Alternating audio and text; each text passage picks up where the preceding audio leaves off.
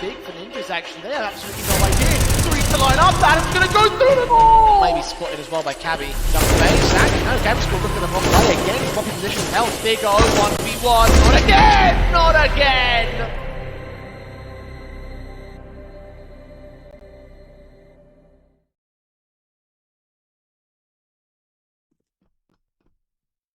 Live from Norway for our second edition of the tournament. Welcome, ladies and gentlemen, to the show here at MistGames. I'm the Eternal J. I'm joined by my co-caster Dwayne for this week's set of action as we look to find our heroes of tomorrow. How you doing, man? I'm very excited to kick it off. I think we already saw quite a lot in that last season back in April. This time we've got some new faces, some new teams, and hopefully some more challenges to get these teams deep into the event again. Indeed. Much like last time, 8 teams will enter the arena and only 1 will be crowned your heroes of tomorrow. Last time it was Astralis Talent, and in this particular case it will not be them, actually. We've got a completely new field of rosters and teams that are set to be involved. Of course, take a look at the bracket and you can show you exactly what I mean. Fnatic Rising, Void, MOUZ NXT, Flames Ascent, Atlantic, X-Def AC. We've got X-Ent Academy and OG Academy as well as part of your 8 teams that will be involved in the MistGames Heroes of tomorrow. A lot of Academy teams this time, Dwight. Just knowing that it's a perfect opportunity for some of those household names to prove themselves, but for a team like Void, as a prime example, to come here to play against some of the Academy's best, to prove what they have in Norway, for a team like an Atlantic as well. We've seen them locally. We've seen what they've been able to do even on LAN events out in Denmark, but we don't see them very often in the European atmosphere. Well, I was here for the last edition of the Heroes of Tomorrow, and I have to say that I think the field this time was much more tougher one to navigate for everyone involved. A lot of very experienced individuals and teams overall. Again, the Academy scene wasn't quite as defined back then as it is today, so seeing teams like EF, like Ent, like OG, like MOUZ, like Fnatic, all fielding their backup squads, their academy squads here in this particular tournament, is going to make it a tougher affair for teams like a Void and like an Atlantic to do well in this one. But it does provide some great competition and some great opportunities to build upon what's already been established in that academy scene. So very excited to see these teams play out as the week rolls on. As you can see, double elimination brackets, so we'll be keeping you up to date with everything that goes on as the matches roll out. And our opening games of today, to open up on our opening day, will be those top 2 that you can see there in our opening games. Fnatic Rising taking on Void and MOUZ NXT taking on Flames Ascent. Definitely looking at one of those particular teams being one of our heavy favourites in this tournament, Wade. Just a moment to actually take on the idea of the matches we have today in the bracket. Best of 3s for double elim. Now, something that a lot of these squads are going to be familiar with is tournaments with best of 1s, with group stages and early positions. So this is actually going to put quite a lot of question marks into the format here of MistGames and whether the household academy teams are going to be able to adapt towards it. Indeed, yes, and certainly for a team like MOUZ NXT and Flames Ascent, their own history has only been comprised of best of 1 matches, so this will be their first best of 3 against each other when it comes to the history of these 2 particular squads. So Fnatic Rising and Void, however, for me, I'm taking a look at Fnatic Rising, thinking they might end up being one of our favourites in the entire tournament, Dwight. They're a strong team, and I think they've proved for the last few months or so that you've got a very strong, cohesive unit behind you. You've got the likes of Banjo, that has been apart from the team for over a year now. You've got some newer entities in there for MAZE, the IGL, Volt from the UK, coming through in what was May this year, and then some newer pieces as well. Wolfie hasn't been on the team that long. Adam S standing in here for the Fnatic Rising side. So while we've got some players that we're familiar with, there's also some new faces. I'm not sure whether those new faces are going to be positive contributions, though, Dwayne, because you talk about Stalwarts as part of this Fnatic Rising side. He's in favour of Pepzor over on Adam S's part, and Adam S has also, unfortunately, been part of the latest downturns of Fnatic Rising. They just got eliminated from the Academy League, which is a key thing you have to consider because they won it last season. This season, they didn't even make the playoffs. So having that standing situation affect them in that regard, is that considered to be a negative on Adam S's part? I think it's been a negative for the team of not being able to bring to the table a full 5. You have to keep in mind that for Fnatic Rising, they have had Pepzor missing the last 7 officials. We had Milky, one of the Bulgarian riflers, standing in for 5 best of 1s, and Adam S has been a part of the team for 1 best of 3 and 1 best of 1. So we're starting to see a little bit of a rotating door and a couple of new stand-in potentials for this team. I'm sure you're looking at some of the more stalwart individuals of Fnatic Rising as being a place to watch, though, right? right? Yeah, there's always going to be something to watch out for. I mean, Wolfie is a guy that I think has already established himself in the Tier 2 scene. We know that he started out in Europe, went to America, came back to Europe. We saw how much of a tenure he had on Lingby Vikings over on that ecstatic side, and then coming over to Fnatic Rising, he's been consistent, he's been solid, he's been one of their hard hitters with the AWP, and he's always a threat when it comes to playing this team. I honestly believed he was going to find a permanent home there with that Ecstatics camp. I think that he was genuinely a really good, solid fit for that team, but clearly there were bigger things calling for him overall, and definitely an opportunity to move forward in his career, being part of a name like a Fnatic and being part of this academy team. Definitely has been part of some of the better parts of his career. I'm excited to see whether it continues on with this Fnatic Rising side. And certainly for me, again, I reckon that in spite of the standings, they're probably one of my favourites to win this tournament here. They're in the conversation. I'll put it that way for Fnatic Rising. We know that they're a team that can go deep. We know that they're a team that can qualify to big name events. We know that they can go all the way to grand finals. So looking at them in the first round on day number 1 of the tournament, I think gives us and gives all the viewers at home a perfect idea of how strong is this team going to be. We'll get to find out against their opponents of Void, of course, will be on the other side of the board here. This is kind of, I guess, our Norwegian representatives here. We had 2 of them last season, only 1 this time around. And, I mean, there will be some familiar names to people. I think of Ascent, I think of Reuter as being the 2 guys, of course, that have competed internationally. But for the most part, a lot of very unknown elements here, Dwight. So talk me through it. Well, for Cecino, we know that he'd been well established in the HLTV scene of playing at that sort of level with Oilers, being the IGL of that team. What is an interesting conversation is Cecino has always been an IGL and AWP. Now, in the recent additions, Envy, their AWP coming through into the team, has changed the roles around a little bit. So Cecino's gone back to continuing to IGL, do a little bit of secondary AWPing, but Envy is the new face. He's the newer guy on this team.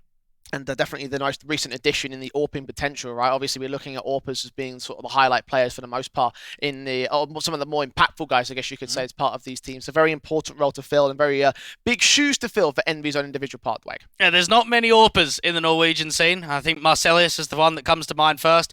You even had Mickey on 777 transitioning from a rifler to an AWP player. So I think it does show that an AWPing role is a tough one in the Norwegian scene, and it's whether Envy with his former teammate of Miko out on Fox Gaming is going to be able to bring this team into action. I think Reuter as well is another household name at this point in the Tier 2 atmosphere, playing nearly 200 maps on HLTV with 777. That's quite a decent grind it's been on part of, and definitely one of the guys that I personally be watching out for is Reuter in his own part. But you picked someone a bit different to highlight here on this team, and probably not a standard name that many people might look at when it takes the look at this 5-man lineup and thinks, yeah, this is the guy to watch out for. So talk me through it. I'm going to go into to Thomason. I think he's been a key rifler and being one of the key entities to having success locally in Norway. He's the youngest player on the team at 21 years old. I remember seeing him a little bit on the Starbeck Momentum team, and then Bitfix Gaming being one of his most recent homes. But transferring over to this team in January this year, he's been playing on a very high level. And I think for Void, if they want to try and cause an upset, if they want to try and at least get some victories on the board in this sort of event, they'll be looking at him. And what a team to face off against first and foremost, right? Fnatic very well established, but also a weakened, very known side of that sense. So definitely looking at Thomason to see if he can pull out the talent that he needs to be able to pull that upset off. With that said, though, this is the first time that we've seen this particular Void side face against a team of the caliber of a Fnatic Rising, right? I don't think we've ever seen them at that kind of academy team level. So is there much of a chance for Void overall? Well, I'll put it this way. Void's core has been around since January this year. So we're getting on to about 9-10 months now, and they've played 12 maps on HLTV in that time. It's not a team that we see at this area very often.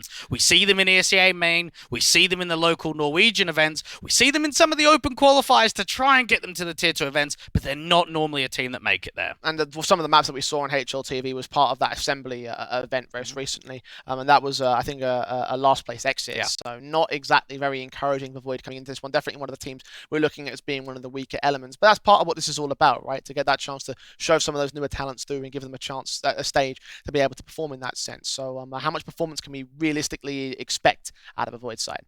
I think holding their weight on map picks are going to be important for them. I've actually been very impressed with their Ancient locally, and that's always been something in Norway that has caught my eye. 777 have been a good Ancient team, Skate X have been a good Ancient team, Apex Rebels don't be minding playing a bit of Ancient, and Void do it the same. So I think we're starting to notice some tendencies that in local Norwegian CS, Ancient has always been a good map. I wonder whether that Ancient will end up being the pick for the Void side in this particular best of 3 series. We have our map vetoes about ready to go in this one, Blake. So I kind of want to prod you about Fnatic Rising's own pool, right? Where do they sort of sit within the context of a best of 3? Well, we know that for Fnatic Rising, they don't like Dusto. That's always going to be a permaban from them. And Vertigo and Inferno are some of the higher played maps from them in best of 3s. Some of the maps that they like to tend to pick in these sort of contexts. Okay, so some potential strengths and weaknesses to exploit there. We'll take a look at the vetoes right now and show you exactly what we're going to be seeing. Indeed, it will be an Ancient pick from Void, so you're bang on with that one. Fnatic Rising going towards Inferno, which is one of their highest played maps in the pool. Last one will end up being Overpass, which I do have a couple of reservations about there when it comes to leaving that in for the Void side. They had the last ban of the veto, and they opt to go towards Overpass instead. It's decently well run for Fnatic Rising. And actually kind of smart there from Void. They ban Vertigo, and one thing that we know is that Vertigo is a very good map for Fnatic Rising. So this is where the Norwegians say, okay, maybe we've got more of a basis on Inferno than we do on Vertigo. Let's try and filter them through that direction of the map pool. Overpass as a finale. It's typically a good map in best of 1s. They don't mind playing it in best of 3 deciders for the likes of Fnatic Rising. So Ancient, while it looks good for the Norwegians, the back end of the video could be tough. Yeah, definitely so. I can imagine an opportunity in which it could end up being 2-0 with the basis of just the level of Fnatic Rising and where they stand, right? There's sometimes you have to look at the situation and think that there is one team of a much more significantly higher caliber than the other, and for that reason, map picks might not necessarily matter. Definitely a goal to aim for when it comes to Void, to be able to take their own map pick, something that you hope to see out of them. But in terms of my side, I'm a much more cynical individual, honestly. So I'm not 100% certain that's going to be a reality in this best of 3 at least. I'm going to give them the benefit of the doubt of taking the map pick. And the reason for that is I think that they're going to be a very unpredictable team. And I think it's going to be a team that's very different to what Fnatic Rising are used to. They're used to a lot of structure, a lot of team cohesion at a high level. They're going up against a team that they're probably not very familiar with. Ancient is a map that even locally does get away with a lot of wins here for the Void side. So first map, I think, should be okay, but map 2 and map 3 is where Fnatic should take it. Again, I'm a bit more cynical in that sense, so I'm kind of going to go with 2-0 on my personal side of things for Fnatic Rising's own individual victories. I mean, look, they just look like a much more fantastic team, and I understand that the roster changes and stand-ins might cause some issues later down the road. I think this will be a team that they can pretty easily dispatch of, just because all those players are relatively well known, right? Adam S maybe less so, but we've all got experience to pull from, and the core is still the exact same for me. Adam S, I mean, there's a funny story with him as well. He's always been involved in the Spanish scene, playing with teams like a Mad Lions. We even saw that he was a part of the Nexus team, which is obviously we all know is Romanian, and he was learning Romanian for a little bit actually. So started filtering that through as a language barrier. It didn't last too long on the Nexus side, and started moving over into some more projects. And this is a chance for him to prove himself on a European team. I thought Adam S was Romanian. Adam S, Romanian. I'm trying to think what it was. Is he not Spanish? Says Romanian here. Yeah, okay. All right, possibly. So he spent some international time in Spain, which actually, to be fair, is actually a respectable scene to look at, right? When you consider what most Star Riders did towards the turn end of the last player break and such. So we are talking about like a little bit more international side there on his own part, which again could be very, very handy, right? And Fnatic Rising, they're an international team, so that little experience knowing about communication within a different language, not quite the same as what he's had, not communicating in Spanish, Romanian, and English it could prove to be very positive, I think. It could be, and a lot of these players I think are going to be familiar with being in a English-speaking team. Again, we look at someone like an Adam S, and he played in a few of those lineups, so he's going to be able to try and get his foot in the door. He's played with them already. That is one of the general understandings that we can have, that he's played a couple of games. He's got it under his belt. It's whether he can actually transfer that over to another game here for Fnatic. Indeed, yes. And the first map being Ancient, of course, as you mentioned, picked by the Void side. Again, I'm a bit more cynical with the idea that they'll be able to win this map pick, but I do want to give them at least a little bit of credit at taking some close affairs on the CT side, right? I think that's the sort of angle that you sort of look at and think, yeah, this is where you lean in as a positive favourite and an opportunity for Void to do some damage against the Fnatic Rising. So in terms of this opening map, right, like where are the big exploitation points for Void? I think the exploitations are going to be Wolfie. He's going to have to be a player shut down. You don't give him respect with that AWP, he's going to make it very uncomfortable for you. Because even for Fnatic Rising, while Ancient isn't a map that they pick, they play a lot of it. And they played it 13 times in the last 3 months, and their CT side can be quite explosive, can be quite momentum-based too. Indeed, yes. I imagine that also Fnatic Rising will pick into the CT side. Of course, we working off the basis of the fact that the team that didn't pick them up will pick the half, and so for most teams, the standardization would end up being a CT half pick for a team like Fnatic. So yeah, I think the only thing left to do is just go with quick predictions again. I'm going 2-0. You're going 2-1. Yeah, I'm going to go 2-1 for Fnatic. I think Ancient could be quite competitive, and it should be quite down to the wire, but for Void, they've got to be coming into this event realizing this is our chance. This is our stepping stone to prove to a lot of teams here, to prove to all of the audience that we're here to compete, and they've got to do it on the first map. All right, about ready to jump in with the pistol round here between Fnatic Rising and Void, our first game in the MistGames Heroes of Tomorrow. So let's get into it. It's pistol time with the T side leading their way immediately into that mid control. Volt is going to be the first player to fall. Reuter, quick headshot execution potential, and into the B site they will look to execute. You've got Adam Force back already. Bandit does get a decent kill in alongside MOUZ. Reuter again with a 3-on-3 situation. The plant will be secure.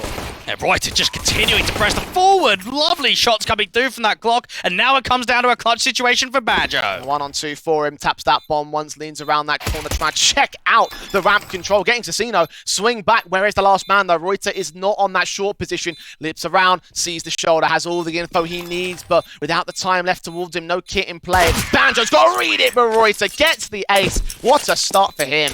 Reuter getting things going in the opening game of the day. Lovely stuff in from the guy that we know so much about. One of the individuals that's the most experienced on this side, and looking back at what he's able to find there, executing so much aggressive prowess in from the short control, denying that accountability of the quick rotate from City Spawn, and Fnatic Rising put themselves in a decent clutching scenario, just not to be, being one out there from Reuter. A fantastic start for the Void camp. Pistol gained, forced by in play now for Fnatic.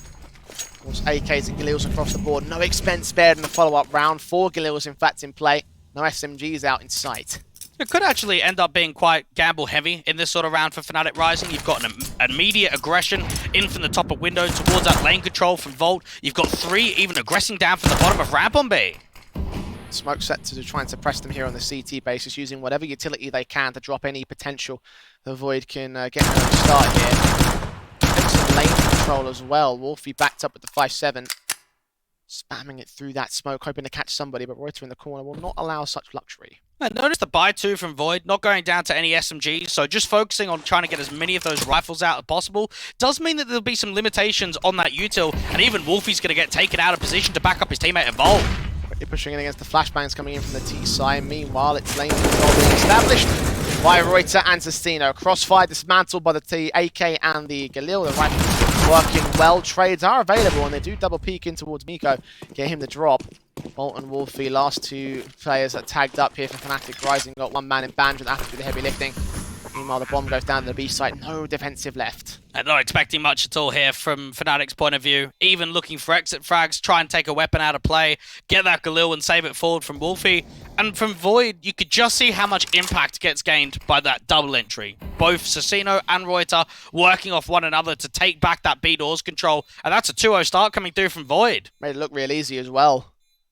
Confident peeks in, confident casualties taken on Fnatic Rising. Of course, only the pistols in play for this one, so not much that could be done on the firepower basis. Maybe when the rifles come back, it could be a bit more of a different story. But these are crucial T-side rounds, right? We talk a lot about how the CT Harp is the favoured one for all teams involved on Ancient, how one-sided Ancients can be on the CT side. So to get this early 3-round buffer is nothing but positive for Void. Hey, you mentioned that assembly event, one of the most recent events that we saw from Void. There was actually an Ancient pick against Conquer in the elimination group stage game. We saw them start on the T side and only manage 4 rounds. They had a difficult first half for themselves. So trying to get into that ballpark of 6+ for Void is going to give them some comfortability going into the second half. Good way up.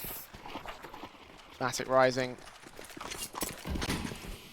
Control taken away for them as of right now. Void continue to press with all the rifles to play here. And just knowing that Fnatic Rising have that 1 Galil, couple of upgraded pistols, only Volt with the armor, I'd like to see something slightly more risky, more on the front foot, allow themselves to try and press forward, establish a bit of an opening man advantage, because the more players that they can drop, the more chances they have of recovering a rifle and getting it into some more damage. Well, slow and steady wins the race, as they say, and it's a very slow start to the 3rd round. Void being a bit more tentative than Fnatic Rising. I guess they're kind of playing the default that they were playing in the Force Buy as well, so makes sense. obviously not a lot of action to speak of, just these defaults prodding around the corners in the lane, especially a couple of players out of elbow that will smoke up. The Candles angle, Molotovs also sent to push CG back. Engagement found by Reuter at last, but not much gained out of it. Just knowing that they could try and pull them for a little bit of a loop, try and offer up a gamble stack. There's a slight info play out towards the A main portion, so Fnatic Rising should be able to get bodies to the bottom of elbow and focus their attention back into mid. That push forward in. I don't think anyone's watching for that flank around here. P250 Vault in, engages one, just about hits a headshot on Miko. Spot our second player as well. Falls back for it. Meanwhile, the B execution will commence as expected as Fnatic Rising may look to spring the trap. They're going to wait these players back in the defensive line. Passive on two individuals. One spotted, the second one is not. MOUZ going to wait for that bomb tap and will let the plant come down. It will be a retake for Fnatic with back to turn, enabling potentially 2 kills out of this one. MOUZ does get overwhelmed by Reuter. 3-on-3. Backstab's quick. Reuter's going to be able to try and put a hold down, but all the Fnatic Rising players are coming through from Rab. Flashes against Vault, keeping him blinded. P250 swing where the smoke's being sent up as well. Covering off the long and short entries in a bit of an awkward smoke on long. Doesn't matter, Assassino and Thomason get their kills in and leaving it all towards Panjo in a 1 versus 3. Good effort there for Fnatic Rising. Damn got some decent work done, but 3 are alive and it's 3-0 at the start of Void. And I think it just shows how important patience is in this sort of game. For Void, yes, they allow an info play. Yes, they allow Fnatic Rising to start moving forward from T-Spawn out to the back of elbow, but they keep their calm. Things don't get too chaotic. They lose a couple of players, but that's expected on an eco round. Now the pressure's going to be mounting going into the opening rifle to see if Void can consistently put rounds up on the board. A small pause before we get there here. Time to discuss, time to have a think about things, I guess. Fnatic. Of course, the rifles will be inbound. This is a case of how you play them, not what you've got at this particular position. And look, if they play them as well as they did those pistols, and I have no doubts they'll start to take control from here, but Void have found a hell of a start, and if they can turn it to 5-0, that might make this map very interesting indeed. Yeah, funny enough, map 1 of this series will mark Wolfie's 600th map played on HLTV. You compare that to the side of Void, where altogether it's about 350 for the whole team. A lot of that coming from Reuter and Assassino, I imagine. Yeah, Reuter's got 212. The next one up is Assassino at 47. So a whole third of the maps played between all the players of Void come from Reuter. Right, okay. Quite a few. But definitely a veteran bringing up some unknown entities here. Some very unexperienced talents, but again, Void looking to try and get that experience right here in this matchup. Reuter tagged the 40. MOUZ forced forward ahead of that Molotov, trying to look out a cheater. Smoking the gap being generated. Did Reuter just get Wolfie? I believe he just did. That's a man down. Straight spam coming through from that window position. Void looking at Reuter again to start opening up a lot of these bomb sites. One thing that we always know from Reuter, very much on the front foot, an aggressive anchor player, or entry player, I should say, on the T side. Tagging down Void bit by bit here with the utility and blind sprays. Thomason just took some more to burst fire from the man. MOUZ. Prods forward from mid, coming in from Vault as well. MOUZ will back up, put a flashbang in to try and defend that B site. Timed pretty well, allowing Adam to swing, get those 2 kills, make it a triple, in fact, dismantling the whole Void side. You could just see it being quite proactive there from Fnatic Rising, realizing they've got to make a play. They're down by 1, flash over high, peek on the contact, and out towards ramp. No one's playing anti-flash. That's a mow down. Leave it all to Miko now, well out of position. Bomb in the CT control, so nothing really that he can do to try and clutch this for Void. Backside over towards the spawn angle. Hold on to that M4 at least, a little something to hold. Money actually not just going to charge right forward, try to go for a backstab, fall into the trap of Banjo and lose his life pretty effectively. So there's your first round of the board for Fnatic. And a lot of the stats when we look out of Adam S have to be looked at the side of Nexus in the last 3 months, considering he's only played a single best of 1 and a single best of 3, standing in from Fnatic Rising. Played Ancient 4 times in the last 3 months, averaging a 1.13 rating, so not the highest played map in the pool from him, but also not one of the least. Force buy-in from Void now, seeing the AKs across 3 players, a Galil and a Tech 9, so a number of those Galils over the course of the first few rounds. In this case, the pistol limitations are going to be what highlights the entire buy here. Nade damage done already towards Miko and Assassino, so not encouraging to open things up. We've actually started to see Fnatic Rising maintaining a lot of this mid control, always looking to try and fight out towards elbow, put some pressure back up there from window and Void. Because they are so passive, they're actually just giving respect forward. There's a 1-for-1 trade there in the early portions. MOUZ and Envy and Reuter come back and forth. Reuter with a 1-tap in fact. Vault forced to respond and Miko comes in from mid to maintain a 3-on-2 for the Void side. Yeah, what a lovely distraction that was. When there's so much emphasis, when there's so much of a crossfire being set there from lane, you just have Miko swinging on the contact, running through that elbow smoke, allowing himself to put Volt in a very uncomfortable position where you're caught looking both ways. And now for Void, they've got plenty of time left on the clock. They could try and force out another info play. This is a great position to be in. One CT inserting himself towards that cheater position might be a concern. Banjo's now backed up, back at the temple position. The flashbangs coming over. Sure the Void don't make their way in from that main control. Reuter starting to lean forward. Who's going to see who first? Will he read this? No, he won't. I think he may have spotted something, though. Yep, gun barrel. Shot easy, swing out. Banjo, 1-on-3. Has made his way back into the bomb site, though. Towards B, he'll try hold a defensive. Gap in that smoke might be abused, but by which side? I'm surprised he's even going for this. We know that there's not a massive amount of money in the bank. Gets away with one kill. Buyback on the table's not going to be there. So maybe they could go a hero down for Banjo if he wanted to bring more to the action when it comes to the next round. But it should be an eco. Wouldn't shock me. Void clapping back immediately. Lost bonus, knocked back a peg for Fnatic Rising. Maybe a half invest might also be on the table because it would start to build back up again. Yeah, pistols, upgrades with the Eagles, the P250s, and USP involved in too. So a little something, but again, not much. Void could not have asked for a better start here. 4-1 on their T side. Just knowing that for Fnatic Rising's point of view, bringing 4 players over towards B, might be able to get away with a rifle. Going to push it as well, so in towards fight directly to them. Volt again opening things up against Thomason, but Reuter with a responsive and a HG down on Wolfie's part as the ball. Adam tagged up and dealt with by the veteran of the T side. 14 kills deep for him, by the way. Already having a hell of a time for the side. MOUZ gets caught off next by Assassino, and Banjo is very far away with very little that he can do. Just knowing that for his sake, you're the A anchor. All your B players have let you down, haven't been able to establish much of a chaos down there from the bottom of lane and the bottom of ramp. And even when I look at Reuter, I don't think he was always a player that was ever caught our eye on 777. It was always the likes of a Harry or maybe a Marcelius or Mickey, one of those 3 guys that we tend to look at. But he's got a lot of experience, and this is where you expect in games like this, against tournament favourites, against one of the best teams in the competition, he's going to step up and put in a good performance. Not so great performances right now from the Fnatic board. Still got Wolfie yet to engage over on the CT side. 0-5 as of right now for a player that we highlighted. Not encouraging on the start. He hasn't had the chance to get the AWP out, and it has been only 1 rifle round, of course. But again, 5-1 score for Void. This has been a fantastic start for them. Just knowing that they're keeping good tempo, they're allowing themselves to be quite slow on the T side, break apart setups. For Fnatic Rising, they might have to think, okay, how do we adapt? We've been aggressive mid on the rifle rounds. We've allowed ourselves to get aggressive down in lane and towards the bottom of ramp. It might just be giving a little bit more respect in the early portion of the round and retaking map control later on to try and just force a different avenue and a different adjustment. Guns are back once again. Rifles in for everyone.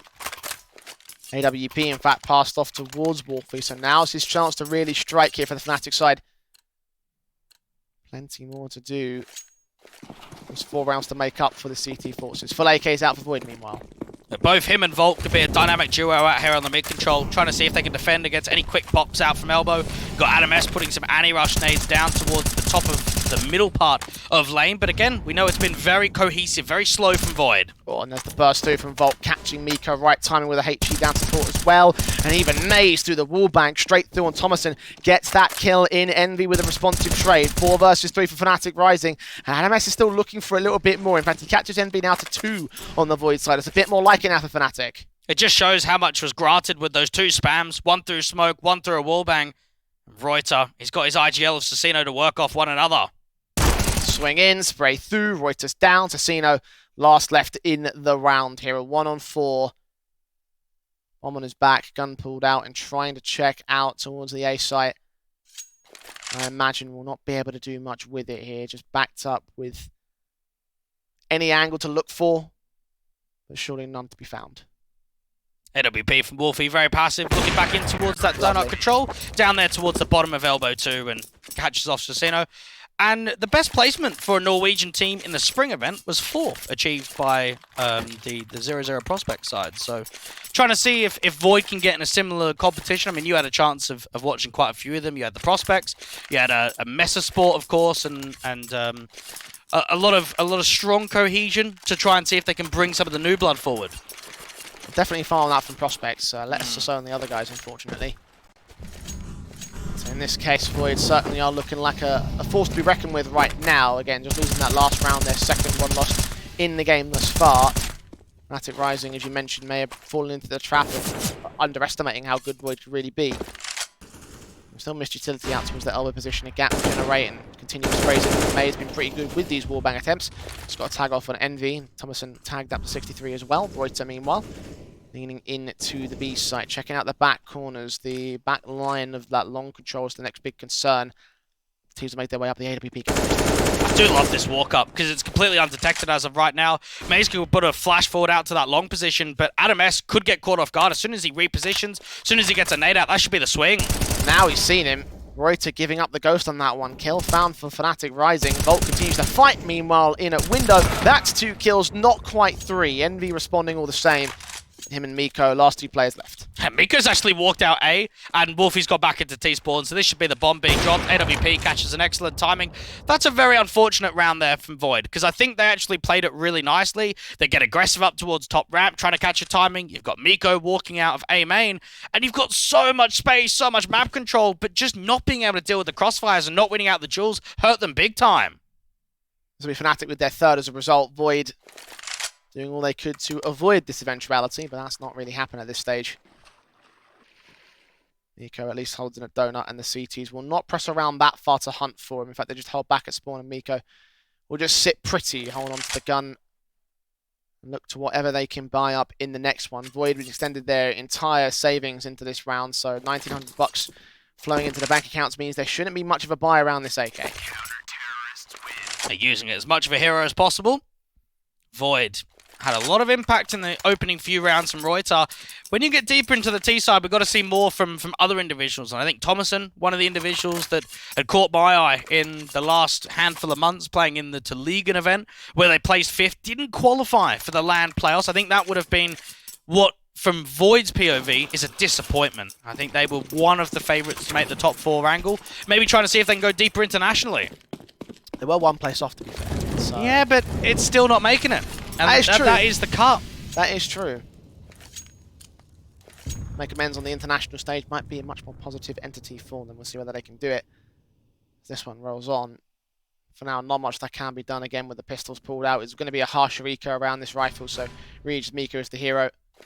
The bigger concern for Void will be the long-term buy strategy, because Miko will be exhausted on his cash amount coming into round 10. Fnatic Rising, allowing them to whittle down the utility as they take mid control. Wolfie will lean forward, sees ahead, perfect angle, looking in for the second, doesn't quite land it. That's what MOUZ and Volt are for. Even Banjo gives himself a little bit of height elevation out there towards the right-hand side of Donut, capitalizes in with a couple of kills, and again for Wolfie, his repositions with that AWP have been quite strong out there towards the temple control. I mean, one thing that is going to have to get granted eventually is more util towards that AWP. More flashes, more smokes, even a molly deep, because he's been hanging around candles quite a bit, and this is something that Void are going to have to realize and think, okay, how can we put more pressure down onto Wolfie? How can we take him out earlier in the round? Something you were talking about earlier during the pre-match, right? The idea that you have to shut down Wolfie and sort of exploit him.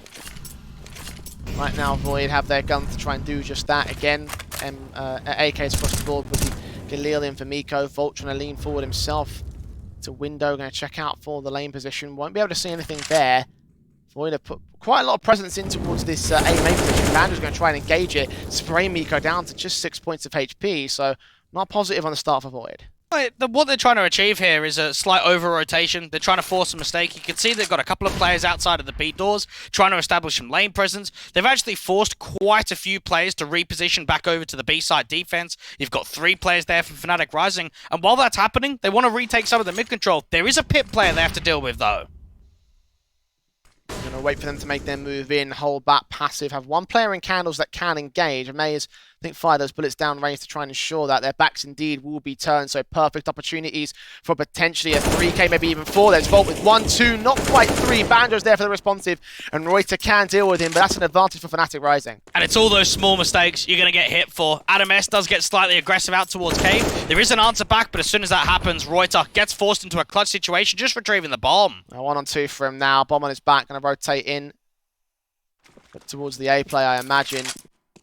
30 seconds, so he's got to go pretty quickly in. They have got a passive hold here for the Fnatic Rising camp. See that plant come down and just sort of hold it from there. Swing forward, backs will be turned. He's going to make a lot of noise as well. So Liz gets this plant in. Swing forward of Wolfie though. Ready for the backside to peek away. There it is. Shot to connect. Fnatic going to equalise. He just felt as soon as Volt doesn't get cleared, that's the round over. And I think for Void, this is going to have to be addressed by the team. We can't make these small mistakes. Anytime you're giving up slight chances to a team like Fnatic Rising, they're going to hit you hard and they're going to punish you quite drastically. And you could just see trigger discipline, multi-frag, set up the crossfire there from Banjo in from Donut. And for Void, you're not going to win out the trades like that. You're not going to come out successful. Come out on the back foot instead. Fnatic about to take that front foot here with the gun buy. Money's again still a little bit limited for the Void side, so maybe a half invest here? Yeah. I can't imagine a buy is going to be on the table for Void. Allow themselves just to try and put some damage back in. Again, the money's starting to flow here from Fnatic Rising, and they haven't been able to drop Wolfie in quite a few rounds either. AWP going from bottom of the board to... Still bottom of the board, but still having impact. The AWP again, involved with the M4s that are taking the real star roles at this moment. Volt at 10 frags. Top frag with Fnatic Rising. Still 5 behind Reuter, who really is the only player posting numbers for Void. Just trying to get as much out of these upgraded pistols. There is still quite a bit of util for them to work with. Fnatic Rising have played 79 maps in the last 3 months on HLTV. You compare that to a Void of 3. And I think it gives you a stark contrast of just what level Fnatic Rising are playing at on a more consistent basis. And, of course, putting in some very good tournament runs in recent history. Aggressive control for MOUZ, executing Reuter with great prejudice. Unawares of the second player out there, not like it matters. Volt has picked up the rest of the backup in that mid control. One good legal shot for Sasino. MOUZ trades it, and Thomason can respond. So that late lurk does come into decent effect. In a 1-on-3 still, 1 out of 4 kills found. Still be difficult clutch here for Thomason because they haven't really won many here, Void. No, they haven't. We've seen the Reuter 1v2 get the bomb down, and as soon as he repositions, gets dropped by the AWP. So not many of these clutches that have had intent of, okay, this is winnable. Thomason, even recovering the bomb, has got a player outside of elbow, so no chance in this one. Engaging on Wolfie, giving away the info. So small swing, quick kill, Adam S. Wasting no time to grab that AK. Fnatic Rising will have the lead above Void at last. The loss bonus starting to build up for Void though, so guns will now be in. We've got AKs up and AWP perhaps. Yes, there will be. Try and get Envy out on that big green. One of the newer players joined up on the team of the 21st of September, so just over a month. Embedding himself, and this is going to be a big challenge for him, coming into a team only very new, not having the chance of qualifying locally, but now just being thrown into the deep end against one of the best teams in the competition. It was a tough draw for Void, wasn't it? Engagement for Envy, trying to catch off MOUZ, but MOUZ gets that kill in first and foremost. Again, Fnatic Rising with the start. Thomason also tagged very low at 24 HP, so Void have gone from looking fantastic to looking very awkward in these opening parts of the round. It's just showing how proactive Fnatic Rising have been. Crossfire's doing a lot of damage, but he's having a tough time. Does eventually come through with one, so all is evens. Definitely look very awkward though, running out of ammo there. Not encouraging, but certainly still an advantage for Fnatic Rising here. And still got Thomason on 24 points of health, which Volt's going to try and look to punish here. Swing out from the window, gets the kill. Last man standing should be detected, and Wolfie will land a tight shot for a 7th round. I'm a massive fan of MOUZ, and I actually do think, maybe even if it hasn't shown it immediately, that he may be the best player roster change that Academy team has made this year. I think he's proved himself to be an incredibly strong and structured IGL with a lot of fragging ability, and I am surprised that the Dane did not get caught up in that shuffle, where we saw a lot of Danish teams moving pieces about, moving players up and down. I was surprised that he wasn't a part of it, but he's made a good choice to move over here to Fnatic Rising. And led them to that victory in the previous season of Academy League, so... And led them to promotion to ECL too. Indeed. A lot of positivities for him in his own position right now for Fnatic Rising. And of course they're ripping apart the Void side in this particular half fight. Eco have allowed that bomb to get planted, so at least Void have gained some amount of money for the next one, but only Envy standing here. Tag 17, now dead to the rights on Wolfie's part. There's 8 to the board of Fnatic, they have the half. Where's the tax, Jay? That's a conversation we like having. Not a bad question. We saw one from Fnatic very early in the game when they were down. Because it was a good score. It was a 5-1. Yeah. It's 7 rounds in a row. These rounds haven't been competitive, haven't had that emphasis on allowing opening round advantages. They haven't been able to dictate a lot of pace. I think Fnatic Rising are just getting in their faces. They're taking a lot of lane control, aggressing down from the bottom of mid, and it's something that Void just aren't adapting. They've got their guns in to try and do so right here. Nades against the incendiaries thrown up towards that top mid and elbow position. Of course, a lot of map control being taken by the CTs out there. Form up from Void outside of the B doors. Got control in towards window to watch out for Fnatic Rising. Casino try to set the flashbangs into the lane position. Now the entries to come through from 2 individuals, but backed up towards ramp. Even Adam S can just continue jiggle spotting, allow himself to gather as much info up here towards the top of ramp as possible. HE placement down towards the bottom. Could do some damage onto the bomb carrier.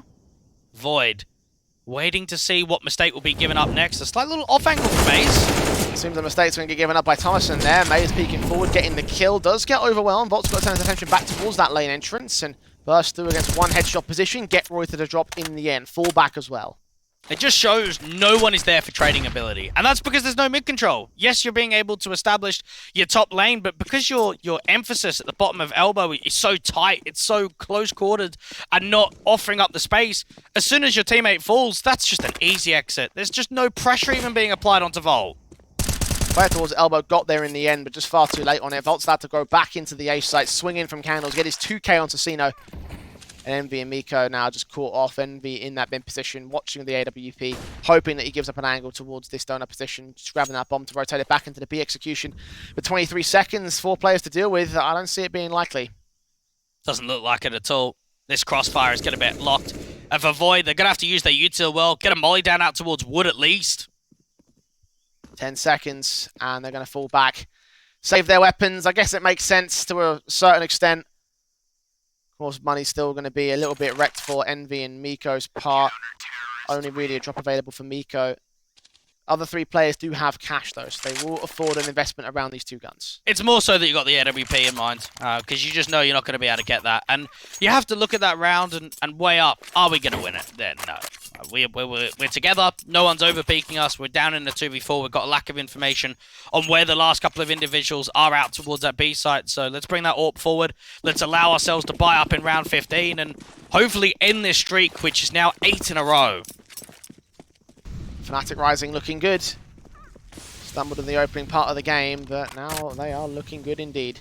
Miko quick out to the A site. Is he going to catch a player off guard? Apparently not. First taps through, does get Banjo in the end. Forcing rotates back in from mid and pushes forward in towards this ramp position. This could go very well or very horribly wrong for MOUZ, who makes it go very well indeed. 3k for him, reducing all the advantages for Void to nil. And that's just such a shame. You've got an aggressive walkout, someone trying to make a play towards A, and Miko grants an opening pick, deals with Banjo towards the backside there at default, and then out towards B lane. You want to try and see if you can reassure, set up some more map control to be taken, and MOUZ just aggressors by himself and just rolls you to pieces. Miko providing that covering fire, sees the one player sending through the smoke. That's Volt caught off, tap on the bomb again. Adams rotating in the backstab. Wait for that time to go down. The bomb plant will be secured. Casino engages MOUZ and brings it back to a 2-on-2. This round is still on here for Void. Fnatic Rising have the HP advantage in this context though. Flash over. Casino waiting for the peak to come through from main though, which gives up his life. Last player unknown. Now he's known and now he's dead. Adam S has put on a fantastic showing in this first half. Yep. I think we've seen some of the multi-frags from him at the long control. We've seen what he was able to do in that last one of being able to come on the backstab, coming through A main. And for Void, I think they shaped themselves up to have a very hard-hitting opening few rounds. We saw the ace from Reuter. We saw some beautiful entries from him. But then things just slowed down, and you've got to be using your tacticals. You've got to be able to adapt. And for Void, they'll be disappointed in themselves losing 9 rounds in a row like that, like it was to the end. I don't know if I'd be as disappointed, honestly. It is CT side, it is Fnatic Rising, and the understanding... Don't give me that, man. You're up 5-1. You've got Void to up 15 kills in the first 5 rounds of the game. That's true, but again, like we said before, right, we're talking about a map which is more so like a... again, like, CT-sided, right? The idea that this is the second half which Void can bounce back from, right? They pick into this one because they'll know how this will work in that sort of sense, right? I think the second half could be a much more successful one for Void. I'm hoping that that's what they're banking on. If I'm them, I'm going to bank on that to a certain extent. Obviously, yeah, 5-1 going down towards 5-10 isn't great, but it's not. I don't think it's the worst thing in the world. I didn't say that. I said it was disappointing. And it is disappointing. Wow, I disagree. So there we go. Right, I'd like to see you come back from 5-10 down. Fnatic Rising have put themselves in a leading position and a grand angle to now start running away with it. I think for Void, their chances are going to be very slim to be successful out here in the second half of Ancient. And for Fnatic Rising, they've just shown how clean they can be in the last few rounds and just how much they can dictate. Flashing towards mid-control to enable Void to lean themselves forward into the Candle's position. Also towards Donut. Bomb on the back of Volt. Will be the second man in towards that A site. Thomason has got that opening kill. Volt's going to turn it back into a 4-on-4 with the headshots game. One player over at Temple is now going to be faced upon. Wolfie looks for the headshot. Can't quite gain it. Struggles a little bit, but that third face gives him the shot that he needs. 4-on-3 now for Void. Oh, even Volt looking to try and see if he can put some pressure on the players out towards Donut. Lovely taps coming through from the clock. And that's one way to rip forward going into another pistol round. Wolfie even aggressing down towards spawn.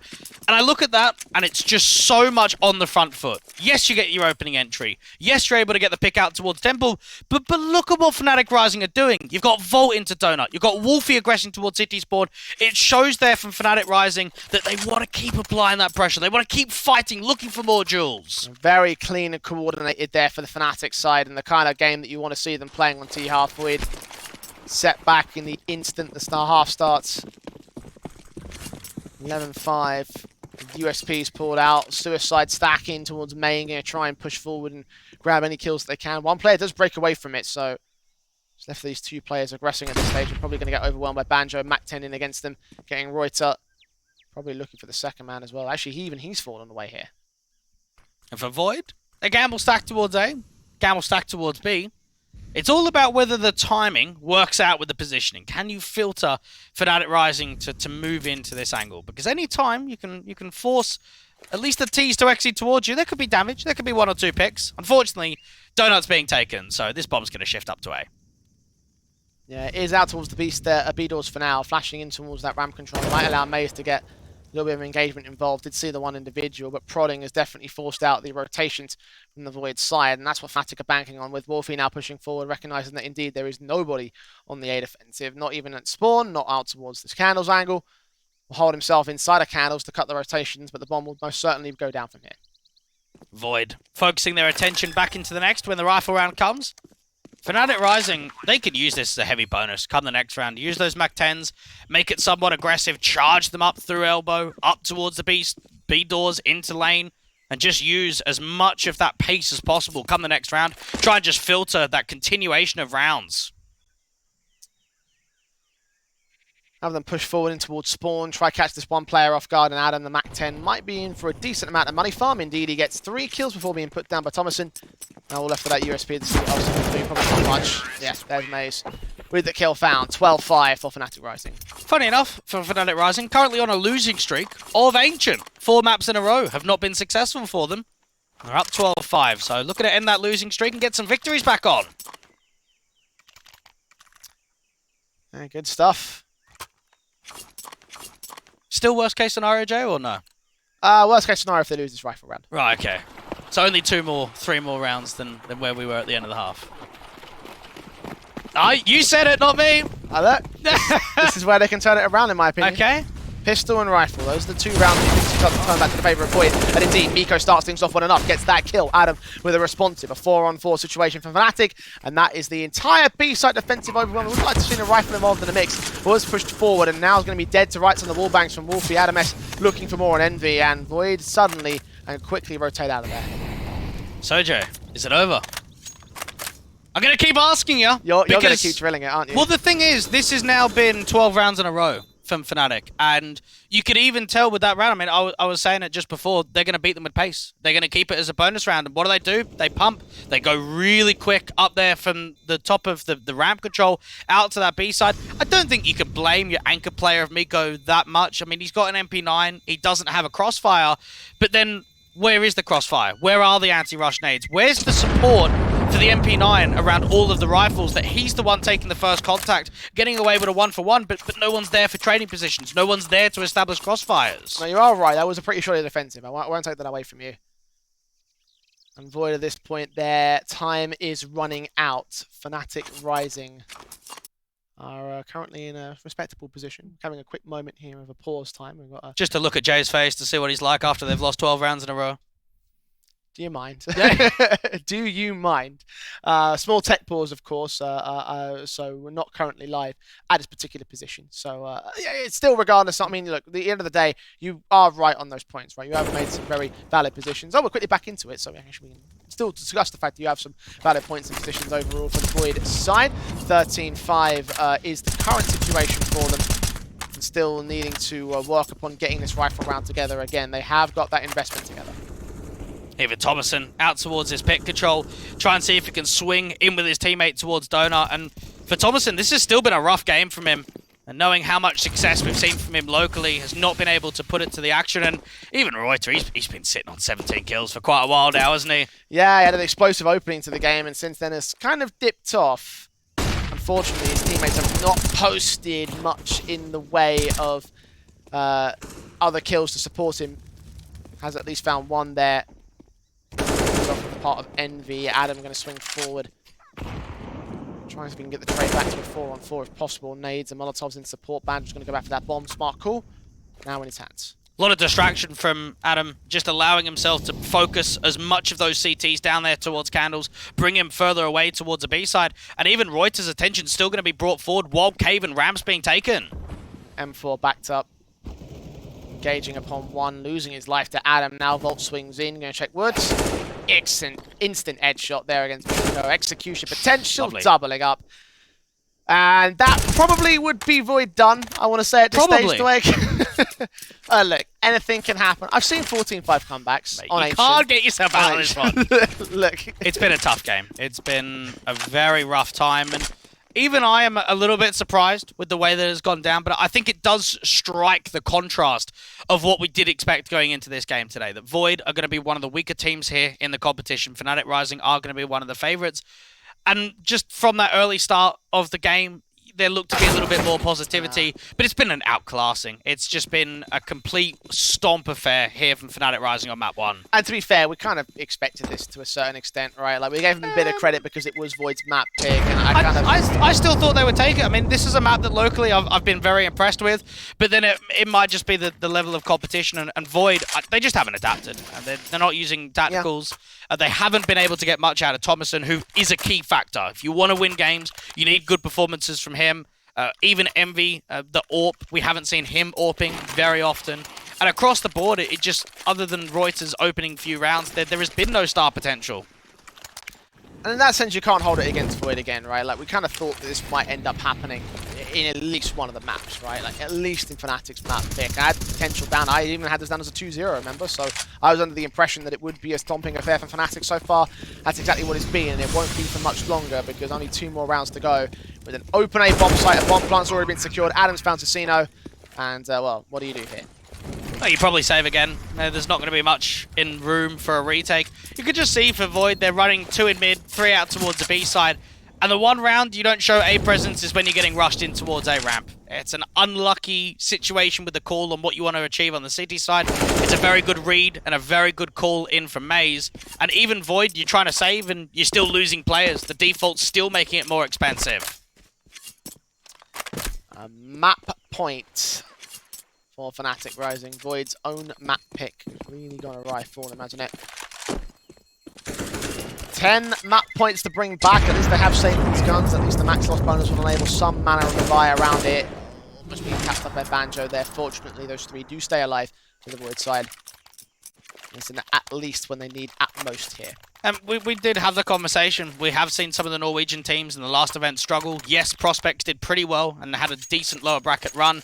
But you think about Bitfix Gaming, you think about Messaport and what they were able to do. Very early exits from both of those teams. And unfortunately for Void on their home turf, on their map pick of Ancient, they just have not shown us the goods of where the success has been able to reign locally. Not much success found in this particular case. So see whether they can find some in the engagements. But once again, it's been a fantastic kill to open up for Fnatic Rising. Doubling up for... Actually, Void, excuse me, actually getting the double up in the 5 versus 3. Banjo and Adam, 2 casualties taken. It just shows that aggressive stance down there towards the bottom of mid finally works out with some success. The crossfire gets locked, a multi-frag comes through, and it looks like finally the streak of 14 rounds in a row could be ended. A little bit late considering it's 14 rounds in a row, and Volt might even have something to say about that himself, but Miko and Envy get those next few kills, and Volt will not last much longer himself. So Void stay alive just for now. Once they've ended the streak, they have not ended their troubles. 1 out of 10 to come back, and another buy here for Fnatic. Is it possible? No. No! I'd never thought I would hear that come out of your mouth. Well, okay, right. Possible.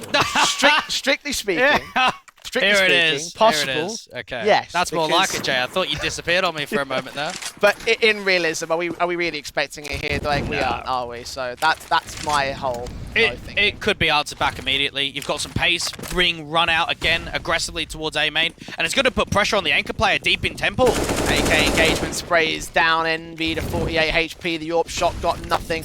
Thomason quickly in from Donut is smoked. I thought he was smoked off. No, he's in the bomb site. Gets an angle on Adam as a result. The Molotov forces him away. Volt's been tagged. Reflash forward for Reuter to try to get his teammate involved. Volt's on 2 points of health now. It's getting very dangerous to Fnatic again. They still haven't got that bomb down. Finally, a repeat comes through, and there's another gap in the Donut smoke. Thomason allows himself to pick up 3, and Wolfie now trapped alone with the NWP outside of A main. Scored that first, not that second. Envy does chime in, but it was Thomason, a quadra in that round to save Void when they needed it most. What a play from him, and that denies the bomb plant. And potentially another full investment for Fnatic Rising. And I think it just showed how much capitalization there was off of the back of poor utility. You had Donut not being smoked off. The second time, there was a big gap in that right-hand side. And for Fnatic Rising, they didn't have that inkling at all. They're focusing their attention towards CT, out in Temple. And that's where Thomason is just able to slip through the gap, allow him to fall out of that Donut entrance and put a lot of damage through. 2 Galils out for Fnatic. The limitations in this round. Spray through for MOUZ. HE does not take him. Odds a bit more aggressive than the CTs were expecting. But again, positive starts for Void. So if we want to see a comeback, we need to see a little bit more of this as well. The issue is if the buy's going to just keep coming. For Fnatic Rising, they're going to get more of a loss bonus. They've still got money in the bank. If they get bomb plants, then it's extra money. Reuter just trying to see if they can search for some information down there towards the bottom of ramp. Out towards the B lane control. Thomason will get mollied. Has to put the smoke down. M4 backed up. Nade sets. Actually gets away from it. Very smart call there. Good read on the fact that Fnatic were not going to be that aggressive. Wasn't going to be a kill for them, but it would have been a lot of damage to equalize the HP bars as what MOUZ have been tagged up to. Meanwhile, Reuter checks for MOUZ, gets that kill against the man, finishes off the job that Miko had started. Well, we've seen the last couple of rounds have been quite pacey for Fnatic Rising. This time around, they slow it down. MOUZ does get caught off aggressively out there towards the cubby corner of ramp. Miko can even put a smoke down towards the entrance of cave, take it back, and realize that there's no more aggression towards him. Well backed up. I'm going to push in. Looks to be a B commit from here. Got a single smoke and 2 flashes to play with, all on the back of Wolfie. So set that up on long. Cave is going to be a concern, though. Adam will try and lean forward. Reuter on the site, gets his kill. Trying to double up, can't quite get it done here. Check that cave entrance where Miko's going to be holding the front. Let's get picked up. Banjo with a responsive. 3 on 2, but 2 players very low. Fnatic Rising. The USP of Thomas good enough to get that kill, and doubling up towards Banjo makes it pretty easy for Void's 8. And we're starting to see more from Thomason. 2 couple of rounds from him where the impact's been large, the impact's been round winning, and it keeps them in the game. Fnatic Rising, though, you can see the loss bonus is starting to get stronger, an extra bomb plant. For Void, it is going to be tough to be able to bring this all the way back to OT. You're not going to get many of those rounds up against the harsher ecos, but it's one at a time. That's how they've got to focus it, and it should be another buy round on the table here from Fnatic. Be a bit awkward for MOUZ, though. At less than $4,000 leaning into this round here.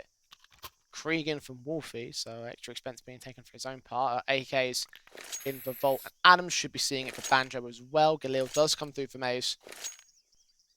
Banjo, there is that final AK of the 1-3 inbound for them. 2 already gained by Void.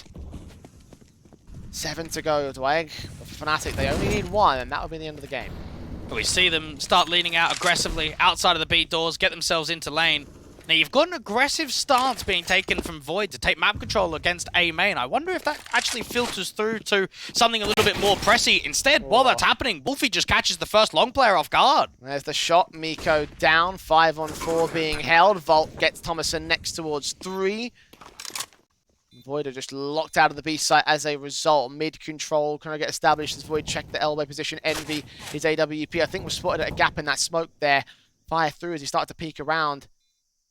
The site itself as Ascent gets that kill on Banjo. May's able to respond. Reuter back in against that man. 3-on-2 still for Fnatic Rising. Reuter making his moves as Envy falls. However, he gets his trades. Needs a quadra in this clutch. And the backstab's already inbound. He's not going to last much longer. There's Adam S to close it out. 16-8 for Fnatic Rising. Decent effort from the Void side. Got some work done, but ultimately it wasn't enough. And they got battered towards the end. Yeah, I don't think Cecina and Reuter will be minding me ripping, and I expected more there from Void. You have to look at their state. The idea that this team has had a core 3 from January, they've got 12 maps on HLTV, this is a big opportunity. This is the event where you have to show us what you can offer, and unfortunately on Ancient, I was let down. This is a map that has given them a lot of strength, a lot of success locally, and after that start, it was fiery. We saw a lot from Reuter, it looked really positive.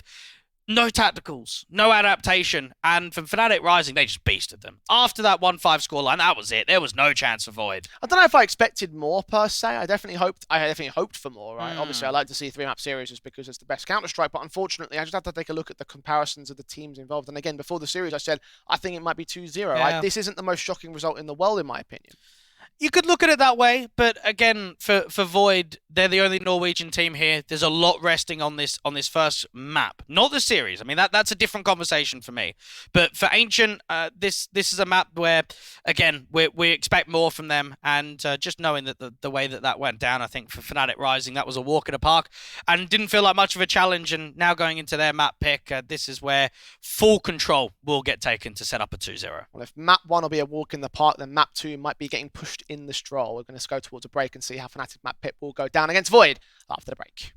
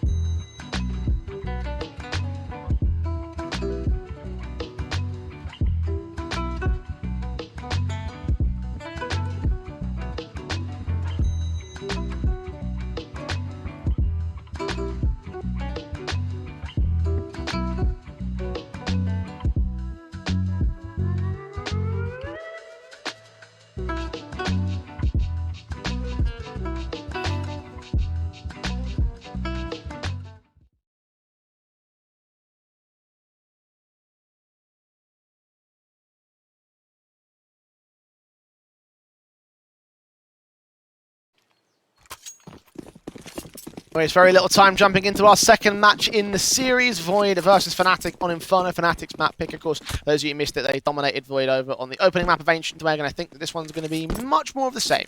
I agree so. 15 wins and 7 losses in the last 3 months. One of the highest played maps in the pool from Fnatic Rising. They play so much Inferno. They love picking it in best of threes. And for Void, this is going to be a challenge from the absolute get-go. We'll see how they can mount up to that challenge. They are on the CT side, again, picking into the CT half, as you would expect. They need to get off on a flyer of a start and then fly all the way through this map up, else there would be no chance. Flashes and smokes coming in immediately. Smokes across and coffins, engagement from Banjo among others of the firing squad. Getting Reuters. Assassino is there for a decent trade of that USP. Thomason's still stuck back in spawn for some reason. We'll now start the rotations involved there. We've got a 4-on-4 situation. The bomber's gone down. Look at Wolfie extending even further out here. Getting one, but not quite that second. Edby with a responsive. And now there's 2 CTs to mount up to them. Thomason again, couple trades looking for the triple. Runs out of ammo, but MOUZ is suddenly all alone here, surrounded by Void players, closing in from the back in front. It's Miko with the closer, and with the defuse for the pistol on Void again. And you could just see how tidy Thomason makes those couple of kills seem. For Fnatic Rising's POV, they get the bomb down, they want to try and take some map control, they start charging forward into coffins, straight there towards construction, and while it looks promising for a moment, they end up finding out there's more players here than we expected. There's actually a dual crossfire from Void, and for Fnatic Rising, while they didn't win the pistol, they do manage a few kills and a bomb plant, so force it up immediately, try and see if you can reset your opposition and put it in a back and forth affair. Well, there's a start up for the Void side. Instant pause called. I imagine that is a technical pause. I don't see any tactical needs to talk here in the conversion round, Blake. Unless you can think of something.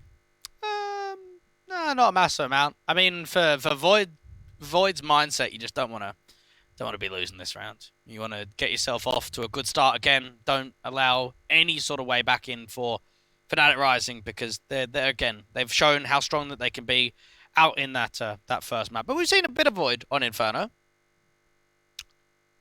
Just not on HLTV. Yeah, that's the problem. Right? Yeah. Like, you know, there's not many... it's that issue we keep coming towards for Void, right? It's like, yeah, you could have hoped for something over on Ancient, but we are talking about a game and a team that haven't competed that much at this kind of level of competition, right? The idea that Fnatic Rising is a completely new and different challenge for them. So you have to think about that and the understanding that we are talking about, like, any of the maps, even if they are confident maps for Void, it's still going to be one of those things where they are going to be at a disadvantage because they haven't played against a team like this very often. Yeah, we saw one official. They're currently 2-0 in main right now. One of them was a 16-11 on Inferno, which was their last game that they played. They played a little bit of it in the Telegan event as well. It wasn't a map that they picked in best of threes, but opposition's picks and third map deciders. So we have seen results and at least matches played of Inferno, but it always drives back to that whole idea that it's not at this level. Do you know who they played during ESEA? They played Garazar, one of the teams that won't be too familiar. Again, when you're looking at main teams, you might get a few here or there that are recognizable, but a lot of them won't be.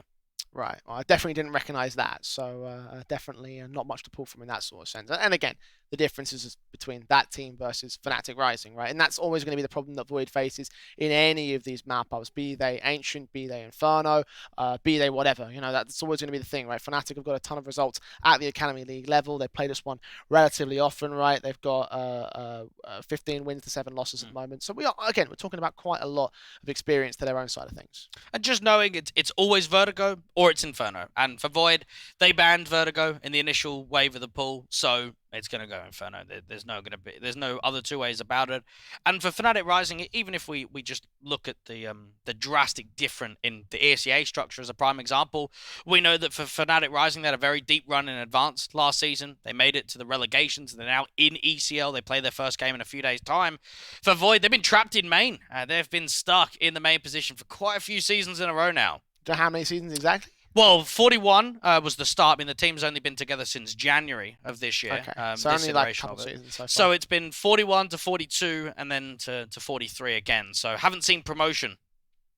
I don't know if we'll see promotion this time as well, right? Like the idea that they haven't really made playoffs in those seasons either. So Well, they definitely. have, but they just haven't gone deep. That's the thing. Okay, right. So that's my Yeah. mistake. But in regardless, right, the idea that again, Fnatic Rising are completing an ECL right now. So just to take a look at that same structure and hierarchy, and they've also got Academy League, and they're also playing in other tournaments that are much higher caliber. Again, the conversation always bleeds back into that whole point of Fnatic Rising just being the much more experienced, much more better team when it comes to what they play in the world of Counter-Strike, right? In saying that, they have come close in some situations. They came close to qualifying for the most recent Alyssa Invitational. They made it to the last round of the Norwegian Open qualifier, but they had a best of 3 that went almost 100 rounds against SkateX, so pretty much had some overtime, some 16-14, some really wild and deep maps in that entire best of 3. So coming close on occasion, and then, of course, qualified to the Alyssa Summer event, one of the local lands that they had in Finland. Unfortunately, wasn't the best of time there. Went out quite early. It's quite a lot of rounds to play there against SkateX. Nearly 100 is always a lot. Yep. Yeah. You always expect that from like a local derby in that sense. So definitely a case to prove that they had that potential above that team when coming into this event, especially, right? The idea that you have an international opportunity and SkateX don't, right? There's probably a lot of pressure on Void in that sort of sense. Yeah, there could be. There might be the other Norwegian teams thinking, well, what about us? I mean, we've got some youngsters, but for Void, you always have to look at yourself and look at this position and say, okay, we're representing the region. Let's put on a good performance. Let's put on a good show. Of course, when you are one of the bottom seeds of the event, when you are one of the weaker teams, when you come into the first round, you know you're going to be up for a rough draw, and it's not going to be easy. But for their sakes, probably not the best of days of competition for them, but even once we see them in the lower bracket, give them a good draw, give them a beatable team, and hopefully we'll see more from Void. So if you say that Void are the bottom seed in this tournament, does that therefore make Fnatic Rise on the top seed as a result in your mind? Yeah. That's how seeding works. Okay. Yeah, 1 play 8, but I would say Fnatic Rising are in the conversation for being one of the top 2 or 3 teams for favoritism.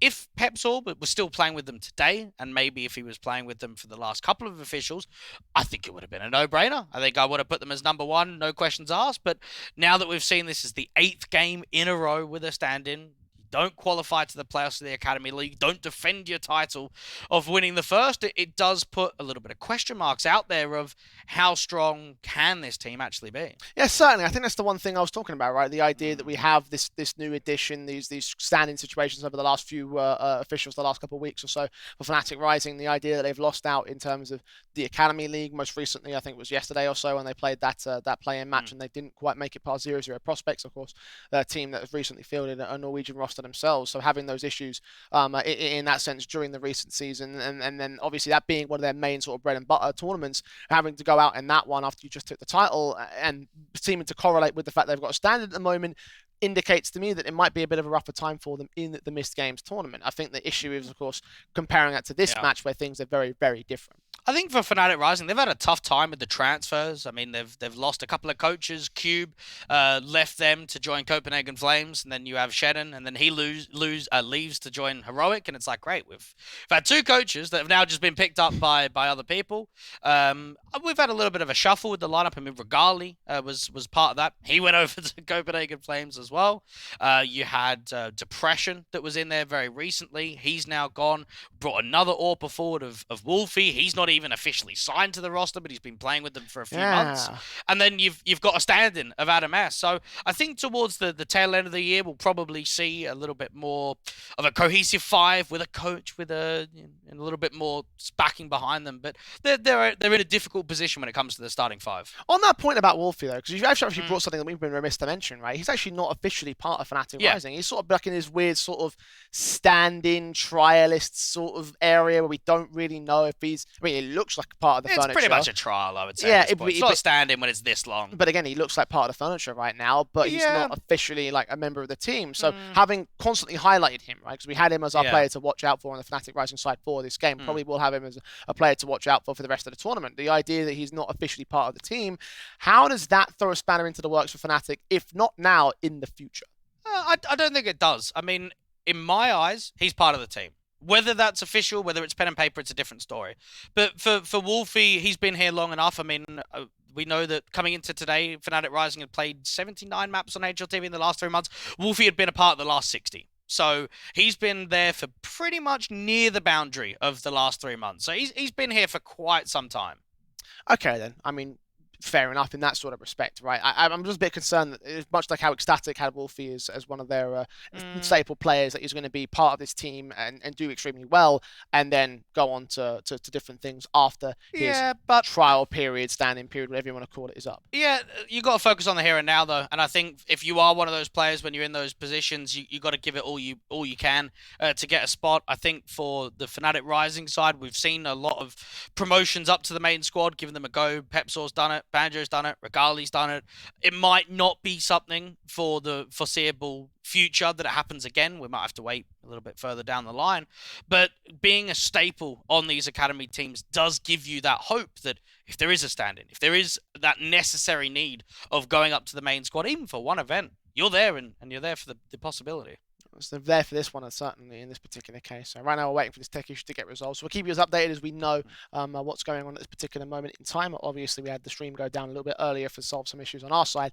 But, you know, like again, like this situation shouldn't really change much because of that. We are looking at Fnatic's own map pick. We're looking at Inferno. We're looking at them, of course, taking a battering on the Void side. So the fact that we've got that map in hand over for Fnatic's side of things, again, I'm imagining that this one probably shouldn't last too much longer. Yeah, I'm expecting that the same. I mean, thinking about even roster changes for Void, someone had to go to let Envy come in. Nasty was actually the replacement. Now, he was a guy that I think last year caught quite a bit of heat by moving up to the Apex team. I think it was maybe a jump too far at the time.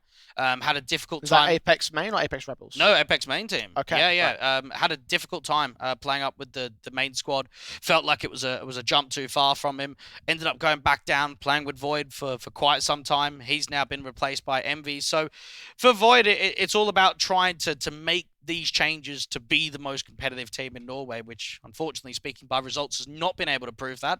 But it's something that they're looking towards, at least. Yeah, 5th place in the league, and I think is the big sort of benchmark when it comes to how they stand in the grand scale of the Norwegian scene, and whether or not they can improve upon that. I mean, that's something for them to focus on in that local stance. For here and now, an international result might go pretty well for them. Are there any teams you could see Void beating on the whole field? What, just the teams we've got in this competition? Yeah. I would probably give them a decent crack against some of the newer squads, like a MOUZ NXT, a Flames Ascent. I think anytime you play those newer teams, if you are a team that's had a lot of strength in the core. I mean, the core's been together since January. So I think you give them a Flames Ascent who's been together for 40-odd days. You put them against a MOUZ NXT who's got a brand new lineup. There might be some chances there. Even Eternal Fire Academy, they've made some new changes. They're probably one of the weaker teams in the competition too. So in between that mix... Okay, then. Well, we'll see whether they draw against any of those guys in the lower portion of the bracket, assuming they lose to Fnatic Rising, which we're pretty certain about that happening at this particular stage for themselves, right? Again, it's not completely over with this one match. It's double elimination bracket, so lose one, get a second lifeline, lose that, and then you're out. And Void will definitely be wanting to avoid going away from the last place position, right? Yeah, they don't want to do it in back-to-back events. They were at Assembly. They moved through from the European qualifier. They took a best-of-1 against Havu. Didn't even take a map against Conqueror in a best-of-3. So that was a few months ago now. That was on LAN. Now they're online. They're in a more comfortable environment for themselves. And they're against teams that, in their mind, is more beatable than maybe what they've seen previously. We'll jump into this one. We have missed a few rounds, it seems, here between Fnatic Rising and Void. Fnatic Rising have bounced back from that pistol win pretty handily here, so we're into the eco basis on the CT side. We've got USPs pulled out across them, so no major investment have to follow it up. So winning the force buy and then winning the anti-force buy in the next round puts themselves up in the lead to 2-1. Void going to be on a light eco, completely reset here with the USPs. Gamble stack out towards the balcony position, over towards the A side. Try and see if they can force them forward in towards a set piece towards A. Very unique stack crossfire actually here on this one. Something different. You usually see the little pyramid over towards the shy position over on the B site. Do you know what I have been liking recently, I've seen a couple of times, is the dual vertical crossfire at the dark box. You've got the 2 players in front of it and then the 2 players on top of it as well, and you've almost got a tower of 4 people. Similar to what you have here on the long position. So similar with the height advantages. But just, 4 players over towards the B site rather than the A, so... Yeah, I mean, you have a couple options when it comes to ecos, but unfortunately for these, it literally is a case of just get this one kill and call it there. And with MOUZ facing, taking no damage, she's like, right, boys, well, they're out towards pit, so let's just get this bomb down and get the round. Even for MOUZ, he can go slightly hunting. Everybody else, though, just not even fight. No point in it at all. Allow that Mach 10 to try and farm up some kill bonus. Fnatic Rising to start 3-1 on their map pick. Have the SMG potential to get some money together for MOUZ if we can find them. They haven't managed to think their way into the T apartments, though, so you can see them pressing up against Banjo, who now engages and sees what's really going on. Kill found for him on Envy's part. And they won't press any further forward. Void don't want to give away anything more to the Fnatic camp. Yeah, we saw Fnatic Rising picking Inferno against Prospects in that game yesterday. Being able to get 12 rounds in total. Only 4 rounds on the T side in the first half. And that would have been looked at as a massive upset when you even compare map 1 of Ancient was the starter, which went down very one-sidedly to a 16-1 loss. Allowing themselves to return things, to put more pressure, more of a success rate on Inferno. Very good T-side for their bases too. Indeed. Well, T-side basis right now for Fnatic, again, looking pretty good going into this next rifle round, this next opportunity to do some work in the follow-ups. And again, as you mentioned, dealing with the force buy, dealing with the anti-eco, and then coming forward against the next anti-eco as well for that. So pretty standard stuff for Fnatic, of course, to bounce back in the early part of this game. Again, it comes down to how the rifles will do. And for me, much like I was saying over on Ancient, this is their opportunity to make something happen. But opportunities don't always get capitalized upon. Now, one thing that is an interesting conversation is Adam S actually didn't play much in Inferno on Nexus. It was actually one of the weaker maps in the pool from him. So I'm going to be keen to see where he gets positioned, what they try and get out of him. Do they just slot him into the roles at Pepsor? Do they maybe give him a little bit more freedom to be comfortable? Because out of all the maps in the pool, Inferno's been more on the weaker side for him. Yeah, I mean, it's one of those cases where it could end up being a concern for him individually. But I take a look back at Fnatic's own record, right, and the idea that they've had such a great basis on Inferno in the past, right? We've got wins against teams in the Tier 2 space like Ekla and the Prospects and Xcade, now 500 actually, is what they're known as. I recently picked up, so congrats to the boys, of course. OG Academy have fallen towards them, who are also competing in this event. So we're talking about a map that, on the core basis, has a lot more potential than what I think just one player has for the Fnatic Rising camp. And just knowing that you're here to do a job. You're here for a best of 1 already. You've played a best of 3. Probably wasn't the best of results. I mean, you got eliminated out of the Academy League, but you're here to stand in, and you're here to prove to everyone, prove to the team that they are the strongest team in the competition, and it all starts with the first round. You know, I think as well from a mentality perspective, maybe Adam S could find his way onto another Tier 2 team, perhaps outside of Fnatic Rising, maybe even another Academy squad, if he's able to perform well in this one, right? Yeah, maybe. I think he's found himself in a position where he missed out. He was actually a part of the Iberian family team, which was the core of the Movistar Riders. So just missed the cut, actually, when the majority of them got picked up to move over to that team. Velox was also another one of the Spanish teams that he was a part of, where a lot of success was being brought from him in the upper echelons of Tier 2, and then Nexus as well is a household name at this point. And here he is, standing up with the Mach 10 in his hands, regardless as part of the full eco against the Void side. Still a bit more of a bonus basis for Fnatic Rising, rocking 2 M4s in this particular case. Kind of very stark to see that compared to no AKs over on the T side half. Damage done to Envy. His AWP still strikes for the Void at side. Banjo returns fire, though. 4-on-4. Dives out of the apartment into pit. Engagement for the headshot. Lands it onto Sino next. Volt catches off Thomason over to the long position. So 2 left standing, and Volt even swings for a bit more. Barely spots out a player. Doesn't quite get the shot towards him, but Miko falls on the second face, and that looks clean and confident for Fnatic Rising. Yeah, not ideal there from Void. And I think it just shows that if your AWP is that wide up on a contact towards the apartments, you've got to have a stronger crossfire. Because what ends up happening there for Envy is he gets away with 1, he tries to reposition, tries to get himself into more cover, and just ends up falling out in the process. Both of his teammates of Thomason, Miko, Susino don't offer up anything at all. Banjo diving down there towards midi pit was able to find a lot of impact up there towards that moto cross. Fnatic Rising 4-1. This is where you've got to think about Void's perspective. Got started on the pistol. You've now lost 4 rounds in a row. Looks eerily similar to what happened on Ancient. There was a long streak of 14 rounds in a row at one portion there. And unfortunately, they don't have the 5 rounds to back them up in this particular case. So if this does go to 14 rounds, then it will be a 14-1 half at that point for Fnatic Rising. And that isn't very encouraging for Void in this particular stage. Again, I can forgive it. I personally reckon there's a bit more behind it than just that. Again, the fact that they're up against Fnatic Rising was always going to be a hard graft in the start of the game anyway. So Eco pistols, upgrades, at least a couple of Deagles, PT50, M4, of course, saved by Reuter, and Fnatic Rising. Still rocking 3 M4s here. That was actually one more than the previous one. Yeah, all you can do to farm up some more cash gives yourself some more security. Wolfie getting that opening pick out there towards the boiler control. You've then got Void putting a little bit more counteraction towards the top of Banana. Reuter with that M4. I'd like to see something on the press from him. Try and get as much out of that weapon as possible. He's trying to push forward towards Banana here, but he's being naded, spammed down. He goes for a swing, loses his life to MOUZ there. The distraction of the other player on the right-hand side. Wolfie's picked up one in mid. Glock pulled out. Easy pick against Envy, and it is just falling apart for Void very early on this one. All 5 alive. Fnatic get 5 on the T-side board, and Void, they have gun buys at least, but as you mentioned, they're playing with bonus weapons on the T-half. And this is where we've got to look at some of our star players. I want to see more from Envy with that AWP. I think Thomason gave us some glimpses towards the tail end there of Ancient, of some of his multi-fragging rounds, and just what potential he can bring when it comes to just straight-up firepower. And here's something too, Reuter picking up the AWP, something that you don't see very often. I thought if anyone was going to be bringing it up, it might have been Cecino.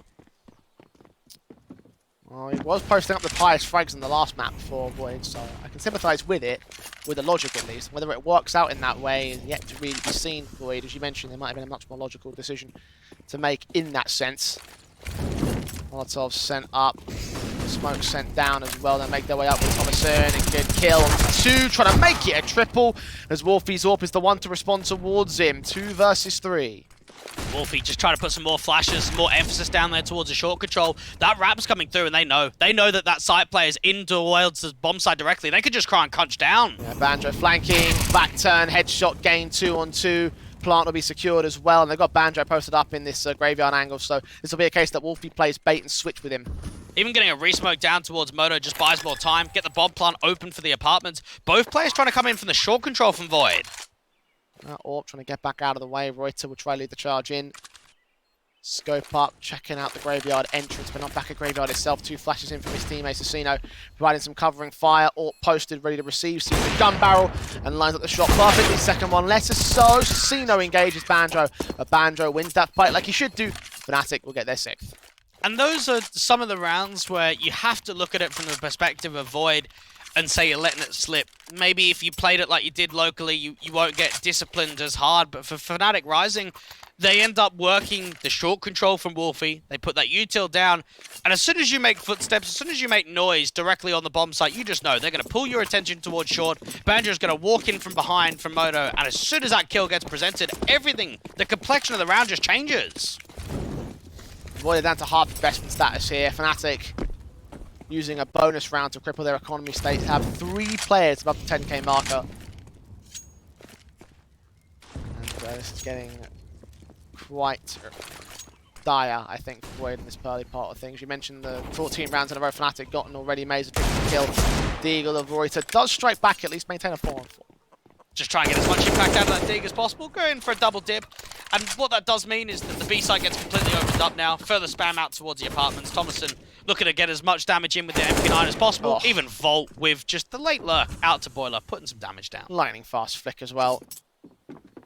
And that is it for this round 7 to the border Fnatic Rising Void. Try to look for something. You got that one Deagle posted for Envy back towards spawn. Got Miko backed up in the apartments that might try find Banjo. Banjo is ready for it though. So there's the swing, there's the hit, and Envy will not last long himself. So yeah, Brazil, Fnatic right now.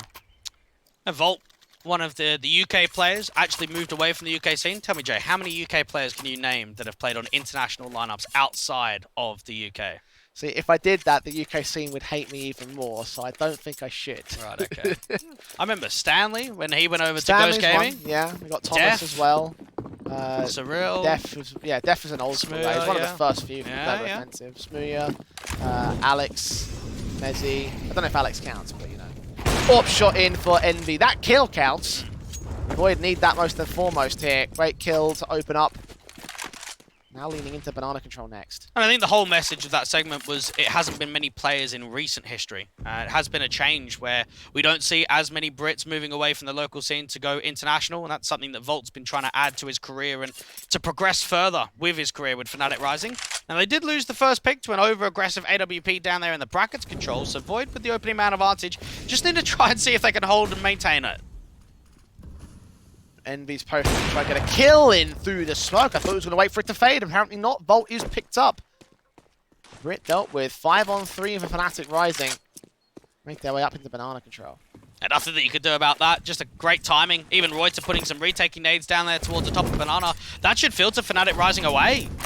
Flashes over, M4 checking around the corner, gets his kill in. Adam to drop, 2 left standing for Fnatic. They have been picked apart by Void in a much better stance than what they've had in the last 7 rounds. 5-on-2 situation.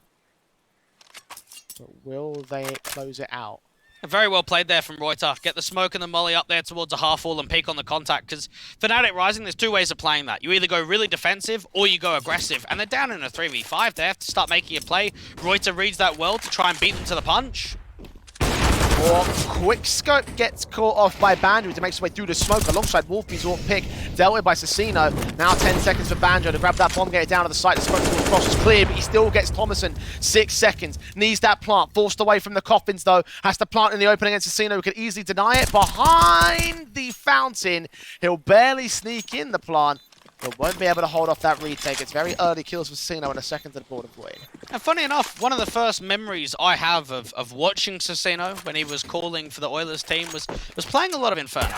So trying to see if he can bring some of that calling style and experience forward into what is, again, an important matchup. Whether we discuss the idea that it's one of the weaker teams against one of the strongest teams, you're here in an international competition in the upper bracket for the first round. You want to put on a show. You want to be able to provide a competitive affair and show everyone that you can be a threat in this comp.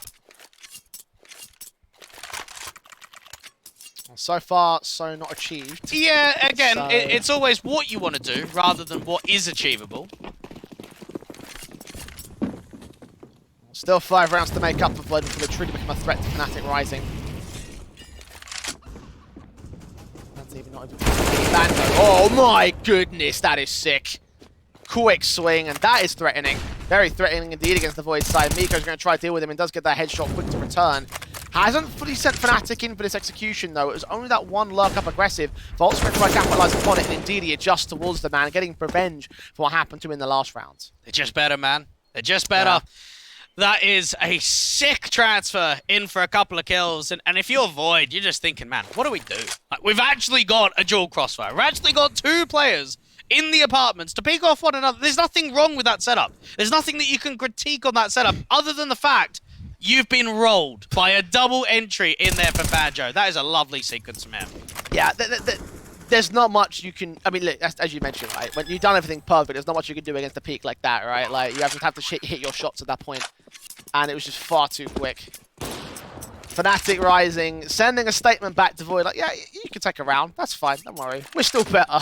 Like, we're still going to dominate you. And they certainly will dominate this half. 8-2, they have it under their control. And just knowing that there's a lot of deep runs here from Fnatic Rising. We saw them placing 5th in the playoffs of the advanced season, only in season 42, placing 3rd in actually the group stage, trying to push themselves as a favourite team here in MistGames, allow themselves to go deep, go far, get as much out of this tournament as possible. Void. Even Sasino's going to try and hunt down. Slight little hunt. Doesn't quite come in. There was pressure being applied from Volt. Does lose the fight. So there is at least an AK being saved forward. It's a small something, Void. I think the concern, again, as I mentioned before, was that small is not really big enough. Do you know what? Reuter, Swag 7, I remember seeing many clips in my day of that. I don't know what it is, man, but he's always very proficient with that Mag 7 at the half wall. So I'm expecting something here. In your day? In my day, well, in Reuter's day when there was a lot of success. It makes you sound like an old man. Yeah, it was only last year. 777 certainly was benefiting from his position. And that shotgun may prove to be handy for his own part. He's currently posted over... First oranges. Yeah, first oranges. Sat and ready with the nades. Hoping for contact first and foremost. But no teaser going to give it to him. Normally at the half full, he's decided to change it up ever so slightly and gamble quite heavily towards that A site. You got some boiler pressure, you got some short emphasis, and Fnatic Rising actually might be leaning into the trap. Wrap the corner. Lean forward to that AK. The Eagle of Envy in the corner himself. The apartment struggles a little bit with that kill, but gets against Banjo in the end.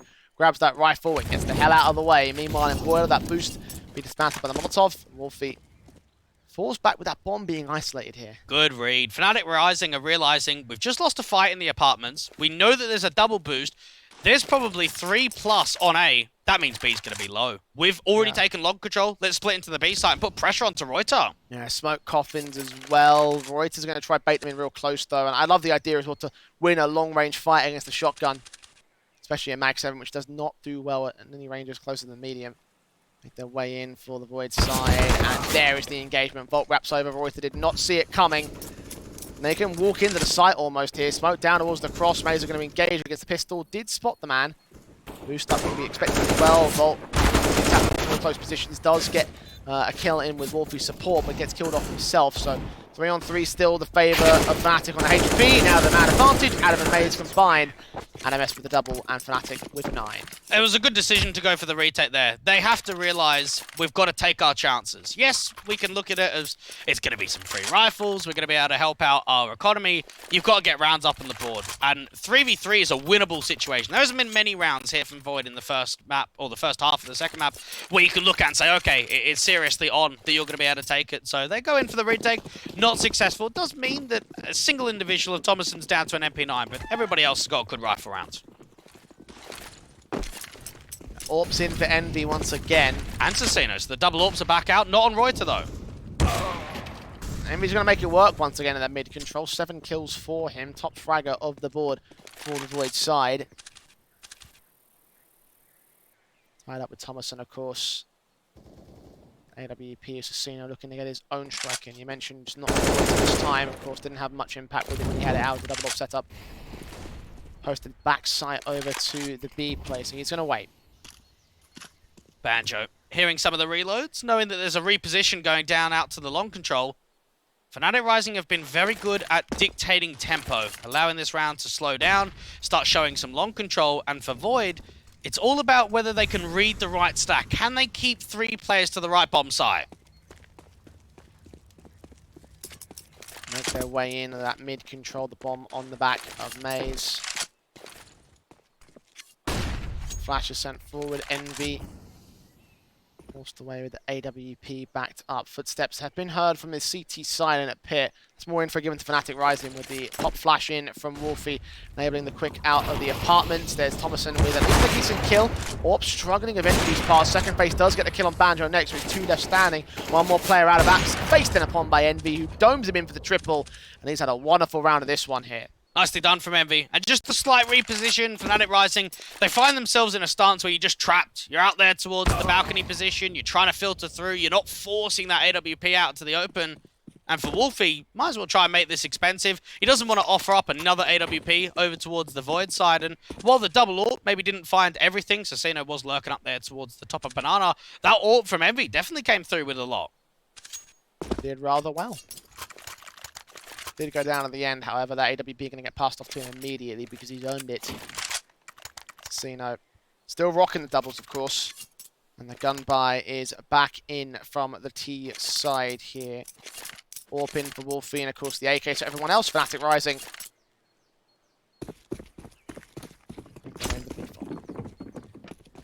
Just knowing one round is going to make the difference of a double-digit scoreline out in that first half. Putting some early emphasis out there towards a boiler control. Casino quite deep passive with that AWP, not looking to try and fire anything off aggressive towards a half wall or out there to car. Taking peeks initially, but best to hold on to that weapon. Hold on to the position as well, knowing the only player on that B site. 4-man stack again from Void. It's punished by Fnatic, making their way around to the backstab previously. Working into that B site regardless here. The AWP will be posted up for Wolfie, trying to win that fight against the man. Bomb will get grabbed by Volt now and makes his way in, trying to support the execution. AWP only does damage onto Wolfie. Still being posted. There's a rifler trying to get aggressive there. Just walking forward slowly for Adam S. Smokes down to the cross, here they come. Adam's going to check the backside. Casino going to get that kill against him with a quick AWP shot of his own. A 4-on-4. MOUZ inserting himself into towards tree though. That AWPer is going to read it, but loses his head as a result of that peek anyway. So a 4-on-4 with the bomb plant. Meanwhile, Wolfie's off, continues to support the rotations against that mid position. Thomason able to deal with it. And now with a quick play up towards Banana, they know exactly what's going on. Try and see if they can stall. They don't quite have a massive amount of util. One smoke down towards Banana could be enough though. There's MOUZ with a kill back. Thomason with a responsive now to a 2-on-2 situation. Re-smokes in the way. Means they're going to re-smoke their angle and try and make their way forward regardless. Bolts in the aggression. Taps forward. Flashback misses him. He gets his kill. Banjo able to support and Fnatic will make it 10 double digits gains. They make it look so easy. They realise, okay, we've aggressed MOUZ out towards tree. We're seeing nothing towards CT spawn. So all it takes to win that round is a smoke towards Banana. Because that way you can position yourself aggressively towards the smoke. They try and run through, they try and pop flash. You're going to be able to evade the majority of it. Void.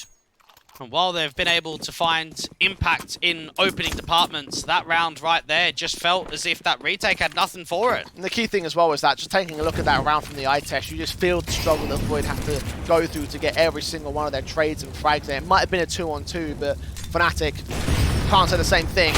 Mag 7 in for Royton. There you go. There's a little bit of shotty action.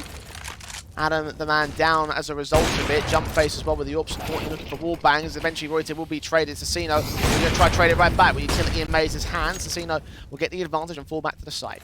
And Wolfie can't put enough pressure on when it comes to the util. Flash around the corner, try and continue to sell the idea that there's a lot of presence up there towards the top of Banana. Instead, there's more emphasis from his teammates to brackets. Now, the bomb is towards the bottom of Banana, so he can't get too aggressive, because if he drops, there's no one to go back and get the bomb. Leave it on Volt or Banjo to make their way in and rotate back into the top mid control, then back into the A site if they commit to it. Looking to face out towards the B place somehow, though. You can see him getting quite aggressive there on the mini-map. The shot's ringing in. Player in the middle of the cross smoke, and Volt's going to put another one in play. Pass it off to his teammate. Meanwhile, Void smoked the main entrance. This should be a slight cancel. At least wait the smoke out. They could either lurk smoke their way forward to the first oranges or just get it down to the standard cross of both the coffins and from CT, and even a rotation's going away. There's one on B right now. XC inbound. He will make his way very quickly back into position. That smoke towards the main entrance will only just start to fade. So Fnatic slow walk their way into this. Still trying to set up on a fake, but there's no fake involved. Casino killed off, sprayed through on the first oranges. Not quite able to catch anybody again. He's out towards this church position, which might be exploitable. They plant safe full default though, so 3v3, the retake is on. Thomason looking to try and strike out immediately, but just how quick that trade comes through from Banjo. Envy with the NWP does find the response. He's having a hell of a game so far. AWPer having impact. Now Banjo up against two, hearing the footsteps making their way in. And check it, spray through, second man around the corner, and Banjo wins the clutch. That's a triple for him in the round, 11 to the board for Fnatic. It's just tough there from Vold, because you could just see they've actually done another sequence where you can't be too critical. The swing around from construction is actually successful for a 1-for-1. Envy draws the AWP fight out into the open. You find yourself in a man advantage, get yourself a 2v1 retake, and you just lose it again. Beautiful positioning, though, from Banjo, because they knew that he was in the site, and then he finds himself aggressive towards construction on a slight mistiming where they don't see him get all the way aggressive. And that's just one of the things you have to come down to, right? The difference maker could just be the best of your execution basis, how clean you are about these kills, how you work yourself around the engagements found. Fnatic Rising has just been better. Even Volt there at 12 HP still found the headshot on Miko, opening up the apartment entrance. Envy and Thomason, however, trading once again, 2-on-2, making it one. A triple foul for Thomason in this case, and Adams on 38 HP to clutch it. Here we go, stand in time, let's see what he could do. Get that bomb down, indicate the idea that he's put a molly towards short, but he's got to isolate these individuals. And Jay, we saw a 1v2 in the last round, can we see it again? Flash into short, he's looking in at long. Oh, the wraparound's coming through. And they have no idea. They're still up on short itself. If they go for the stick right now, then they're going to hold the round itself. But they're checking. No kits in play either for either CT individual. So Adam S now making his way in very quickly. Smoke down onto the defuse. Face out wide, but look towards long. Adam adjusts. Oh, he's caught the first. Ties the second man off the bomb itself. Assassino playing around the smoke here with a fast, catches the tag out, knives involved, swings out from both sides. Adam, his deagle, holds his own and keeps it together. The S in Adam S stands for solid, because while he might go down, he holds the round for Fnatic. Oh my goodness, how has this happened, Jay? How has it happened again? You'd be fuming, man. That's 2 rounds. 2 rounds, you've had 2v1s, and they just don't come through. That's slightly ledge, though, and I think this is where we can be so pleased with what Fnatic Rising bring to the table, because they are an experienced team. They are a team that play at a much higher level, and those fine details, I think, have shown the exploitations there on Inferno. See, unfortunately for you guys, you only get to see the tragedy on Dweg's face when we come back in from the end of that round. I could see it right there from that whole 1v2, Yeah, just like, no! It's tough, it is, but it's part of the game, and I think for Void, that is where, even when you look back at this game, you look back at the VOD, you look back at the demo, whatever it may be, those small mistakes, mate, it's wins and losses. That's just the bottom line. And for Fnatic Rising, you can see their class, you can see their quality, and even for Adam S, the stand-in, he's the one that gets the job done there. You're bang on. It's like I said earlier, right? The difference between winning and losing could just come down to a single factor, like how great you are at just finding your own execution of your tactics, right? It's led to a 12-3 half for Fnatic Rising, a fantastic T half of that on Inferno, their own map pick. You can expect that to a certain extent, Dweg. But the reality is that with that being the case at this moment, you have to take a look at the situation for Void and think that there's not much hope left. No, there isn't. It's the hope for me had pretty much gone after the 5-1 start on Ancient, but I think we've seen moments. I'll give him that much. I mean, we've seen some good AWPing from Envy at times. I think Thomason has had a couple of big moments here or there. We've seen Reuter with a couple of Mag 7 kills, but that's the issue, right? When you are sitting there pointing at moments and saying, "Oh, I liked that round, I liked that moment," you're not talking about map victories. You're not talking about series victories. And I think for Void, while you could be happy with moments don't get you deeper in an event. I certainly won't get them many rounds in this case, so that's the issue with moments, right? If it was rounds, then yeah, you could say, okay, well, that's something to work with. Unfortunately, moments, well, enough moments will make you a round. Yeah. If they're spread out, probably not, you know, so... It's whether they can make this half their moment of their own right. 12-3, still a favoritism on the half for Fnatic Rising by a 9-round differential. So a lot of work to be done by Void. Pistol coming in, and MOUZ is going to be back up, the answer to the charge, set towards that mid-control. Thomason picked up first and foremost. Fnatic on the start. Oh, they're just everywhere. They're aggressive Banana, they're aggressive down from mid. Reuter eventually comes through with one. The Glock's just trying to see if they can overpower, and Assassino comes through with quite a nice couple of kills. Adams dropped the bomb against that man, though. It's still 1-on-3 for him. He's picked up the first, and the second, and the third. Envy dropping effective and efficiently, and that is the difference between Fnatic Rising and Void. How have I just seen this 3 rounds in a row, man? It's actually been 3 in a row. If it was maybe 3, can we come back to the studio so you can see the tilt in Dweg's face again? Mate, that's so tough to watch, because I think they're from Void, they actually adapted really nicely. You have Fnatic Rising charging down Banana, charging down mid. They're putting pressure towards ramp. Assassino comes through with 2 brilliant frags there with the Glock. But then it's another clutch, another 1vx being won from Fnatic Rising, and it just puts you back on the foot again. 13-3. Pistol round game. Not a bomb plant in sight for Void, so it's pistols for them once again. Tech-9's a Mag 10 at least with Assassino, so that's a slight differential to that. So Thomason, however, again starting things off, and MOUZ, just wrecks them, mows them down, makes it look so easy. Again, for MOUZ, he's been one of those players that didn't have a huge amount of pro experience before joining Fnatic Rising. He played on Ambush. Now, Ambush had been known as one of those Danish squads. He'd been playing there with actually an international team for a little bit of time. And then on that lineup was able to strike out as being one of the upcoming IGLs, good fragging IGLs. And I don't want to say they're a rarity, but they're hard to find because he is one of the star players on this team. So the potential that he brings as a caller and as a fragger is not seen very often at this level. 11 to make up. And I have very little faith that it will happen. Very little. I have none. No faith. That's a tough series. When I say I have no faith, it's the one time when the team's actually ended up bringing the comeback. So I'm always going to reserve that portion. I mean, look, if I was you, I wouldn't be shocked to say, yeah, it's not going to happen. Thomason still wants to make it happen. They're doing all that they can to make these rounds come together for Void. In fact, Reuter's got a 2k with that deagle, so that's a lot more positive. Fnatic getting a bit cocky there in the Banana position, pushing too far forward, giving up those fights. And Assassino going to bait in the last band of Adam. He knows exactly where he is. read like a book in that one for Fnatic Rising as Void get an all-important survival fourth. You just look at that round and you go, yeah, they're just too hungry. They're just way too aggressive. And I think that's what we've seen from the last few rounds. We saw it on the pistol, we saw it on the anti-force buy, and we've now seen it in the opening rifle where for Fnatic Rising, they just want to charge down. They want to make it uncomfortable. We could sit here and say they get too hungry, but that's what they want to try and achieve. They want to put as much pressure on as possible. They want to strangle the life out of Void. And even coming the next round, while the buy isn't ideal, it could still be a very winnable buy.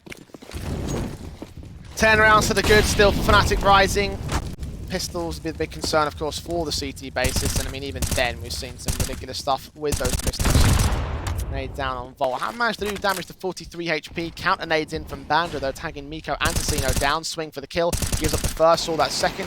When engagement from his teammate as well. Nade sent and Wolf be a gap in that smoke to be exploited. Envy's going to punish him. I didn't see a flash through that bracket smoke at all there from Void. Seemed very dry on that first initial contact to try and get an entry forward. Now, there is a lurk out from the apartments, which is indicating that they can take brackets control, and Thomason might be able to walk out and put pressure on the short. Well, there's the engagement. Adam S. fallen back. Advantage now for Void gained once again. That CT up close to personal, though, catches off Miko. Was not ready for Envy, again chiming in to keep the man advantage intact for the Void side. Meanwhile, a push forward from Banana coming in from Volt. Could catch off one. Banjo's going to get the kill on Thomason. Is he going to get too hungry once again for the CT side? It's a 2 versus 2. The hold his angle. He gets Roy to Renault. Envy suddenly alone. 1 versus 2 to clutch. Bomb on his back, and Volt bait him in even closer. Even position, gun barrel seen, that's round. Surely it should be. Indeed it is. That's just discipline coming through, and what I can address in that round is that Volt was going to go down to bottom of Banana. He was probably even going to rotate to the back of mid because he has to make an info play. He's got to try and figure out what's going on, but it shows where damage and impact can be found on various points of the map. Out there towards Pit, Banjo gets a kill. And as soon as he gets a kill, look what Volt does. Volt just stops.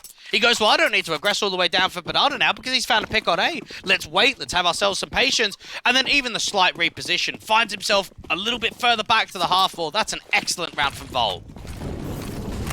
Kind of round that would be appropriate to put you on map and match point for Fnatic Rising. 15-4. 11 match points to make up. Wolfie's already caught Miko and looked to lean in a little bit closer towards it. Backed up towards the brackets, control of the T side line. As Banjo finding Casino. Envy finds that one responsive, so it will be a 4 versus 3, making it 3-on-3 in fact. Volt making his way out towards that mid control. Has his eye set towards one T side player. Little does he know that he's right around the corner from that position. That'll be the bomb and all. It might even get up to the apartments. It's all about a matter of timing, and if enough distraction can get pulled, even a Reuter gets dropped to the MP9 out to long control. Again, that long position meaning that they can just focus on the backstab in the apartments here. So Wolves, kill found from Thomason, and Volt's got the knife out. In fact, a double up for him, appropriate for his backstab to work out well for the 16-4 Fnatic Rising. Looking fantastic Rising, I think, in that particular matchup. That was an impressive showing from them. And again, for Fnatic Rising, they had a disappointing couple of days. I don't think they'll be too happy with their performances that they had in the Academy League. You've come forward, yes, it's against Void, but it's positive. It's one-sided on map 1, it's one-sided on map 2, and it shows that they're coming here, they're playing cohesive Counter-Strike, they're playing off each other very well, and they set themselves up with an early victory, an all-important victory to start their upper bracket campaign. Indeed, yeah, like, it was just fantastic overall. I think that we can't really deny that in that sort of sensed way, so I kind of want to prod you for an MVP pick in this context. Who are you looking at the most here in this matchup? I was thoroughly impressed with Banjo. I thought he put up quite a lot when it came to that first map, and even going into the second. We know that he's a little bit more of an anchor player, always holding down bomb sites by himself in often cases, but think about some of his clutch rounds. The way that he was maneuvering himself in 1v2s, I felt as if he brought a lot of impact to the fold of closing rounds down. And those are the sort of players that you want in the team. The guys in the last 20, 30 seconds of the round to make it winnable, to close it down, to press you into the next one. And for Banjo, he caught my eye as being a wonderful player in this game. Yeah, I have to concur, right? 21 kills in that last map up especially. He looked like a fantastic lights out unit. He looked fantastic over on Ancient as well. And at the end of the day, Fnatic Rising, I think as a whole, have to be praised in this particular matchup just because of the fact they look so lights out. Like you mentioned, Dwight, the difference can sometimes just be how much better a team is from the individual eye test, let alone the tactics basis, which was pretty okay for Void, but just a case of the fact that Fnatic broke it so easily for me. And knowing that for Void, They brought out Ancient, one of their best maps in the pool locally. They go into Inferno. I don't think we saw much from them today. And maybe in a different draw, maybe against weaker competition, we can see them be a little bit more comfortable, play their own game, because it felt as if they were outclassed from the word go. Yes, there was that 5-1 start on Ancient, which is quite positive. You saw the ace from Voidter that even started on the pistol. But there were very few rounds, very few opportunities. I look at this series overall and say, that was the Void I know that I've seen locally, because it just didn't look like them today. Again, it was moments more than anything else from Void, rather than anything substantial and tangible in the context of this matchup, right? And when you have moments, individual moments spread out across an entire game, it does not lead to rounds, it does not lead to a victory, and therefore it will not lead to much success for Void in the opening game of the bracket. They'll be down in the lower portion of the bracket, Dweg, which of course means that they've got a second lifeline, but it kind of to be expected in this case. Again, we both gave Fnatic the win. I gave 2-0, you gave 2-1. And I know that you're the optimist that honestly hopes for better things from the Void side, but the understanding now that they're going to be in that lower match, like I think about the potential of who they could face, and I feel like there's only going to be so much hope for them. Yeah, possibly so. For Void, they're a team that we don't see at this level very often. They're a team that don't get a massive amount of chance on HLTV. So I'm sure in that lower bracket, they're going to do their homework. They're going to do their preparation and try and come through with at least a victory. Make it worth it. You don't just have a super early exit like we've seen from them in previous events. As from Fnatic Rising, though, getting into that upper bracket, moving further along the bracket, because the longer you stay in the upper bracket, the easier it is to get to those grand finals. Indeed, and Fnatic most certainly will make it look easy in the opening game of the MistGames Heroes of Tomorrow. We're now got Volt on the line, who's standing by to have a quick chat about that game. Welcome to you, my friend. Congratulations on the win, as well as that from two UK scene boys. Congratulations on the pickup and all. I kind of wanted to ask you about how the whole move to Fnatic Rising has gone for you individually. First of all, thank you for that. I think the move to Fnatic Rising was pretty smooth for me, at least. I was moved into a lot of new positions, so I've been getting used to those over time. But I think now I'm pretty comfortable, and we're starting to get a bit on a roll with the team. But recently, playing with a stand-in, we've had a bit of a hiccup in our games, so we haven't really been winning as much. But I think we're starting to get back into it now. Volt, I want to touch on the stand-in situation. This has now been the 8th series in a row. What's that been like? Because obviously you had Milky play quite a few best of ones. You've now had Adam S filling in the shoes of Pepzor. Playing official after official with a stand-in can't be easy. So what's the message been throughout the team? I mean, it's rough. We haven't really practiced with the stand-ins either, so we're going into each map just trying to fill them in the roles and try to get them in as much as possible, but that's not really possible to high standards, so that's why our results have been going the way they have. We're just trying to get through it until Pepzor comes back, so that's the situation. Okay, well, right now the situation for you looks great in MistGames, obviously. You got a pretty handy win over the Void side. I wanted to prod you about potential threats for you in this particular tournament. I wouldn't say we're scared of anyone, really. Maybe MOUZ or OG, but other than that, I think we should get it for sure. Seems pretty confident. I want to ask about the map pool as well at the moment. A lot of Vertigo, a lot of Inferno. What's been the comfortability like on those two maps in recent history? Because it doesn't seem like, you know, you get some teams, maybe they have a third map pick, a fourth map pick. You guys just look to those two and that's it. Yeah, Inferno, Vertigo are like the ones we try to go to most of the time. If they ban Vertigo, we get Inferno, vice versa. Overpass and Mirage we're pretty strong on as well, so if they pick it against us, we usually either play really well or we win it. And Ancient Nuke, I mean, it's pretty rough, at least on Ancient. The last game before today, we played against Prospects, and we got one CT round, which was probably the worst Ancient I've seen ever. But yeah, we try to just bang out Inferno and Vertigo as much as possible. Well, of course, you guys have banged out pretty decent map ups here on Inferno and, of course, Ancient with the first map in the series. So now looking forward to the rest of the bracket in the MistGames tournament. I want to ask what the general team goal is for this tournament. Where are you looking to place? First place. We want to win it. Even with a stand-in, we're comfortable against every team. Oof. I'm very glad that he said that, honestly, because you are my pick to win this tournament, by the way. So I wish you the best of luck for my reputation's sake, above all else, Vol. But other than that, congratulations on the first win. A pretty handy one of that one. And, of course, thanks for joining us. We'll hope to speak to you very, very soon indeed. Thank you very much. Have a nice night. There we go, Dwayne. Confidence on all fronts from the Fnatic Rising side. To be fair, I can't blame them because they did just look fantastic in that one. Again, I have my reservations about how the stand-in will affect coming up against the later opposition, but for now, it's good. It shows confidence, but I don't know, maybe too much confidence. I mean, again, you just lost 2-0 to Prospects yesterday.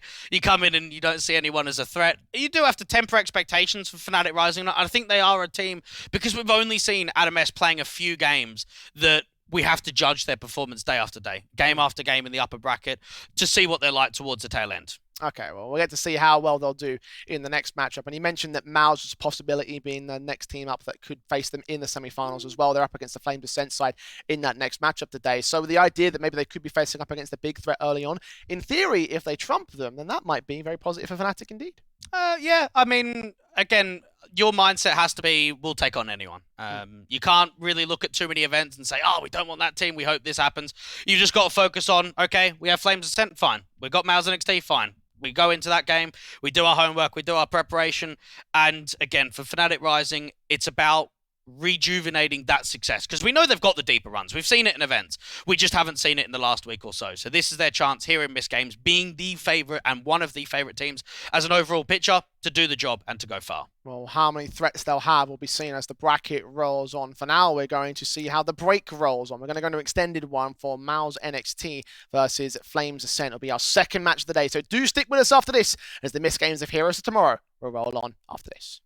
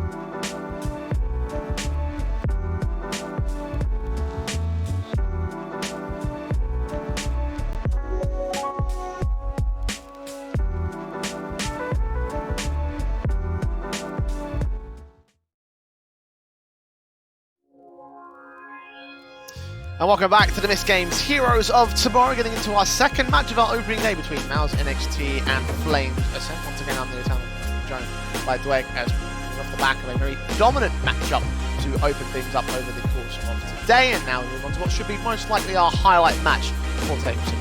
It should be the more competitive one out of the two. I think both of these squads have been able to prove themselves that they could be adequate at this sort of level, and knowing that it's a position to force forward into that upper bracket semi against the likes of Fnatic Rising. It's all about putting on a good show and moving into an important series. Indeed. Again, we mentioned before Fnatic Rising taking on Void earlier on during the evening, and they pretty handily beat them 16-4 and 16-8, 2-0, moving on to the upper semis. Void now down in the lower bracket match, and I imagine they might be facing the loser of this next game as well. So tough draws ahead of the Void side, but of course we'll focus on that as time rolls on, and as the bracket continues to roll out for the time being. We're going to focus on the match itself, MOUZ NXT versus Flames Ascent. The game that has had a little bit of history for it, Dwayne. There's been a little bit, isn't there? A couple of head-to-heads going the way of the MOUZ NXT side, but I think context is very important. Both of those head-to-heads in best-of-1 formats. That means middle-of-the-map pools and not quite the same format that we've got here in MistGames. Indeed, and that's the key thing, right? The fact that we've only seen that many best-of-3s from Flames Ascent in general, right? If it was a brand new team versus a team that had been established in terms of name value, but in terms of the actual squad itself, still trying to find themselves in their position overall within the academy teams, and alongside that, the Tier 2 wider general Counter-Strike space. So focus on MOUZ NXT to start things off, I think, in this one, Dwayne, because they're a team that have definitely offered some potential, I guess, in terms of their history, but in terms of this team, it probably hasn't been as fantastic as MOUZ have used to be. It's understandable. You had a very successful MOUZ NXT roster when it first came through from the first 3 to 6 months of its inception, but now we're looking at JimFat being one of the OG players, but yet he joined the team in May. So how is that even an OG player if he's only been there for, 5 months of the year? But he is the longest standing player. Well, I imagine he might be the guy you watch out for the most, right? Just on the basis of him being a stalwart alone, the fact that he's got that potential of being quite a great individual, and he's still only so young, right? Like, he's 16 years old, he's got a lot of potential ahead of him to bolster his career. It hasn't worked out now that the rest of the teammates, they're being called up to the main MOUZ side, but doesn't mean it won't work out at all. And it's incredible to think that I remember watching JimFat a couple of years ago on HLTV, and yet he's still 16, and he's still one of the best players to watch out for. So he was 14 years old. Yeah, one of the youngest players to ever debut on HLTV. So Jeez. Definitely an individual who is strong, who is very capable of lighting up the server, winning maps and winning series by himself. He will definitely be a key piece today. I imagine so. He's always been a key piece from MOUZ NXT in previous history, in spite of there being potentially some bigger stars on that roster. A team that might not be comprised necessarily of stars, however, is Flames Ascent. And this particular squad, I guess a lot of people at home that haven't kept up with the Academy League, for example, might not know a lot about these guys. So just give me a general breakdown of what this team is comprised of. Well, first of all, I want to start with the coach of Cost. He's a guy that has been coached teams like Dream and Atlantic, some of the lower division end Danish rosters, and he's now brought forward a very young squad, a brand new entity here into the Danish shuffle of things. Hansi, I think, has got to be an individual that we've definitely kept our eye on. And just knowing for Flames overall, there's not a lot of pro experience. Yeah. The lineup only formed on the 30th of August this year. So new roster, new blood, and a fresh new look on things. They play some very good Counter-Strike. What I can say is that they certainly have impressed us, right? We had an opportunity to cast a little bit of the We Play Academy League, for example, and those guys, I think, were the standout shocker team for me, right? I didn't think of much of the Flames Ascent side, and yes, they did go out in last place at the tail end of that group, but the starting part of the season was some very stellar Counter-Strike here, and I think for them, it's a case of building upon that foundation here in MistGames. Yeah, and knowing that there's even been some changes with the lineup when it comes to roles. When the lineup first formed, Inspire was eye-gelling, but after a few weeks they changed direction, and now Bunny is eye-gelling. So yeah. I wonder what we make of that, because this is a brand new team. You bring a new project, and after a few weeks you've already changed your IGL. I think a lot of role changes might be in favour of this particular squad. However, I want to ask you about whether the solid stars will be the foundational basis and whether that will change that much here. Give me your player to highlight. Oh, it's got to be Hansi. I think this guy is, without a doubt, one of the more highlighting individuals from the Danish CS scene. 17 years old, very much a hard hitter with that AWP. I think he's very consistent, puts himself in a lot of X-Factor situations, great in opening man advantages, great with multi-frags, and just knowing that that for his sake, he's had a very successful last couple of weeks. I'm going to be very keen to catch his progress here in MistGames. Indeed, yeah. I mean, the AWP players are always guys that you look out for. I mentioned that before when we were talking about the Void side, and certainly Hansi has proven himself to be a very flashy AWPer at times, and as well as that, also having the solidity to keep himself together within the context of some basic shots. So I'm excited to see him continue to build on his foundation.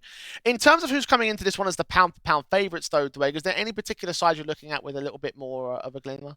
I think it has to be MOUZ NXT. For this side, we've seen them play multiple best-of-3s, one which literally only ended 20-odd minutes ago, and a few that happened a couple of weeks ago. So with that in mind, we've seen them more in this context. I think we've seen them have a little bit more of a taste against some of the Tier 2 competition sides, and just knowing that they've always had a very good foundation with Jim Fat, I want to lean the way to MOUZ NXT today. Yeah, I'm kind of with you on that one. I do think the Flames are still very, very new and unpredictable, so you can't always lean on them to have a great showing. But I think that for everyone that might be counting Flames out entirely, might have be in for a bit of a surprise, I think, when how well that they could do is the MOUZ NXT side. And talking about map vetoes, Dwayne, I mean, this is a match that has a lot of unpredictability on the basis of the veto alone, right? Because we have only seen head-to-heads in the context of best of ones between these two sides. So how difficult will it be to read a veto in this one? I think for MOUZ it should be fairly easy.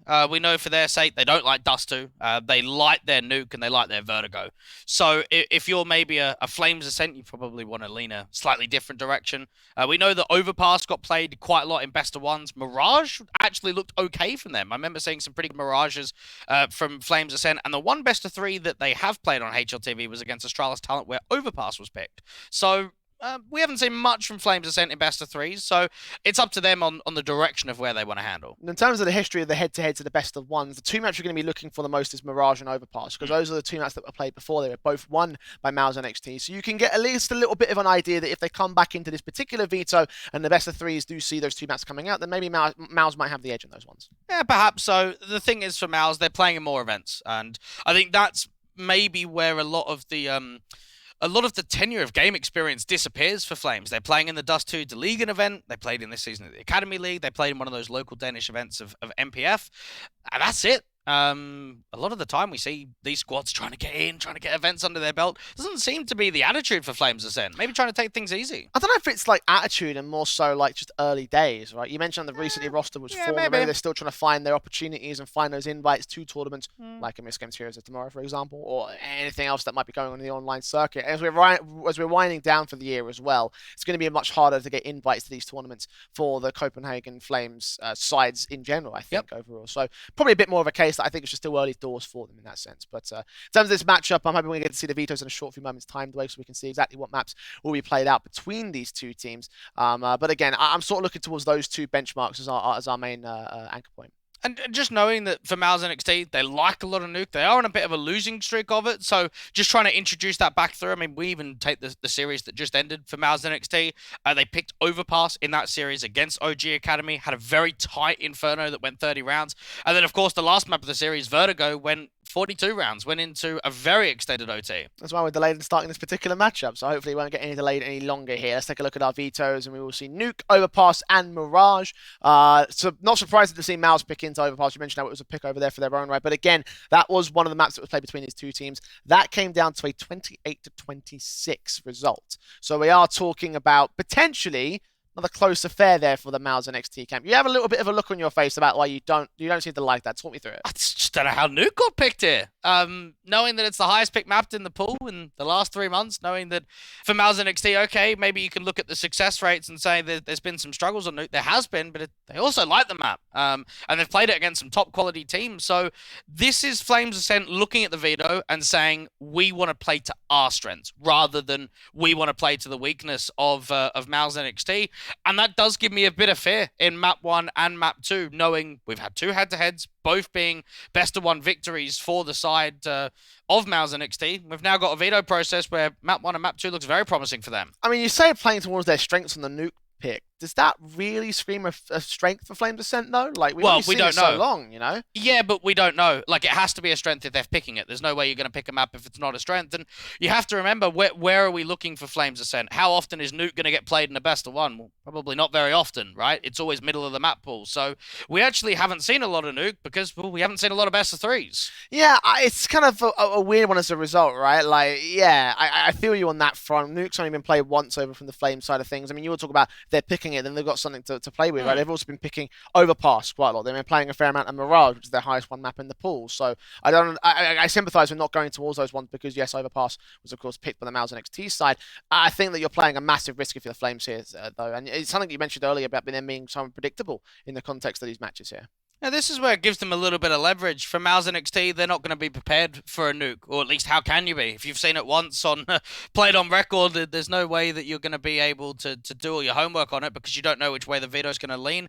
I think for MOUZ NXT, though, knowing that they've picked it against ITB in a best of three, knowing that they've picked it against the X-Skade lot in a best of three, it shows you that against the high-end tier 2 contenders, MOUZ NXT don't mind picking nuke.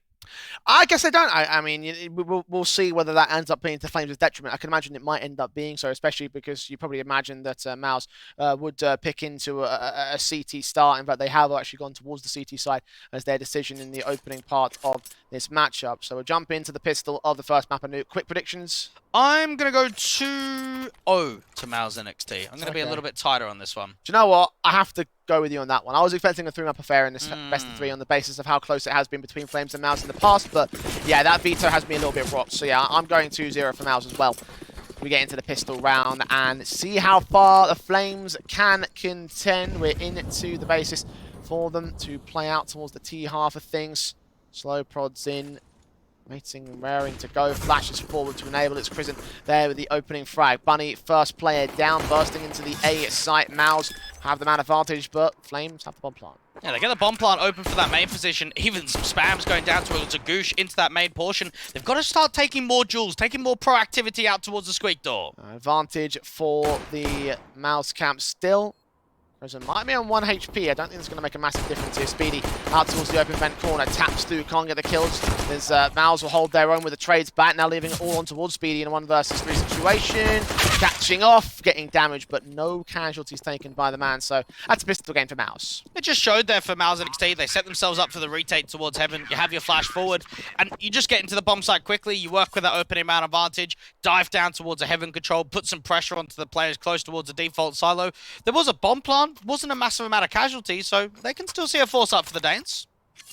That's what we'll see. Khalil's in for 3 players. Scout in as well for Hansi. Inspire yet to invest. He's not got quite enough for the full AK again, so Khalil's will be out for the majority of players. Very limited utility set though. And this is where, for MOUZ NXT, they've got to try and shut things down. Don't offer up a way back in here for Flames Ascent. Fast towards outside, a little bit dry, and that HE is lovely to start things off. Yeah, very nice indeed. Crizin and Bunny go back and forth, but it's a trade to a 4-on-4. Lean forward even further. That bomb going to make his way down the stairs into the secret position. And Flames tested pretty regularly, but in this context, they have got a HP disadvantage. As they smoke off Garage, and they also smoke off the lockers. So while there's not a lot of vision, there's a lot of sound cues down towards this lower bomb site. It's another initial trade. And actually, Flames Ascent are working out nicely with the lurk towards Fez on the top side. Fez and Inspire doing decently well, but Shield comes back in a 2-on-2 situation. Speed does get caught off guard. Inspire now last man standing, engaged by Jim Fat, who makes it 2 for the 2-0. Jim Fat, always an exciting player. And one of the individuals, Jay, that I want to give a little bit of a history lesson to in both of the head-to-heads. That Overpass series that we saw in the first time, the one that went 28-26, he dropped nearly 50 kills. A 1.26 rating, a pretty good effort. And then even stronger out on that Mirage of the 16-10, 25 kills and 13 deaths. So in both series that we've seen between MOUZ NXT and the likes of Flames Ascent, Jim Fat's always been leading on the server as the highest player. Guy you highlighted for good reason prior to the matchup. He was even top fragging in their game against OG Academy, as you mentioned about 20-30 minutes ago. So having that game, of course, and him continuing to step up right there is always encouraging for the MOUZ side. Crizin and Shield, and a couple of players in to engage the first couple of picks back. Damage done on the pistols, now they make their way down to the vent dive. Ready to try cutting them off with a knife kill on Speedy's part. The bomb should get planted. Never mind. Hansi and Fez are cut down by the M4s on the bomb site defense, and Speedy's left to also fall to the SMG. Good start coming through from MOUZ NXT, not allowing that bomb down, not allowing the extra cash injection to flow through for the Flames Ascent. And even just to touch on some of the individuals, maps played on the on HLTV just in general. Inspire at 17, Hansi at 17, Bunny at 17, Fez and Speedy just under 30. So there isn't many games even before the Flames Ascent side was sort of brought into fold that we'd seen these guys previously. Flames have their first rifle round to play with. Doing damage here against the rifles, of course, brought out by the MOUZ NXT camp. They've got the M4s, the SMGs still sitting in for Prison. Bonus rifles. Yeah, technically not bonus rifles, but in terms of the investment, certainly so. Playing in the position, damage will be done. Slight amounts back and forth ahead of the smokes, just blind damage taken. Nothing major. Flames Ascent needs to try and work their way towards an outside control. Offer up a little bit of an opening man advantage. You're having a walk down towards event control. You've got Inspire working outside with the util, but it's just a single lurk of Bunny towards the back of T-Red. Everyone else is still grouped up towards lobby and looking to hit some ramp. Walk up, the flash is sent over. Player at the backside getting caught off over towards ramp. They do have Jim Fat in with a couple of decent kills, but Speedy has got him traded. So 3-on-3 maintained for now. Lovely crossfire. Bring all that attention over towards the right-hand side, and that's when Jim Fat can peek up. Even Krisen down here towards the lower bomb site is expecting a vent drop or some walk forward out towards the secret control. Instead, Speedy's going to go back to the bomb and start focusing their attention towards the upper hair. Smoke back down, flash over, one CT holding at the hot position. Does catch off Inspire and going a bit too aggressive. QQ with that kill, going to call for backup, and backup has arrived, but Bunny transfers his way back and forth. Now to one-on-one as Speedy falls. Nexus now up against it. M4 in his hand, and Bunny low on HP, but with that AK, one tap is all you need to bring this one together. He's got 3 kills so far, on for the Quadra. Nexius needs a double. It's in the air in the backside to where that bomb's been planted. Bunny's going to wait for position. Rod forward, slow and careful. Wrap the corner, but he wins it for the Quadra and the first round for Flames. What an excellent round coming through from the IGL. And you could just see there for Flames Ascent, they want to try and mimic a lot of distraction. You've got the lurk towards outside, you've got the ramp hit, they go back towards the top side split, they come out from squeak door out towards the hut control too. And just for Bunny, repositions, plays it quite passively, waits for the timing, hear those footsteps running around just outside a hut, swing on the contact and allow the Danes to find their first round. It's not quite that reset just yet though. It needs to be a couple of rounds in a row from the Danes if they want to force an absolute eco. Quicken guns out, Galils and AKs again for Flames, still rocking a bit of a limitation on the basis of the economy game. Of course, all 5 M4s are in for MOUZ NXT. No AWPs just yet, that's fine at this stage of the game. That probably does come later on. Flames start to look to winning a decent round here. Follow-up that could bring them back to 3-all. Even Bunny waiting to see if there's any slight aggression from the top of Garage out there towards the back of T-Red. Start working with the util and off of a basis of a teammate behind him. Even put a molly down towards that secret control. And MOUZ NXT giving a lot of respect towards outside. Incendiary is thrown by Krisen.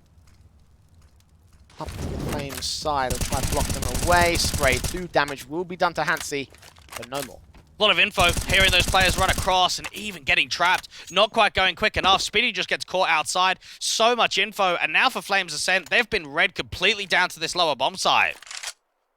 Smoke some Molotovs in. Molotovs down to the double doors. Fez, ooh, making noise. Catches one CT anyway. QQ caught off a little bit aggressive. Could have been a bit disastrous there for Fez, though. You can see Nexia starting to rotate back towards upper, but it all still could be a fake. It could still be Flames Ascent moving down to lower. That bomb's coming up to secret. This indicates that the bomb's going to come through from main. Very little time as Hansi checks out the back of the garage position.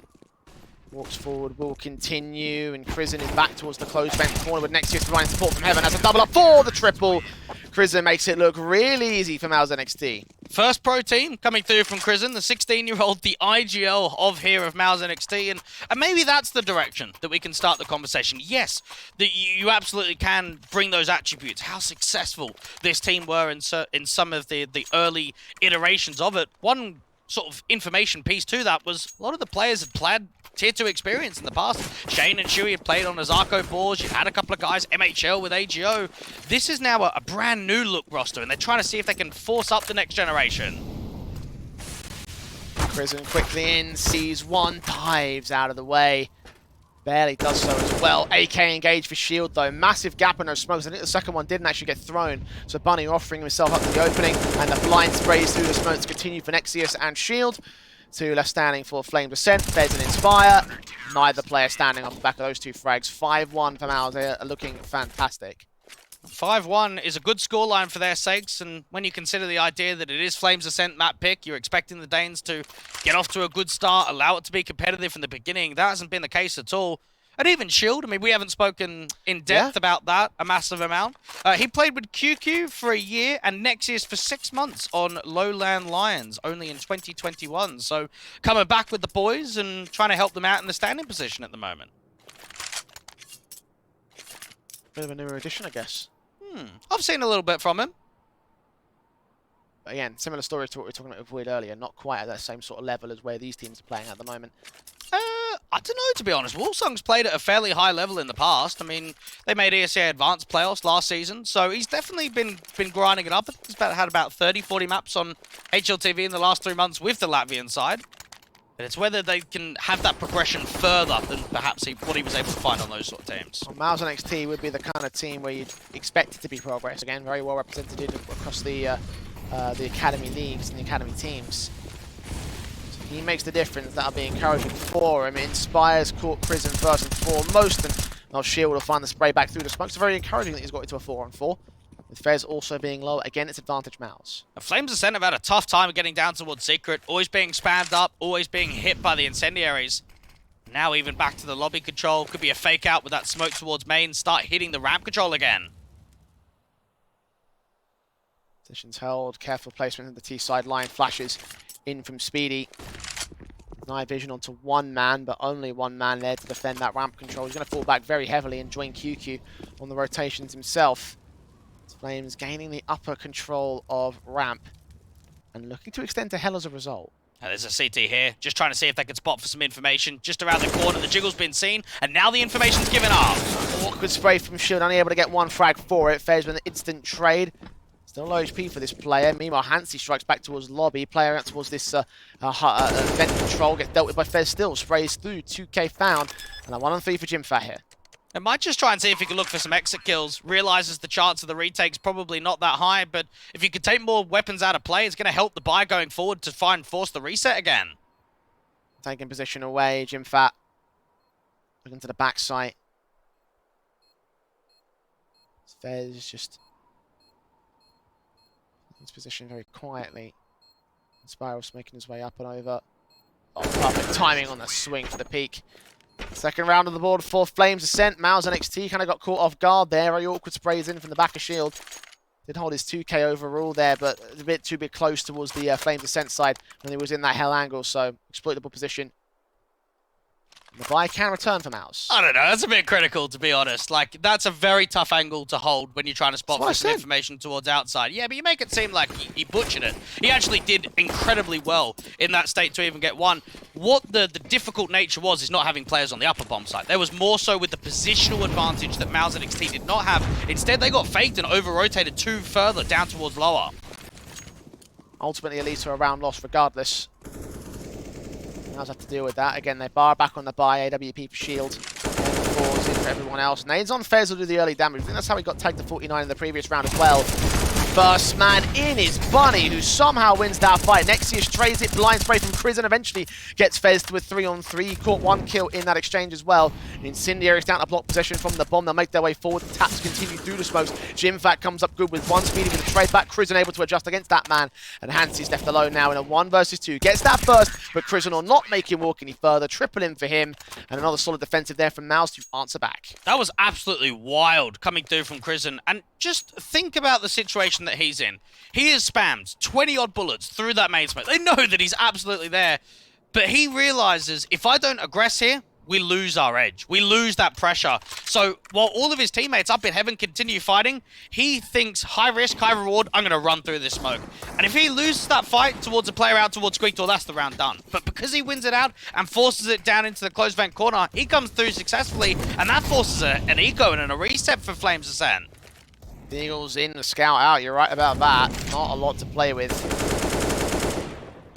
Meanwhile, AK's in play for Jimfat. The M4s on 3 other players on the board. Still limited on the economy state, so Flames can still punish MOUZ NXT pretty hard here. Risen again towards outside, bursting through with that M4. Getting tagged up, however. Hansi Dishing out damage to that scout for the moment. Flames Ascent, just looking to try and see if they can put some damage down onto the board. Forcing a bomb plant in a round like this could be tough. Work towards outside, get yourself down into secret. But this is often times where they've taken the majority of the hit is anytime they try to cross towards that secret area. Smokes sent to the ready for Bunny.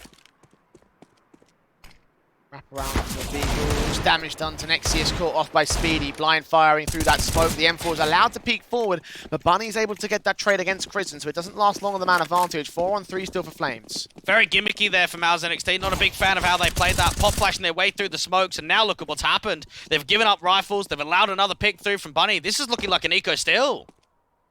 The guns are getting picked up here for Inspire. Pass that off to Fez ideally. 4-on-2 for Flames Ascent. One player on the upper side, one player at lower, no chance to rotate. Back in from Ben, still come in, Jim Fags. You get that kill alongside QQ getting the SMG involved. Bunny's Eagle taps forward, and QQ suddenly last man standing. SMG spray through, brings it back to 1. He's low HP though, and Speedy needs 1 bullet to land. That's all he'll get, that's all he'll need. 3 rounds for Ascent now. And that's just MOUZ NXT looking back at that round and thinking, was that even necessary? They've given so much respect towards outside in the last couple of rounds. You think about that one, they know they're up against Eco Pistols. They know that they can't be up against the best buy in the world, and they just start pushing through the smokes towards outside, and it cost them big time. Yes, it comes down to a clutch right at the end, but could have been cleaner, could have been a lot better. I'm with you on that one, I think, honestly. Again, a few more issues when it comes to MOUZ's holding positions. I mean, yeah, it was isolated pretty well on that last held position, but towards outside, like you mentioned, the aggression coming forward felt to me like much like how Fnatic were giving up some of those rounds on Inferno in the previous match. Yeah. Just a bit too hungry for their own right. I hope that MOUZ haven't gotten a cocky in that sort of sense from what the victory they just had earlier against 0-0 Prospects. One thing I actually wanted to ask you about this whole situation is about fatigue from the MOUZ NXT side, right? The fact that they've had a great match, a very long match in the previous one, to come into this one almost immediately against Flames Ascent. How's that going to affect things for them? I don't think massively, because they know the team. They know how they play, they know the style. If they were maybe playing a team they've never played before, I would say possibly there might be a bit of effect, but yeah, they're playing a team that they're quite familiar with. They've only played them in the last couple of weeks. Keep your eyes out for those small mistakes here on the MOUZ NXT side. Those might become more prevalent as time rolls on. Pistols pulled out for the time being, so they have been punished again. I mentioned before the economy not being in a great spot, so the Eagles facing, dealt with by Speedy's part, so advantage in the weapons and the man for Flames. It just shows losing that eco now puts them in double eco status. You have a flash forward, pop yourself into an aggressive sight line down there towards a hut control, try and win out an opening pick. Doesn't happen at all. MOUZ NXT down to an early player. Might be another info play later into the rounds. Flames are slowly rotating their way around to positioning themselves outside of the ramp entrance here. Trophy room flashes will come out. Molotovs at the ready. CTs have kept themselves pretty much at bay. Back to, in fact, let's catch his kill on the boost angle, and he's not adjusting to Speedy checks it. Looks for that double and does get shield next, so they adjust pretty well. Prison with a decent trade back. QQ comes up good with the deagle. Bomb now in his grasp, in his sights. Now in his hands is an AK. And 2 more players to find could isolate each of these individual fights. Just got to peek the right places at the right times here. Smokes against that, actually kind of aids him. He peeks forward of it, gets Bunny 1-on-1, knows exactly where Hansi is and played that to absolute perfection. What a steal that is for MOUZ. Just incredibly synchronized in how he wants to address that clutch. Realizes, okay, I've got bomb towards outside, and notice what happened only a few seconds before that. He starts moving away from Squeak Door towards that bomb, spots the ramp player. So it's information to start working with. You can see the smoke coming down, so okay, let's try and adjust the angles. Let's work on some of the individual duels. Deals with that first player towards the Squeak Door, and then just relocates over ever so slightly to the right. This is back and forth steals for both things. Forced back in for Flames as a result, got no bomb plant in that exchange. Left the bomb on the outside of lobby, ultimately what cost them that round. Had they just had access to the site, they could have got the bomb plant in and forced QQ to come to them. And good guy as well, right? Still sacrificing the rifles back towards shield, giving up the AWP for an SMG in his own right. Every right to hold a rifle at this stage, but playing for the team's objective rather than himself. It's worked out well so far, Bunny to 43 HP. Even Fez is hoping for a slight overmove, a slight aggressive maneuver to come down towards that ramp control, re-smoke out towards the Squeak Door, even a boost towards the top of hut to get that rifler back over. Allow themselves to play 2 towards heaven. Smokes down a trophy again. Hansi's Mac 10. Bomb passed off. He peeks in from Flames Ascent, Prison. Flash forward to try and keep them at bay. 45 seconds to the clock, and there is a CT player getting up close and personal here. Could have had a swing against Hansi. Flash in hand, hearing footsteps, catching that individual off guard, catching two of them. In fact, the throw up just gained with Speedy flashing his own teammate from beyond the grave. Not fantastic.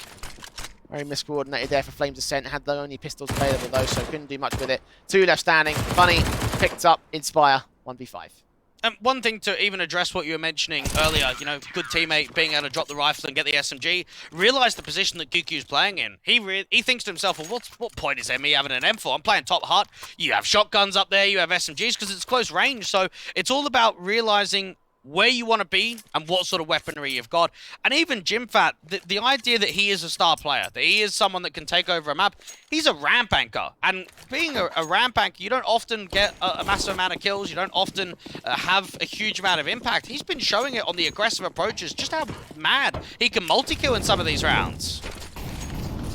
Flames, of course, left with not much to play with now from here. What a nade from Prism, by the way. Perfectly timed on Inspire. Landed right in his face. He's made his way in from Silo, and that's already almost a casualty right there. Dag damage being done regardless, and there's not a lot of Kevlar to play with for Flames. It's a harsh eco round coming in from them. So, again, should be seeing a pretty easy affair for MOUZ NXT to try and get 9-3 on the board, and I feel like it was going to be a much more better start for Flames at that pistol basis. Apparently not. I think it's showing that double digits should get secured here for MOUZ NXT in the first half. I can't imagine that Flames Ascent are going to be able to put much more up into the rifle rounds when it comes to their T-side perspective. Even Jimfat realizes the rush is coming out towards ramp. Control, another multi-frag round for him. And he just makes it look so easy, doesn't he? Round after round. Yes, it's anti-eco frags, but it's just the spray transfer and just small little details like that that is why we give so much credit to an individual like Jimfat. Top frag is top frag, so, you know, I'll take it if I was Jimfat, you know. Maybe more impact could be seen in the likes of Crizzen in his position right now. 16 kills deep for him. Of course, QQ having that clutch, of course, even though he's only at 8 picks himself. Numbers aren't everything, but they are significant anyway. Flames set in for them. Molotovs. Standard default set to the outside. Prison so ready to receive, and smokes in the way. No gap generated. Taps will still continue to come in. Tag Bunny to 10 points of L. He's already should be a dead man. Even Jimcat can think about rotating down towards that lower bomb site, or instead start sending one of those A players down into the vent control. The Flames Ascent have always taken mass damage towards outside. This time around, though, they're not actually competing it all as a team. Instead, leaving a single lurk down there towards the secret control, in with a teammate. Everybody else is kind of back here towards lobby, though. Angle set Molotovs down double doors. Corpse so ready to take a shot for shield. That's what he gets for it. Bunny down and out. Nade sent forward as the teams continue to press the issue. Meanwhile, Inspire backed up towards lobby will try and ensure that there's no rotations. The backup teammate as well could force a rotate back in from the A site, or could go down the vent control and join their teammates. Seems to be the call here. Get that molly out towards closed vent corner, but don't know about the backstab behind them. It won't press up though. MOUZ and NXT are being very tentative about this. Maybe they can secure a crossfire against Flames Ascent, make their way back into upper site, which actually is the right call because they're rotating away. It's how much respect gets given towards his hut control, though, and even towards outside. The single spot for information is doing damage. Flashes over, Nexius holds the line outside of hut, spray through, doesn't get a kill, gets damage onto Inspire. QQ can adjust towards, get Hansi and Speedy, drop that bomb in the open. It's Galil's doing work, and now backups arrive. Prison with the kill, Inspire with it all to do in the ace clutch. 18 seconds to make it happen. They just know how to hold this down. He'll swing. Isolate another decent pick, actually. That's decent. 10 seconds, but no more than that. Shield puts his AWP up and shields the round, the 10th round for MOUZ. And this is where the conversation has got to be made about a team like Flames Ascent is, are they starting to get recognized? Now, very early on in the Academy League, I think they proved a lot of teams wrong. They were able to get a lot of victories up. They were 4-4. They were towards the higher end of the group. But then we think about what happened towards the tail end there. They lost to MOUZ NXT. They lost to OG Academy. They lost to Apex Rebels. They lost to Fnatic Rising. And a lot of those series were quite one-sided. We're now looking into a best of 3 on their map pick, and it's not looking pretty for the Danes. You can even see the progression in results, right, from MOUZ NXT to Flames. Flames had their debut day and they took MOUZ all the way to overtime, right? The fact that they had that 28-26, and then the second time around it was much more confident 16-10 for MOUZ. The difference currently can be seen in terms of this head-to-heads, and in this particular map-up you can see how well it's gone for the MOUZ NXT side. It is CT half of Nuke, but we are looking at a worst-case scenario of 12-3, at least 11-4 at the turn of the half. Flames Ascent. They recognise they might be in deep trouble here in this half-buy. Even towards those spams out there from the squeak door. You've then got a slight press of a couple of individuals towards Hut, clearing out all the lobby. And while that's been the case, Jimfat goes, right, well, I'm going to rotate down towards a lower bomb site. They've probably come through from Secret. What a shot. Not a great follow-up, though. Not like it matters. Krisen's caught Speedy. Inspires all alone out towards the observation window, checking the back site. Opening up the window to try force positions and players to rotate towards him, but they've got all their rifles. He's only got a Tech 9, so even if he gets a kill, that's probably the best thing he's looking at here. And Nexus is thinking that he's going to get wrapped in for that right-hand side and eventually could swing out into the open. 11-3, and even the conversation of the veto process. Both of us looked here and said, well, Nuke gets played quite a lot. Is that a detriment? That's shaping up to be a 2-0. Look at what MOUZ NXT have achieved in this first half. They've been dominant. They've been ruthless. They've given individual rounds over to the Dames. They didn't even give them many chances. Had worries about this veto coming into this one. Let's see exactly why. Flames Ascent. One more gun round here to close out the half. Smoke set. AK's in for Jimfat, the only one in play for the CT Forces. Nice nade. Damage done to Fez once again. The Incendio should drive him away. Even Bunny trying to work towards outside, try and work around that smoke. You got Shield up on the other side. Krisen to take that first player down. Kill found. The AWP watching for more. Catching one of the smoke fades. That's Speedy next to fall. A 5-on-3 situation as MOUZ just pick apart Flames piece by piece. Taps through. Wall bangs attempted. Nothing gained of that. Shield's been very consistent up towards the lockers and Heaven Control. Hansi, while he's looking out towards a closed vent corner, they know there's a player towards main. It's just back and forth with the spams, but there's still a lurk towards outside. Fez on 40 now. Krisen work his way up. Oh, what a shot. A burst through to the headshot of Inspire. Now left to 2 of Flames Ascent. Fez and Hansi. A ton of work to do. The AK's in, the AWP's out. 45 seconds on the clock. QQ is just bearing down upon him with an M4 in hand, dropping that bomb. All towards the AWP. 1 versus 5 to gain for him. Does get 2 picks in. The third frag not quite landed. That bomb in the open means that, of course, he hasn't picked it up, so he's got to peek back in towards Squeaky Door. Backstab wrapping in and all. Be no way for the man to play around this position. He'll try. See Shield now moving in with his AWP to try counteract all of action and win the fight pretty effectively. A fantastic 12-3 half from MOUZ NXT. Dominance is the only way that you can describe that. That's been a rough showing for MOUZ NXT for what you think. Is it going to be a rough showing? Well, no. It's actually a very dominant affair. And I think for Flames Ascent, they'll be disappointed with themselves. Again, you're coming into a best of 3. You're coming into Nuke. While it is a strong map and a map that gets picked quite often, you think, okay, there might be weakness here. There might be an opportunity for us to kind of show what we have to offer. And I don't even think they deserve 3 rounds. I mean, one of them was an anti-eco steal where... Look at what happened. MOUZ NXT got aggressive on the outside smokes and pretty much gave them the round. So even 3 rounds was a stretch to how much they put up. I mean, look, I want to give them at least a little bit of credit, right? The fact that they've got those rounds together, like, it definitely felt dominant. I can't deny that at all. Towards the tail end, probably less so. That was 6 rounds in a row, and it looked fantastic from MOUZ. They didn't want to let go of a single thing. And, of course, it was T-side. I do think that that's not much of a forgiveness, though, when you consider that we've got 9 rounds to make up at the moment. And that doesn't even include if MOUZ get the pistol, the conversion, and then possibly the rifle round after that as well. This really is a tough affair for the Flames Ascent side to make happen. Like, this is going to be just a difficult basis to play from, right? Pistol round for the CT side of the Flames camp. And of course, MOUZ NXT. I imagine they'll gain this, honestly. Well, consider the idea, 12-3. The exact same scoreline we had at the half for the first opening best of 1 between these 2 teams that went all the distance in the overtime. So we've seen comebacks before. QQ will get tagged up. Dive down to the defense for 1 player on the MOUZ side into Hell. They'll make their way in, and Jimfat will get sent straight to Hell by Inspire. Executioner of both him and Krisen. 5-on-3 gain. The plant will be secured. And look at how quickly the CTs are trying to get into position. You've got the T side looking to press themselves up. They've got to start taking some fights instantly towards this ramp control. USP up against it, swing out. Oh, the headshots are perfect for this man. Taps for days, looks to the corner, engages one more. Shield, however, holds his nerve. QQ engages himself, and Fez and Hansi come in to pick up the rest of the pieces. It will be a fourth round for Flames Ascent, an all-important pistol to win.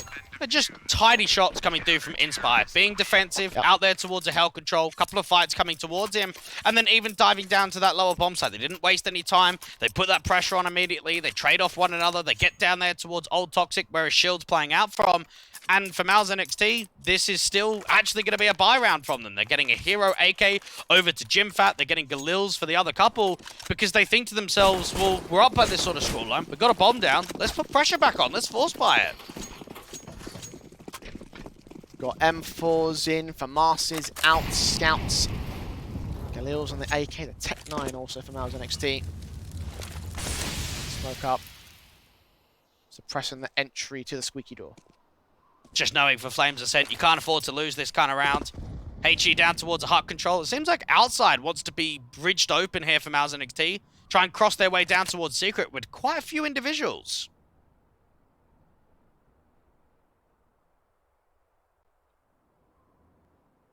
Very careful for MOUZ.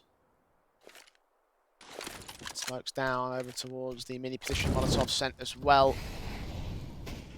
Van Adam in the secret position. Jimfat's going to isolate Bunny, get that kill as they work their way towards outside. Pretty aggressive on outside as well. Hansi to find a crack angle ahead of the glass and block rooms. Engagement up towards Heaven. Inspire's going to go down for it, and Nexius and QQ combine to get those two. Now it's a 4-on-2 for MOUZ. And Fez, I mean, surely he doesn't do much here. And it just showed how desperate that got. You could just see there's just overswings everywhere there from Flames Ascent. They realize we've given outside, we've given a lot of map control, and we're down by 1. Let's just send it. Let's just try and fight everything, make it really chaotic, and it's come back to hurt them. And now for MOUZ NXT, 30 seconds left on the clock. You could think about splitting towards the upper bomb site. Plenty of time and plenty of positions to work with. Speedy, oh, turning away, but adjusting back towards Shield. Cruzen, however, has the responsive, and Fez is left alone. Very far away from contact, very far away from the side defensive, and very far away from any chance of taking this round. MOUZ striking back and winning the conversion is so much more detrimental to the team that won the pistol. The fact of the matter is that Flames are going to be reset to single round loss bonus, a force buy involved, eco for the next. We're looking down 15-4 here. That's a shame.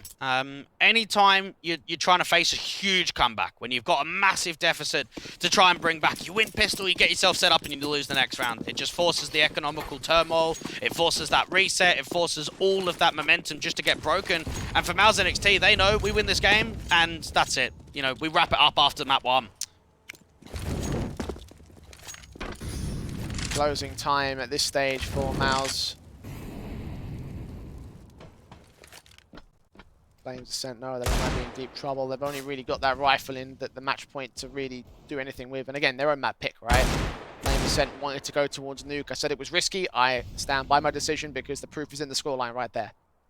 Inspire, trying to see if he can take a duel with this dig. Out towards the ramp control, just gets caught a little bit wider up onto the angle. QQ with the entry, and now just diving down to the lower bomb site. There's another CT, just gets caught off immediately. Hansi, nothing he could do there at all. And now it just might have to be an instant save. Yeah, I'd say so too. Get a little bit of extra firepower, and Kevlar to go into the next round with it will be a harsh eco, so that extra bonus might be a little something to do some damage with. They're going to lean in and look for the exits and get 2 kills, 3-on-3, and they seem like they want to go for this.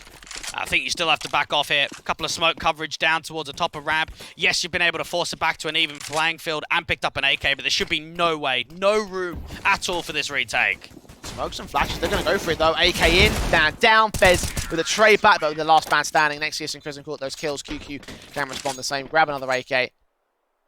14-4. Flames Ascent did their damage, but it really only is damage impactful if you can follow suit and actually get the next round. And I was about to say this will be an eco, so they can't capitalize upon that, but they forced the issue. There's not a surprise here. Look at the scoreline. It's you. Even in your next round, you're not working with a perfect rifle round, so give yourself some leverage. Try and force it back. You know that the T-side economy is not built up at all, so you could force a double eco. You could try and force an instant reset again. Or you could just leave yourself open from right to the picking of the MOUZ's side. Prison caught, tagged up. Smoke's in the way of the squeaky door. Speedy's going to dive down into vents. Bunny still playing inside of that smoke. The Eagle up against it, falling back to the outside, missing the angle on one player. QQ capitalizes. Just knowing the smallest of mistakes there of vision cost them big time. Speedy out towards a single door. Does come away with 1 kill from the 5-7. He's got to stall. He's got to allow time for the rotates to come to ramp. Nades down against him. Speedy. 5-7 held. And leaning against these AK taps. Fez backed up backside. Gonna hold his position. Wait for the moves.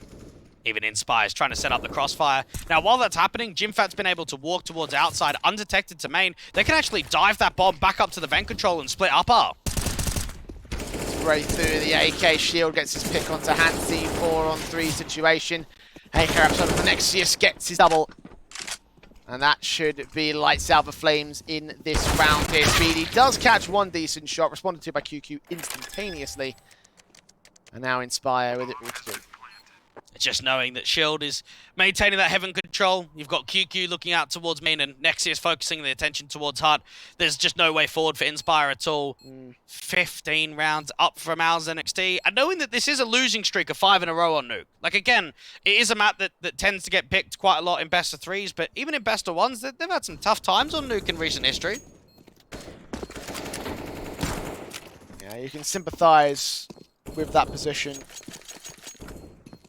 Understanding that Flames are trying to punish this MOUZ side as best they could with that losing streak. But then even that, it's a bit deceiving because yes, you can look at it and say, oh, well, there's a bit of a losing streak, but you can also look at the idea that this is the highest picked map in the pool for best of 3s in the last 3 months, no matter what the results may show. It shows that they're confident and it shows that they don't mind picking it. And for Nuke themselves, obviously, for Flames themselves rather, not being many great results on this one. Yeah, but we spoke about that earlier. Like, they've played 1 best of 3, so you're never going to be able to get Nuke forward. And it showed it that in the best of 1s that they played 10 best of 1s in the Academy League season, and only one of them actually presented Nuke as a map. I know, but all those situations combined to the fact that this map is going to go against them, certainly. Back to 15-4 at this stage, match point, or map point rather, for MOUZ. Could be match point. Could well be, yeah. Again, their pick coming up after this one, so... Not a lot of hope for Flames Ascent. Bunny's already down. Just knowing that Nexius is still maintaining that outside control. And this is where you can start tempting Flames Ascent. You've lost a pick very early on, the first 30 seconds of the round. Now they'll start making an info play, they'll start getting aggressive, and even Nexius is spotting so much towards outside. Does spot the Heaven player, trying to see if he can tap up a kill. Takes damage for it, though. Ashes and smokes over. Needs to respond, trying to finish off the job, and indeed Speedy does get that kill onto Nexius, so 4-on-4 situation. AK now in his hands to play with. Got Fez on the backside. All the T's making their way down into the B play. The smokes are in, so they should be at the bomb plant here. Get it down towards that lower bomb site. Flames Ascent, you'll see players either dropping in the vents or down towards Secret. It's going to take them a little while to get into position. And once this bomb goes down, you could just expect MOUZ NXT to get into good post-plant positions, already capitalizing on double doors. Already got one player set up there, ready to receive the incoming CT side forces. That's up for Crism. Flashes will come forward and trying to make their way into the crossfire. Speedy, QQ, 2 kills for him. Jimfat with 1. Inspired does get 1 to return. But all alone himself, the smokes will come down, the flashes will come over. And he'll be fought upon by Jimfat, who will make it 16-4. Easy as that for MOUZ NXT, who decimate Flame Descent on their own map pick. Yeah, that was unfortunate, wasn't it, Dwight? Really not much of a fight being thrown up there by the Danes. And just when we had the idea, the inkling that this could be the more competitive game of the day, this should be the one that everyone keeps their eye out for. I mean, 16-4, no one could have seen this coming. Even if you would have predicted MOUZ NXT to take this in 2-0, you expected Nuke to have that competitive nature, to it to be a close affair. It just wasn't. They just got pumped. Yeah, I think that's the thing, right? Again, I took a look at the veto coming into this one, and I thought to myself, this is going to be a bit worrying for Flames. The idea that they've taken so many risks and they've allowed opportunities. Like, I mean, I understand the thinking, right? Because they have been stomped by MOUZ in the past, right? They've lost both of their maps that they played against them so far, but the fact of the matter is that this is a map that I think they really shouldn't have gone towards for me. And again, sample size is still very small. If we see a Flames Ascent side in the next couple of days picking Nuke again, there might be more behind it. It might not just be in this single series, but I think a lot that they could have pulled away from was just opening man advantages weren't really flowing. I thought Hansi with the AWP was very missing. Of course, starting on T side Nuke, AWPing's going to be tough. But when you don't give yourself even a competitive scoreline in the first half, you're not going to be able to come back. The deficit's just too large at that point. Yeah, 12-3 was a bit too much. The pistol was gained, but without the follow-ups there, without the rifle rounds, without anything really to play with in that second half, there was no chance for Flames to hold anything in their own map pick of Nuke, with Overpass being the pick of MOUZ up next, a map which they've taken them close on to their credit, but not really been able to gain the advantage. Means that it's still going to be a tough affair for for Flames rather, as MOUZ hold all the advantages in the world. We're going to head towards a break, and when we come back, it'll be time for our second map of the best of 3.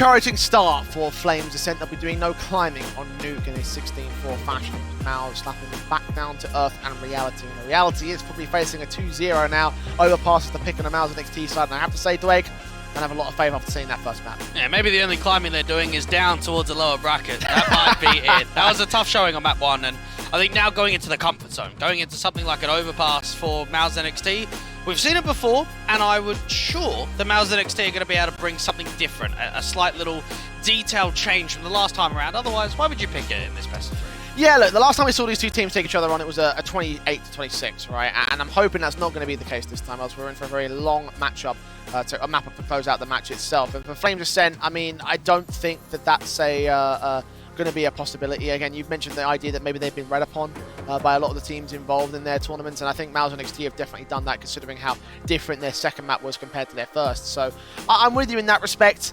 I'm just sort of holding out hope that Flames might pick themselves up, because they can't look at that map and say that was acceptable. No, without a doubt they can't. And even for Overpass, even if it's not a map win, even if it's double digits, even if it's more competitive, you've got to look at that and say, that was better. That was better going into map number 2. And for MOUZ NXT, we did have that conversation that they played OG Academy only very recently. They're now in the playoffs of the Academy League. Overpass got picked, and that was the most one-sided map in that series. Map number 1 was Inferno. That was a loss. It went to 30 rounds. We look at even the last map decider of Vertigo. That went into double OT. Overpass, it was a stomper. It was a 16-7. Yeah, and as a result, it's very contrasting results walking into this matchup here in this particular case. So you don't really know where it's going to lean in as it stands. All I do know is that is what we just saw in that first map, right? And I got to think that that was probably not as fantastic as Flames wanted it to be. Again, MOUZ picked in to Overpass, so the idea that they'll have this Overpass in the back pocket, the fact that they've already played against Flames in this on this map in the past, it indicates to me that that's going to be a factor that might change things up for its entirety, and just the fact that MOUZ probably playing a lot more confident of a game right now by the Flames account. And it might even be quite misleading to what that actual result was. Yes, it went a very long time. It went all the way to 28-26. It was a 12-3 half for MOUZ and NXT. So one of the issues that they might look back on in that game and what they look at today is just do better on closing. Do better on making sure that we have a good lead, we get the job done, and we don't let it spiral out of control. And you look at Nuke. You're down by a very similar scoreline. You lose Pistol. What happens? They immediately respond with a force buy victory, and that is what gets them over the line. What is able to manage them to get 16 rounds. For my money, that just means more further encouragement to the fact that this is going to look like a very good map for MOUZ and NXT. So are there any positives for Flames right now? Is there anything they can look at in this map and say, look, we have an opportunity to still do this? Is there anything at all? They play a massive amount locally. In the Dust 2 Delegan, I think they've played Overpass 6 times out of the total of 10 games that they've played. So match experience, I'll give them that much. They've got a lot of tenure on Overpass, but at the same time, you're always playing middle to the map pool in best of 1, so that probably tells you something else. Yeah, and as well as that, I'm not sure whether I take a lot of stock in the local results in a lot of those leagues. I mean, it depends really. Like obviously, we're talking about Void previously in that last matchup, and they had a map pick which they play a lot locally, and it wasn't. That's a good point. And it wasn't exactly a great showing against the Fnatic Academy. So I'm still on the fence about how well this map will be played in the context of taking on the MOUZ and NXT side, who have already managed to have the experience against Flames Ascent. I don't think they'll make the same mistakes again, and even then, they still were able to win the last overpass between these two teams. So pistol round going live. Flames on the T side start. MOUZ in with the USPs. Julius will come in as Ascent will lock down the connector control. Hansi with the triple, instantly takes control. And just see that crossfire with double Julies out in connectors. Always going to be a tough affair to try and bait against and allow themselves to come back with a couple of trades. Even Bunny spotting for some slight information towards the front side of the bathrooms. Jimfat, the last player left, all he's going to be looking for is a bit of damage. This is a perfect start for Flames Ascent. Yeah, very nicely done. Very nicely done indeed. Locking into that mid control for the man. And Hansi's got to be credited with a lot of that firepower there. 3 kills for him back to back to back. Engaging on all entities that faced him there in connector, and Bunny will bunny hop his way into the pistol win for the Flames side. Again, very good start for them, much like it was in the last map. The question is, will MOUZ answer back? Well, we've seen Flames Ascent in the last 3 months on HLTV. 1 win and 5 losses out on Overpass. Decent affair in first half CT sides. That's one of the caveats that I can give them when it comes to credit. It's the T side in the second half where maybe I can dive the conversation a little bit deeper once we see what sort of scoreline we're working with. And for now, working with the eco for the MOUZ side. Not quite as harsh an investment as they had previously. Burst through for Bunny getting the start on 2 individuals. catching Nexus behind that. Oh dear, Hansi just took Bonnie down. That was an awkward nade. That's not encouraging. I don't think it makes much of a difference, but there is an M4 for MOUZ to play with, though. So any damage that comes through from here is all going to be Flames' fault. Well, there won't be any damage because they've chucked it away. And that's very smart. You realise that you're going up to the second round. They're not all going to have M4s. There's going to be a couple of limitations here or there. We're probably not going to be able to do much, considering that it's not a force buy. We don't have any armor. So throw it away. Make sure the CTs can't pick it up. I respect it. Definitely thinking long-term there from the MOUZ side. Fortunately, Flames will be spared their embarrassment, which is always an encouraging thing. But want to avoid more of that for going on to the future, right? Like the fact that Hansi's let that happen, the nade placement's been awkward, just to add to more of the issues we've had for Flames over the course of the series. Oh, I don't know, man. It's one HE. Small mistakes can oftentimes lead to big consequences. So, again, if it turned into damage, then definitely so. It definitely will lead to lost investment because they don't get that M4 back. I don't know. I think we just switched roles today. I think you're just being more critical than you usually are. Am I really? Yeah, I think so. You know, I thought I was the cynical one. Yeah.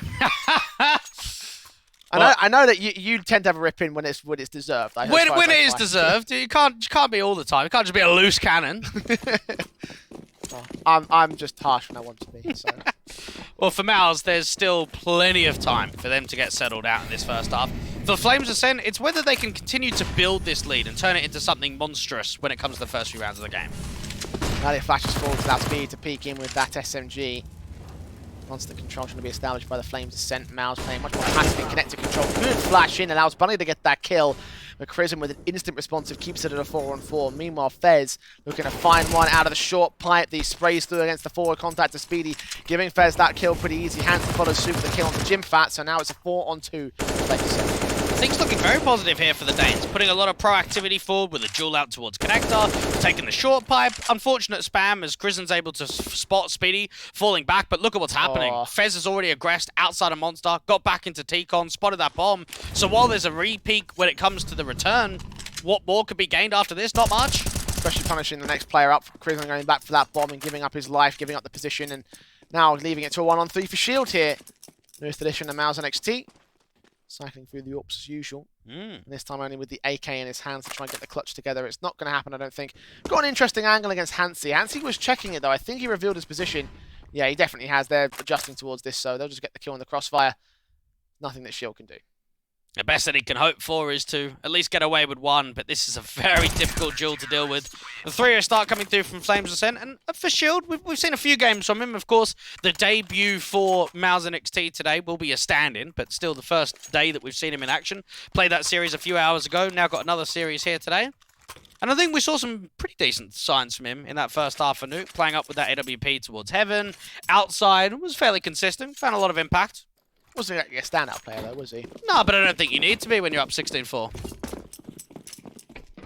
Currently, he is without kills so far in this game. In fact, all but one player on MOUZ NXT era without kills. This early portion of the matchup has been pretty stomping so far for Flames in their 3-0 pistols conversions. Force buys 1. Now we're down to half invest for the MOUZ camp.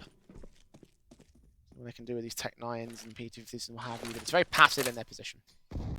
Just knowing that for MOUZ NXT, being able to gain some of that bathrooms control is going to be quite an easy affair because they actually do not have much of a defense at all. You've got Bunny very deep, jump spotting out towards APC. Over there at DICE, got a rotate that can come through up from the B side. But when it comes to Divider and to the front of the bathrooms of Banana, there is absolutely no leverage that the CTs can offer. Just prodding. Giving MOUZ this little bit of map control. Incendiaries and flashes in hand for Bunny going to allow that peak to come forward from one individual. His eyes on that long control in case players do want to push the issue. Still very carefully placed here for Flames. MOUZ will start their moves in now. Hansi and Bunny going to cut them down. Yeah, these pistols do get trumped by the rifles pretty easily. They do get one casualty though. Fairly good read there from Flames Ascent. You had 2 on A, even rotate a third player up and establish the crossfire, being quite proactive with the nades. So a decent start coming through from the Danes. And knowing that they've already done as well as they did out on Nuke is a very positive sign for the early stages here on Overpass. Yeah, 4-0. MOUZ back on the guns here. The AWP in for Shield. AKs on everybody else. AWP for Hansi on the contrary here for the Flames Ascent camp. And Sitting at 5 picks below the top fragger. Now matching the top fragger with that kill against Prison. Positive starts against the Ascent camp, as well as QQ getting caught off. Did not see the player in the midst of the fire. 2 very quick frags coming through for the first 20 seconds of the round. You don't even have a flash out towards T-Con, but a dry peek. AWP is just able to capitalize instantly, and then of course the peek that comes through out towards the short water control. Inspire ready for a flash towards Monster. Flames Ascent with 4 on B. Can start moving and rotating more players back up towards the A side. MOUZ and NXT have had to brunt quite a bit of damage just for map control. Found themselves in quite a position here for the Flames, haven't they? No damage done. 2 casualties. 1 player being tagged up. 60 seconds after the smokes coming down. Hansi in watch for position. The smokes coming against them. Shields walks forward into mid control. Hoping to catch a jump spotter, someone out there towards the front side of Dice. Even Bunny's giving a slight away of information over from the truck control towards that Pete entrance out there towards Long. MOUZ and NXT could just be contact heavy. Could well be. 93 seconds. Flames sit pretty on that A site, also wait for contact. It's Fez. Only real player having any real aggression in towards that monster control. Utility gets thrown out. Now they will rotate those 2 B players. But 3 on A to hold off against. Nexius isolates 1 and a second alongside Shields Orb kill. They turn it into a 2v2 here, Dweg. This is so winnable. Get that bomb plant open for the bank position, and it allows Nexius to get more aggressive towards that bank control. And it's risky, but it works for them. Flames a little bit too late to the rotations, and now Nexius closes in the pincers on 1 more frag. That's 3 for him. Speedy to drop. Fez, last man standing, does pick up 1, but now where's Shield? The AWP versus the AK.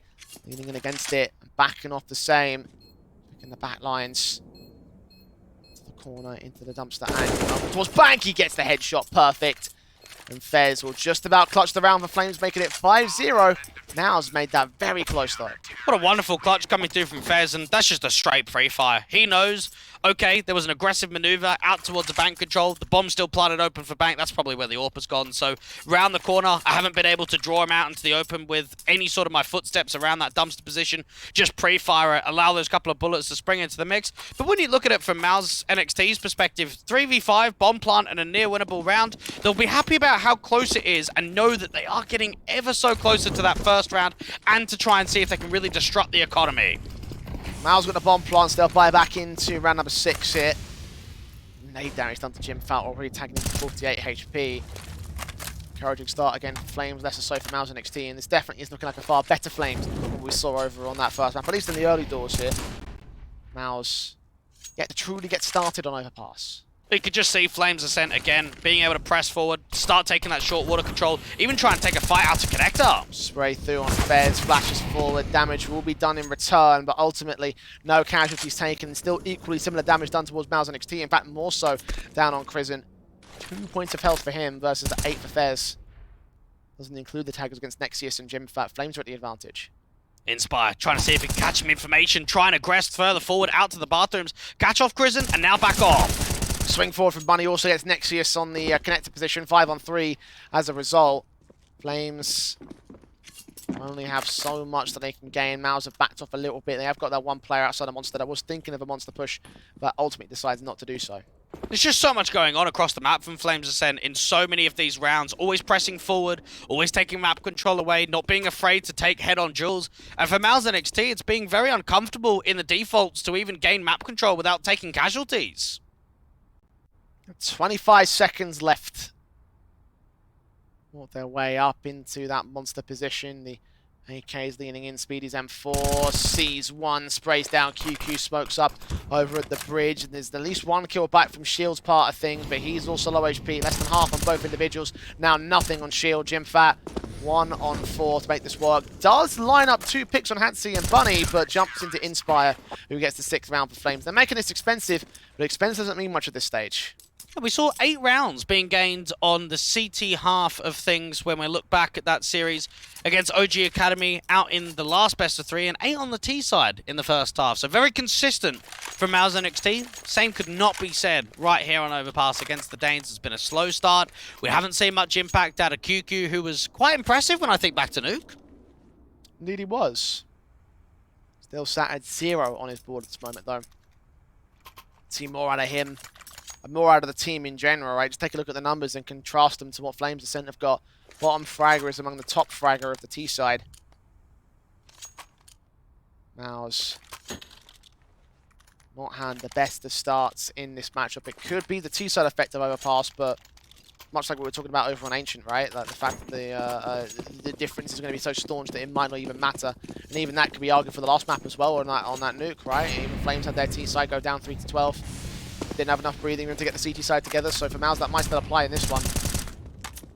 Gonna need to see something, gonna need to see it quick. Well, it's very familiar signs in the best of one on Overpass. 12-3 halves from both of these teams on their CT basis. Very one-sided, very proactive. MOUZ NXT up onto the half buy again. Couple of upgraded pistols, you've got some armor, some util around it. You're looking to try and get some damage, try and take as many of these rifles out of play, and just hurt Flames Ascent's money growth, because even though it is 6-0, they don't have players up to 10 grand. It's actually quite limited on some. It's all a case of capitalizing on that damage, though, I think. It's what the next step is for MOUZ. Players of the crossfire in at the monster position. Inspires waiting towards the angle over at short. And a very unorthodox short position, actually. It might actually work out pretty well for Flames. Flash forward, locking out Speedy and Fez. Fez lines up 2. Triple found, bomb dropped. End of round. 7-0 for Flames Ascent. MOUZ have their guns. I think it's their best chance to get something done here. And this is where you have to look at some of your star plays. You have a look at a Jim Fat and say, right, mate, can't get us out of trouble. Maybe you have a look at a Shield and say, let's try and get you on the AWP. Let's set you up for a T-Con pick. Look up towards Party, out towards Monster B. A little bit more on the front foot. Try and set that AWP up for success. Flames Ascent definitely mentally have come back into this second map and have looked definitely like a much stronger team, a much more cohesive team. No doubt about it. Definitely better than what it looked like on Nuke by a country mile. NK's in for QQ, sprayed through against the CT line of things, hoping to catch somebody out there. Tansy with a pick back on Nexius. The flashes will come forward. 2 flashes come over for Inspire. We'll try and block them away from that connected position. So it will just be a game of suppression for Flames.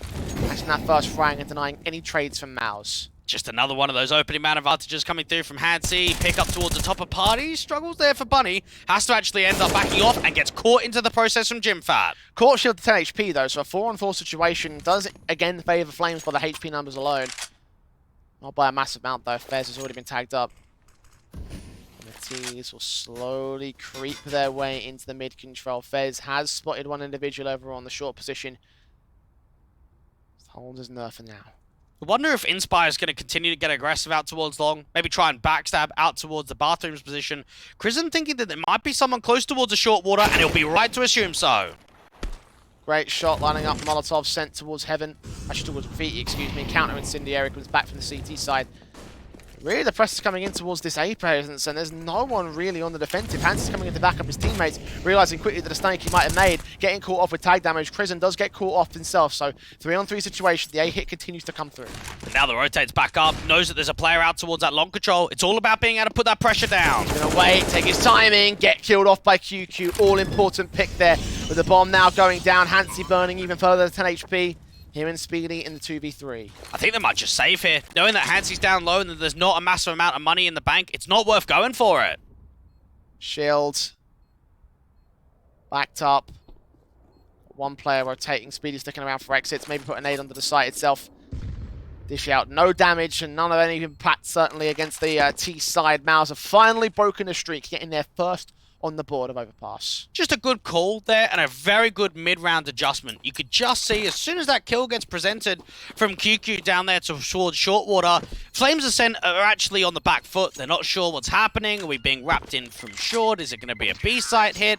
We don't really know what's going on. And as soon as you have that hesitation, as soon as you're able to force the CTs to reposition, to start second-guessing themselves, that's when you can counteract. And it shows how important that long kill was too. Because I don't think if that kill comes through, maybe the bomb gets denied, maybe it sets up a multi-kill for a backstab. That one kill made a huge difference in the round. Made the difference in the round going the way of MOUZ, of course. That's ultimately what you need just to get around on the board at this stage. Mentioned the economy game being something of concern here for the Flames side, and you can see what that does to the money state at this stage. AWPs will still be afforded with around the M4s and the buyback. Molotov set the Nexius as he tries to lead the charge in it to the long control, putting Molly's out mid. The majority of players inbound towards the A site. No resistance from Flames here. Very cheeky to actually start aggressing up on the long control. They've taken a lot of map territory away. You saw Jimfat finding success with a duel out towards long previously. Even flashes high for those banana players. They're not seeing anything. Hansy's got to reposition and focus that attention back to jump spotting at APC. Flashing in at the long control and will hold the APC angle. Actually try to re-aggress ahead of it. Counter boost in from the T side. Can't get set up here. CG can flick away anyway regardless. Bunny knows there's going to be more presence being shown out here towards the bathrooms and Divider. Just try and see if they can slow it down. Shield does get baited. Swings back in and catches Hansy on the second face. Meanwhile, they have pushed up ahead of Divider here. QQ got to adjust and indeed gets Bunny to a 5-on-3 now. Shield took some damage. QQ took none of it. Flashes in and already Flames are out of there. And sometimes it shows you, just because you have an early start, just because you've got a strong lead, things can get out of very quickly, and just off the basis of economy, knowing that you come through with a couple of rounds, you start setting the ecos and the resets, and then it's a buy eco, and it's a buy eco, and the rounds difference starts really minimalizing. For MOUZ NXT, I think we're getting more composure out of them. We're seeing more attempts on the default to be successful, and as soon as you drop that AWP from Hansy, I mean, that's not an easy shot at all. I think even that slight reposition was maybe even a bit awkward from Shield. He ends up having to take the shot through a wallbang. Wow, was it signpost? Lamppost? Lamppost. Yeah. I always get those two mixed up. I don't know why. Signpost and lamppost. They're very different, Jay. They're very different. Yeah, you're right about that. But you can see it right there, right? The position that he held was just such awkwardness. Like, he kind of got in the way of it. I mean, honestly, if it was me, I would have missed that shot, even though it was bang on with a crack angle. Do you think he got in the way with it, or do you think the lamppost got in the way? Well, he positioned himself in a position where the lamppost got in the way, is what I'm trying to say, right? It was his fault. It didn't move, yeah. It was his fault that it got in the way, but it got in the way nonetheless, you know? 7-2, Flames Ascent. 5 rounds up against the MOUZ NXT, but like you mentioned, 2 back means that this early start has been negated somewhat. Still looking to hold the advantage, and MOUZ have to go all the way back to try and equalise here. Again, money's being whittled down. The saves are coming in because of that here for Flames. One good round for MOUZ might break the whole economy state. I thought there was going to be a rush there from Nexius, but he does back off ahead of the flashes.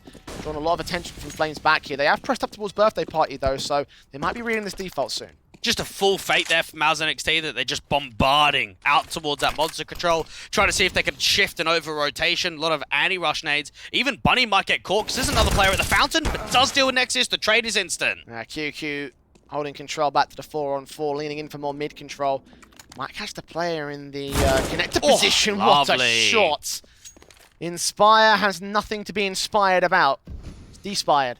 In that sense, 4-on-3 now for MOUZ NXT. Jimfat's now going for a challenge of his own right. Sees the player over at Divider, knows that he's fallen back himself, and the rest of his teammates will give chase. Now look at Fez though. He's aggressed out a monster. He's got a massive backstab towards T-Con. It's just whether it can find anything. Oh, and it's even being checked. Oh, beautiful. What a timing. What a beautiful play from QQ. He just knew, had the sixth sense about it. The rotations into the A site. They're going to go for the rotations for MOUZ themselves into the B plane. No resistance. Utility down just in case. I think they spotted that player up in heaven as well.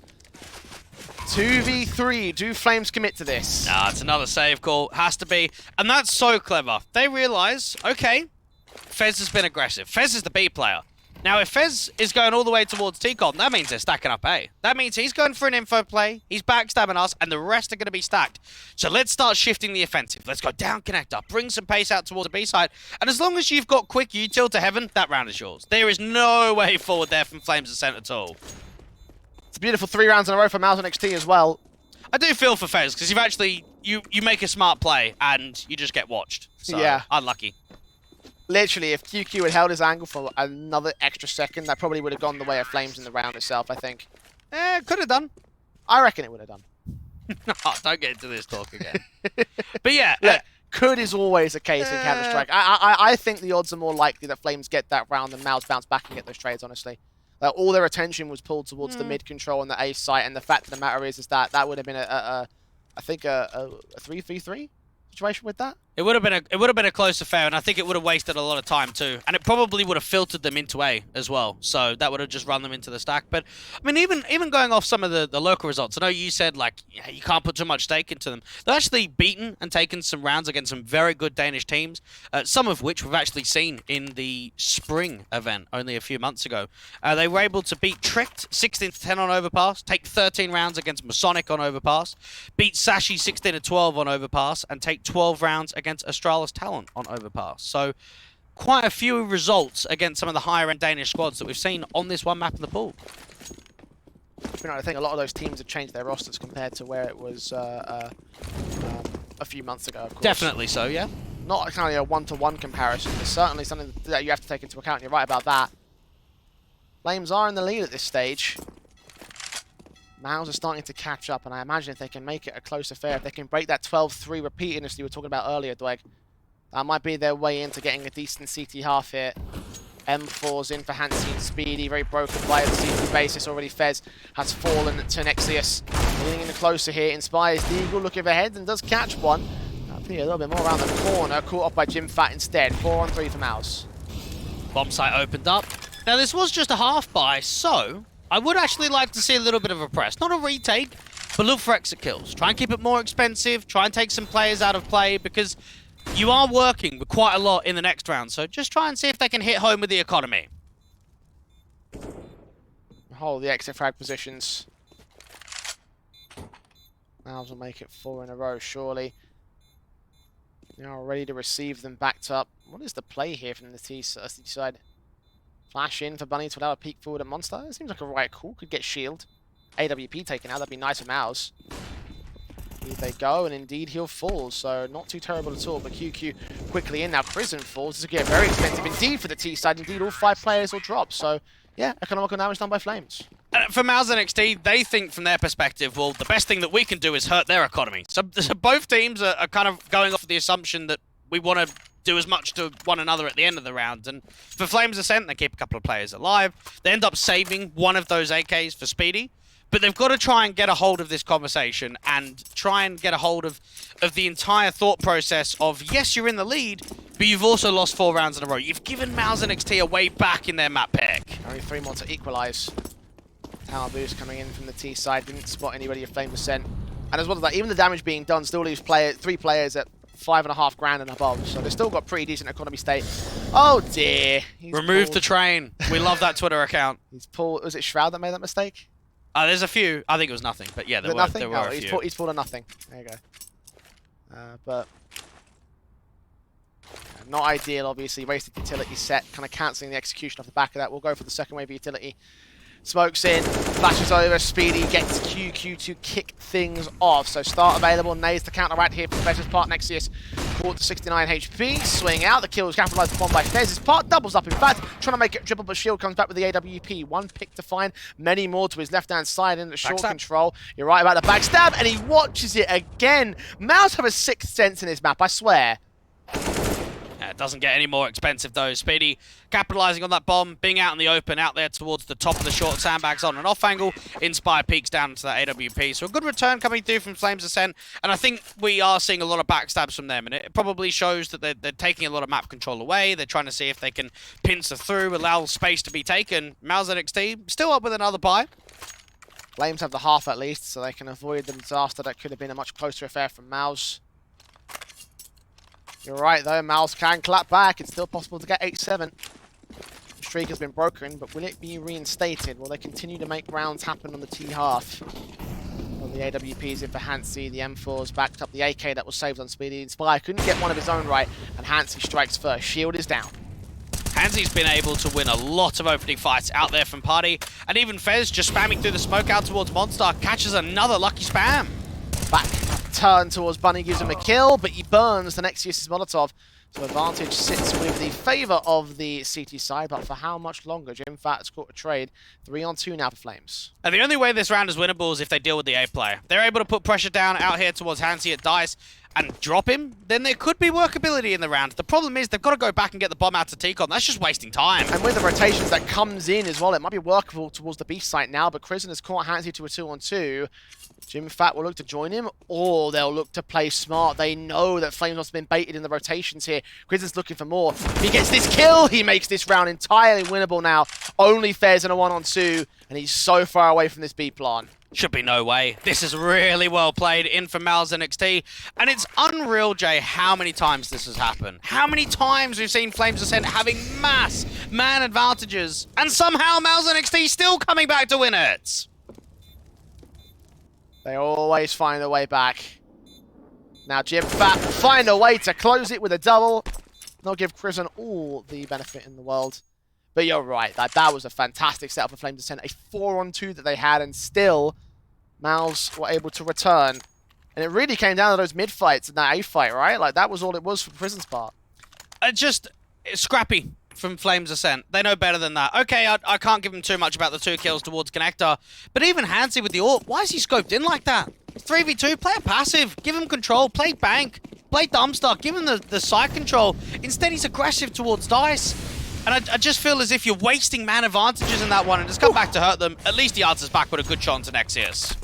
Showing that it was one mistake that he doesn't want to repeat, and certainly has the skills to prove himself impactful to the Flames Ascent side. Speaking of impactful, Bunny's lined up 2, Inspire's caught 1 along, and just like that, all the impact has been taken away from MOUZ's part. QQ in a 1-on-5, and if Flames give this up, and at that point I don't have any faith that they can take this to a third map. It's not going to happen, fortunately.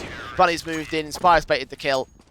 That is 9 to the board of Flames. I think it just shows in that round. You get an opening pick towards Connector. You start driving some of that offensive pressure over towards Long and straight into the crossfire. 1 out towards Rock, 1 over towards Tree, 1 playing Anti-Flash, and it's just a mowdown.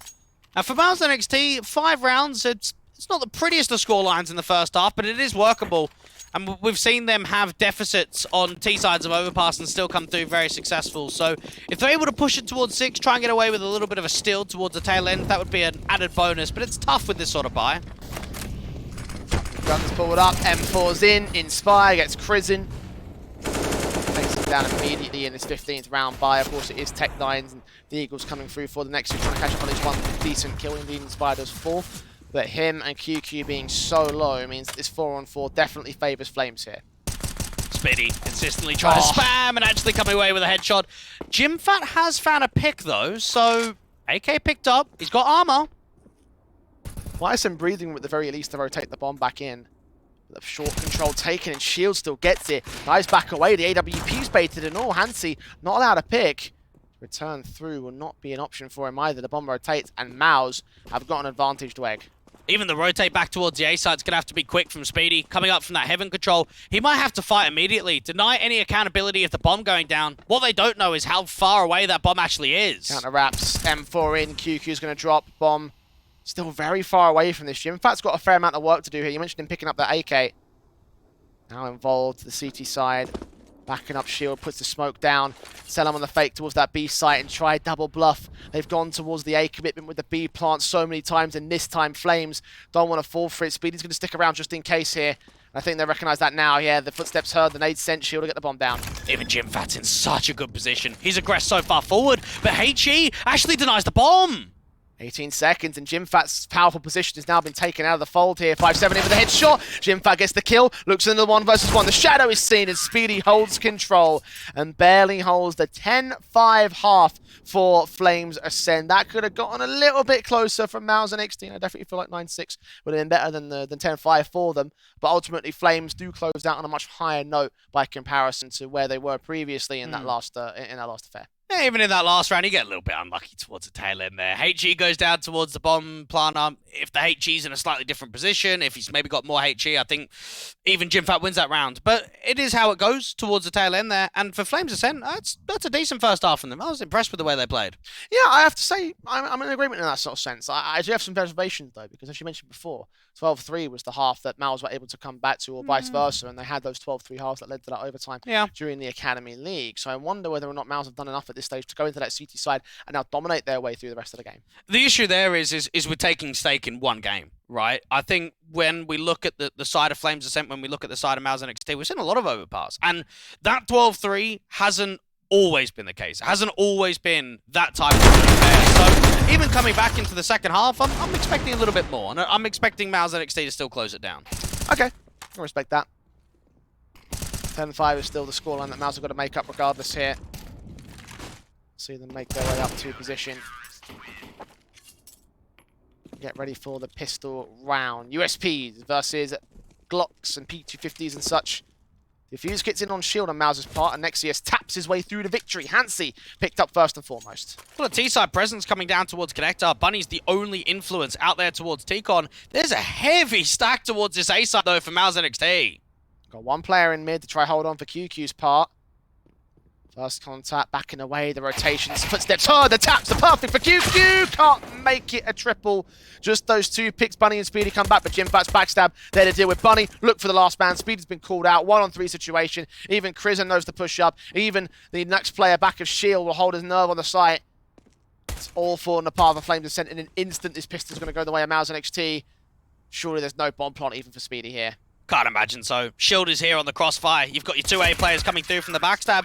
And for Flames Ascent, that's you just running into a trap. You're coming up towards the top of connector. You're trying to look out towards party, but instead there's a player close towards that right-hand side. Nexia started off with that opening kill. QQ just wastes so much time. And while it's only a multi-frag of a couple of kills, it's setting everyone else up. It's getting them in the right position. MOUZ NXT gets started immediately.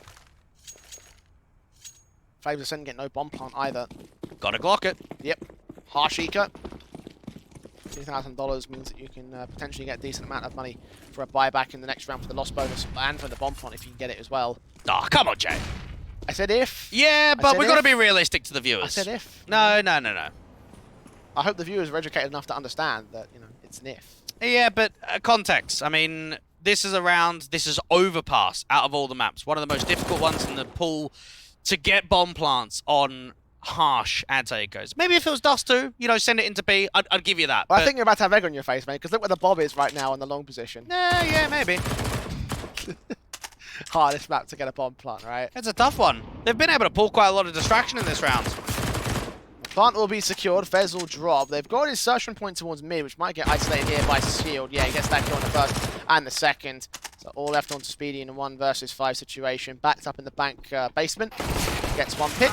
No more than that, so... It's okay. Yeah, it is okay. It's all right. And that, again, that's the kind of thing the Flames will be looking for in that kind of a round. You know, it wasn't likely. I agree with you on that sense, but it was possible. They showed it off right there. And this is where they're going to have to work with it even further. You've got yourself a bomb plant. Now, Bunny can actually drop an AWP. He's got enough money to go for body armor and an orb. So if they want to get it into the hands of Hansi very early on, they do have that choice. 10-7. Flames, of course, have their weapons of choice. MOUZ NXT playing the bonus weapons. AWPs in for both Shield and Hansi here, so guns available. AWPs are standard. Jimfat putting a lot of anti-rush nades down there towards Deacon. Shield with the opening pick! Feel like I've seen that one before. It was only Hansi a few rounds ago. Not even double scoped either, just flicked directly to the head of the wallbang. Decimation, good night, Sweet Prince. And that is MOUZ in the advantage already. That's just a standard night in the office, I reckon. Quite possibly. I mean, with how comfortable that felt, it wouldn't shock me. Flames Ascent using that opening pick pretty quickly. The spam coming ever so close towards that short angle. And Speedy trying to get more map control taken away, but does not capitalize on the duel from Jimfat. And that flick from Shield just still looks fantastic. Outside of connect, the bubble, Bunny rather, dropped up to the double. The combination of the two words there, bubble, dummy, dunny. Whatever. What is happening? My English language has gone to hell. It's just too late in the evening for Jay. He's just started spitballing words. Well, I had 13 hours last night. Stop reading the dictionary! It's like that ad. Have you seen that one about the boxer who learns how to like speak vocabulary? Jay, you're gonna keep pressing this on me, okay? About things that I've seen. I just have not seen any of them. What I have seen is that entry, and that actually comes close to opening up the A site. The issue is there's still Shield, and he's still here with the AWP towards the truck control. Yeah, culture you tonight, Dwayne. I swear. Like, you need a lesson in culture. Shield finds Fairs and teaches him what the MOUZ culture is. That being of casualties and decimation. Still down to a 1-on-2. Hansi is still winnable situation for him. Grab the AK and the bomb. Try to look for the CT side. Caught up in the backstab by QQ, sneaking in without anybody's knowledge. It's 8 to the board of MOUZ, and for a bonus round as well, by the way. That's pretty fantastic. Shield's being able to show us quite a lot of impressive skills with this AWP. I think we've known that the Latvian scene hasn't always produced like the highest end players. I mean, maybe Brokey comes to mind. Keen, one of his previous IGLs on Wolsung. Who else can we come up with? Flarich, they used to play on Prosto. So you've got a few out there. Your Kindar as well. Got to be one of the more recent revelations at the Tier 1 atmosphere. But good to see Latvian CS doing well and Shield having the opportunity to stand in for MOUZ NXT and show what he's got to offer. Yeah, heck, who would love it? Yeah. Spray through Jim Fat, taking money down, starting off, and a double up's found so easily. Easy pickings, Prison catches 2 more. Fez in a 1-on-5. Is it winnable, Jay? No. No! Well, it's possible. It's likely, yeah. But no, likely No. I'm not going to go that far. Okay. It's possible, anything is possible in Counter-Strike, but there are some things that just seem a little bit too out of the realm of possibility that you would think that this might be a difficult affair. Fez does tap up Prison, however, that's good. Good start, Clutch will not walk any further. There you go. QQ You were just setting that up until the last kill came through. I could tell what was going on there. No, listen, I hold my tongue every time, Dwayne. I've already explained this to you. For MOUZ, this has been an excellent start. When you're down by this sort of deficit, when you only manage 5 rounds in the first half, you want to get started immediately. You want to get the pistol, you want to deal with the anti-force buy, you want to get an opening rifle forward. So to see them already up with a difference of 1, I think just highlights how much strength can be here in the second half of MOUZ NXT. At least Fez had a 100% shot conversion to kill ratio there. Thanks, inside. Yeah, it doesn't win you rounds though. 1 bullet fire, 1 kill found though. 5 bullets, we'll get 1 round. Full ace. Dear. Tagged up first and foremost here by the rifles of the MOUZ NXT side. Less than 60. Inspire also taking the tag damage. So for the most part, MOUZ are again starting these off on the right foot. Default of the CT basis has gained themselves a number of rounds. They're 1 away from equalizing as well against the Flames here. And knowing that Shield has brought that AWP out towards a long control, the only way that they're going to be able to take contact head on is if they swing wide and out to the open. You've got a slight info play towards a short pipe. Prison might even thinking about flashing through that connector door when they open it up. Saw the jump face there, the CTs are called in, Nexius gets the kill, Inspire unknown. Fez are going to provide some support in from the short pipe, and Inspire capitalizes, sprays through the wall bangs, he knows there's a player out there. Jim Fat's going to get caught off in mid control, and their bait and switch setup from 1 jump phase actually worked out to get 3 for 1 of the trade counts. Flames Ascent now leaning into the B play. But just knowing that Inspire was out there towards Connector, that 1 kill's changed the complexion of the round. Aggressive duel towards Monster though. This could work out better, but just that 1 pick though, lineups are not available. He gets the kill on Fez and Inspire immediately responds. 1 man left in shield. The AWP cuts off the bomb carrier. That's encouraging. Any more? Nade smokes down. Out incendiaries from the CT, from the T side rather. Shield lean up with that AWP in his hand. Inspire wraps around the corner. AK reads the fight, gets it together, and brings in the first of the half here for Flames Ascent. Now, MOUZ NXT will be able to buy it back with a rifle round come the next round, but there will be a limitation. One of their individuals is going to be down very low. That's Prison, probably on an MP9 out of all weapons. Saw himself get aggressive out towards that monster control, just is not able to find enough. 11-9, and Flames Ascent, they probably know to themselves, we win this round, we come very close to sending it to a 3rd map, just off of the basis that they're 5 rounds away from doing so, and that they can force a reset with the economy. 11-9. 2 rounds still to make up, and of course MOUZ in a bit of a broken situation with Kristen's part. Still got that Galil in for Fez, so it's very similar on the buy basis here. Utility limit is going to be the concern, I think, for MOUZ more than anything else. Prison doesn't have any armor, so I'm not really sure what's going on there. Whether, because he's actually got money for it, so perhaps a little bit of a miss buy. Possibility. I think it's a very likelihood. Maybe you drop the weapon for the mate, didn't realise. Never know. At this stage, it might not matter. Nexius has picked up that first kill. Resting on those M4 to do the damage, with Hansi also being low at 12 HP. What's the workaround here for Flames? I think for their sake, it's putting more pressure down onto B. You've lost your first player out towards that long control. You're now starting to lose map presence. Even QQ's going to get a resmoke down to Monster. Flash over, swing forward, lines up 2, only gets the 1 pick. Damage under the next man behind, and actually Prison comes in for the short pipe. QQ as the bomb dropped and even gets Hansi. Next last man standing is Inspire, gets 2 kills for it, but there's Jim Fat there to close it down and recover the round for MOUZ. And this is where we talk about grabbing opportunities right at the horns and being able to do some work with it. That was a round for Flames Ascent that was vital. Could have done so much to the swing of this second map. And instead, it's not a bomb down. They actually lose the first pick out to long, and they just crumble to that defense out towards the B side. And knowing that there's not even a bomb down, there's not going to be a buy here. I'd maybe like to see a half buy with like a hero Galil for a certain individual, maybe Inspire because he's got quite a bit of cash, or even a bunny, but everybody else is going to be quite down low. I think buy down to about the 1500 marker, use that loss bonus. I'm with you there, actually, yeah. That's probably the right call to make for Flames. No bomb plant bonus, therefore no real economical advantage, no real way you can buy down here, and the loss bonus being tagged up. Do get a hero rifle in for Bunny, which sits within the $1,000 marker range, so it kind of stands. That's okay, yeah, as long as you're doing damage with it. If you bring this out and you're not doing damage, then it's 100% not worth it. If you're able to get a bomb down, if you're able to take weapons out of play, it makes that investment worth its while. Because have a look at the money on the MOUZ NXT side. It's very limited. There is not cash being able to get farmed up in the bank. There isn't those savings. Yeah, even one frag makes a difference, I think, here for Flames. I think they'll recognize that as well. Being tentative about it, though, understanding that this rifle is the only opportunity that they've got to do anything. Maybe the Deagles could strike some headshots, but you've got to land the perfect angles. Perfect positions, the crosshair placement, everything like that. Two players pushing in towards short might offer up those aggressive duels that Flames are looking for. Kill found for QQ. Nexus comes up good against one. Bunny does get a trade back. That's another rifle to play with, but a 4-on-3 for MOUZ. Love that from QQ. Just how quickly he gets out of trouble. There could have been some players there that get really hungry. You know, they say, oh, anti-eco frag, set up the crossfire, keep peeking.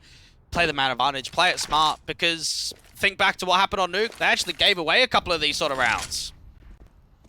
Some flashes down to suppress them even further. QQ's looking out for a boost, got to look towards Monster. He reacts so quickly to Hansi and Bunny. And Speedy forced to trade it back. Speedy, last man standing, facing against Jimfat, upper heaven. Spray through makes it look easy. Not a bomb plant gain for Flames. Two casualties again will be impactful to the economy state, so if they can get the follow-up round, they can still reset the MOUZ side. But for now, it's 11 apiece as MOUZ will look to try and gain the lead for the first time on Overpass. And I think a win here for MOUZ NXT would mean a lot to guys like Krizen and QQ, who are Danish, in a best-of-3, in a bracket like this of MistGames, to say, oh, we've done it in best-of-1s, but now we do it in best-of-3s. Now we really prove who's the stronger team out of the two of us. 11-11. You almost forget what the scoreline was at the turn of the half, because it doesn't feel as if it was that competitive at all, and now it's a completely different game. MOUZ have turned it around on the CT side. This is the fear that I had, right? They've done 5 rounds from the T half. The Flames might start to lose control. And they go to their T side. Prison smokes in. That's a very smart smoke. It draws their attention up towards TopCon. And here he is at bottom, getting the kill against Inspire. Almost got one against Bunny. The trade was found by the AK, so a 4-on-4 with a HP advantage of MOUZ. Fez waiting for another reaction. That's a very good kill coming through from the short control. Nexus being able to walk forward without any util. Gets caught off guard. Meanwhile, there's no one on the A side defensive. The only player really in position to hold that is the player out the underpass and connector.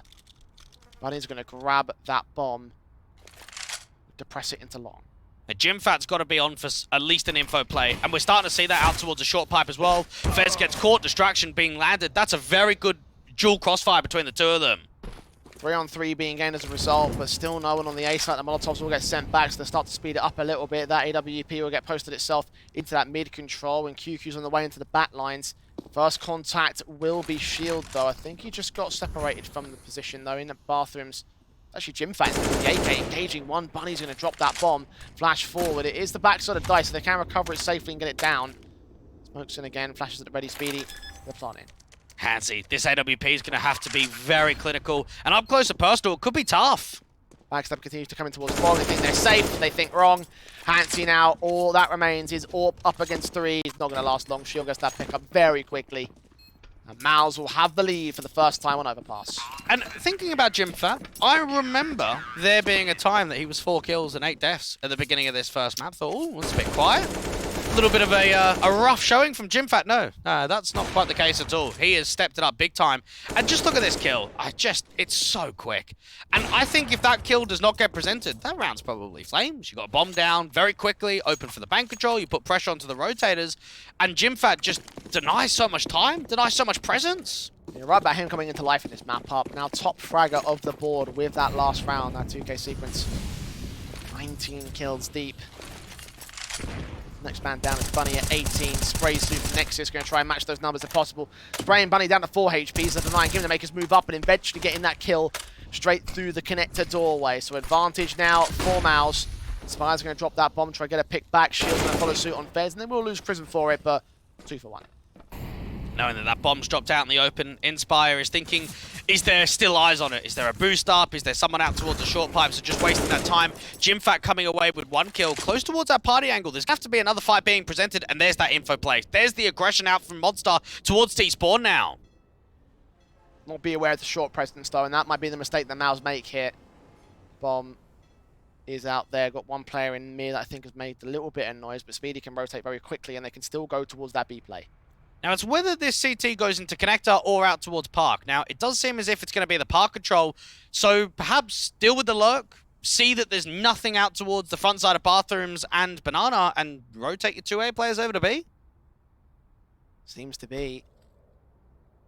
Flames taking their sweet time with this one. There they go. They're rotating now.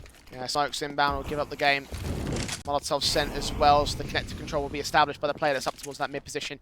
And MOUZ counter nades on the default. Plant will actually be evaded by Flames. They take their time with the plant itself. I was thinking they're going towards Monster. Don't have time for that. You want to get the bomb down. Inspire falls. Speedy now. 1 versus 3. Caught by the AWP. MOUZ with 13. A Shield has been consistent, and that's all I can give him praises for. I don't think he's been like a crazy X-Factor player. I don't think we can hype him up in that sort of detail. But give him a sightline and allow him to hold a position, and majority of the time he's hitting that shot. He showed it out on Nuke, he's showing it here, out on Overpass, that rotate him in, allow himself to just multi-frag with that big green. He's been very successful, and one of the pivotal entities for MOUZ NXT in this best of 3. It's been stellar from him. It's a good showing for him, considering that this is only his second best of 3 standing in. Opportunities maybe knocking for him as well. Well, there has been a few AWPers, isn't there? Think about MHL, you go over to Zykes, you go over to Adex, and now you go over to Shield. Wonder if it'll be a permanent addition at this stage. Certainly could do if he keeps it up. Jimfat, of course, finding Inspire will keep up the good work from MOUZ on the whole. Kill found to start things off, and his own great work at 21 kills. There's Nerve with the smokes down as well in the connected position, but it is really long and mid control being dominated now with the Flames here. But just even looking at it from the Danes' perspective, knowing that you've come into the second half and won 1 round, it's been very slow from them, hasn't been very successful, and 2 players out towards connector might just backstab them again. Or back off. Coming forward, Kristen still thinks there might be players in underpass. He thinks wrong about it.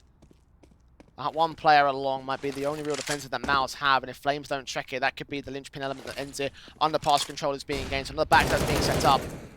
They're making noise in mid, that'll draw a second CT back to the site. And now you start to see the CTs getting proactive again, looking out towards short pipe. They might even rotate a 3rd player back to A. Kristen can flash up his teammate, or at least set himself up towards a truck angle. Counter flash from Molly in, Fez, smoke at the ready. Putting that up, the player in the cubby corner has turned himself in towards that signpost, so can cover up both long and mid if necessary, swings out towards low and gets domed in anyway by Speedy, so 4 on 4, 2 flashes going over. I think one of them might have missed there with the wall position. Swing back anyway, sees Prison over at Pizza Corner, easy headshot offered up, 4 on 3 for Flames. I still don't know about that backstab, got to try and deny the bomb from going down. The spam comes ever so close, but not close enough. Does catch Bunny, however, creeping below, sprays continue to go back and forth. The AWP lands a leg shot onto Hansi at 19 HP. 3 on 3 situation, the backstab towards long. I don't think it was spotted there by Speedy. Being watched for it, no. AK taps coming up with a headshot, and now 2 are left standing for the Flames side, 1 left standing for Flames. Fez, known shot from Shield, connects the quick flick, and it's 14-11 for MOUZ. And this is where I've got to throw out the rhetorical question, how? How is that a possibility? They've got a bomb down, they've got side control, they've got map presence. And for Flames Ascent, it is a question mark that those are the rounds that should be won. Simple as that. There's no argument. And instead, they're losing it. It's getting scrappy again. And it feels as if those fine details are just forcing out so many mistakes from them. I think you're right, honestly. I mentioned it before. Small mistakes, little issues that have started to compound and become major problems now for the MOUZ side. Flames, well aware of their position. AK setting across 5 individuals. The rifles regained. Bunny playing one of those 5 rifles into that mid position and try to get a kill in against the Warper Shield, the M4s and everyone else except for Jimfat, who's working another AK. MOUZ looking lights out now. And looking comfortable. I think that's where they've been so disciplined. Jimfat jump spotting up towards the APC, looking out towards long, got a teammate towards the left-hand side. You got a single lurk from Monster from the T-side perspective. A lot of emphasis on taking these long bathrooms, though. That's where they'll lean in for. Nexius. Take position. Oh, fine Inspire so quickly. Man advantage found by MOUZ here. Even Bunny looking to try and see if he can force up an entry, but Shield with that AWP even double dipping and being double successful. I think this might be game, Dweg. Yeah. I'm not going to lie. Flames... I was thinking that about a few rounds ago, to be fair. I'm giving him credit as usual, but very clearly I shouldn't have done. This has been quite a affair from the MOUZ side. CT half has looked wonderful. Flames looking dire at this stage. Bomb will commit, and they will get Nexius at least. So bomb plant can be secured. There could be a play in which they could buy back as a result. But the concern will be the rounds being achieved here. Flames have gotten one on their T-side basis. Pressing forward into the hands of QQ, who will try bait them even deeper here. Jump face to get the information. Fez will wrap the corner, get that kill in, so that's one back. Fez doing well to be able to mimic some of those overpeaks. HE placement's going to be close towards him. Not doing any damage though. Hansi evades the AWP, gets the headshot in. Two left standing, one left standing for MOUZ, and maybe Flames might pull them out here. Turn man disadvantage into success and claim their second of the half at last. They played it really well. They realised, okay, 2v5, let's start taking some jewels. Let's be confident. And they hit an absolute ripper out there towards the left-hand side of Graffiti. And look at Fez. He's in a position where he knows, and so does Hansi, that if they're stagnant, if they end up not taking map control, they're just done. There's just no way they can win that round. He gets aggressive, he starts cutting off the rotates, and even Hansi with the AK does great work up there towards Heaven. Broken buyback from MOUZ as a result of that loss here. The Masters in, the SMGs now. Flames Ascent always balancing the economy on a nice edge there with the CT forces. They have to find that reset point. Haven't quite found the full reset, but they have broken the reinvestment, and this could be the window back into equalization, back into the matchup. Shield, however, been consistently good in connecting. He's not going to miss this time. Might even find a second player in the birthday party position. There is an aggressive long stance, so for MOUZ NXT, if they can catch a timing, if they can catch a sound cue, there might be an aggressive wraparound to come in. Bunny waiting for another repeat, and now we're starting to see Jimfat edge ever so slightly further. That would give them the inkling to stack up the B side, that there's not showing much A presence at all. Well, for now, it's very passive and careful in their positioning. Prison swinging forward. Hansi's caught in the bathrooms looking the wrong way. I thought he was watching the bathroom's entrance, apparently not. And now the AWP Shield can strike alongside QQ, and Shield makes it a tidy triple, equaling up the top frag position alongside Jimfat, having massive impact in connector and the B-side defensive, and in a blink of an eye, Flames just lose all sorts of control, right? I'm just lost for words. You win a 2v5, you go into the next round, and not even a lick of damage is done. You've got 5 players sitting on 100 HP towards the end there. I think it shows how much impact that first AWP found. The way that Shield was able to get there in towards connector, win that first fight, and then Jimfat on the backstab. As soon as he gets out there towards party, it doesn't say anything. Krisen goes, okay, I'm going to make an info play. Going to get aggressive, look to catch a player off guard, and indeed, the rifler that was in there in the bathrooms wasn't even looking to the front side, and then stack up the B side. That's another multi-frag coming through from Shield. Tactical's now taken by Flames, because, well, I mean, what else do you do at this stage? You have been wrecked in the second half. MOUZ are now on map and match point, and at least Flames gave it a bit of a better effort by comparison to their own map pick of Nuke. But the reality is we should be seeing them lose their first series in the MistGames series of tomorrow. The pick was a risky one. The risk did not pay off at all, and here on the opposing map of MOUZ, at least they kept it close, but it just doesn't seem like it's been close enough here. It's just knowing that this could have been a third map. Knowing that you were up 7-0, you had a 10-5 half. Things looked very positive in the first half from them, but out here in the second, it's just been a difficult affair. It's not been an easy T-side from them, and now you can understand why in the last 3 months, in that 1 win and 5 losses, they have a round win percentage of 32.3 on the T-side, a very low number. Yikes. That's pretty low. And it's certainly not going to get any better with this map up, I'll give you that. It's definitely not up on the Ascent. Ah, they're on the descent. They are. Sending down to the lower bracket. MOUZ be the team to send them there. AKs on 2, AWP, M4, 1 MP9 for Nexius. That's still better than the 2 Deagles that Flames have. Inspire, Hansi, and Speedy will be the guys you're watching out for to make the impact happen. Again, MOUZ have left a bit of a gap in the defensive out towards that mid control. You have got Kristen that's caught that first kill onto Bunny though, so advantage sits with the CT side, followed up upon by Inspire. That's one of the rifles dropped. One plant is secure, but a retake is coming in thick and fast as Nexius gets a kill on Fez. QQ starts walking up back over towards Dumpster. One player is close by. He's being careful about it, waiting for his teammates to come in from mid.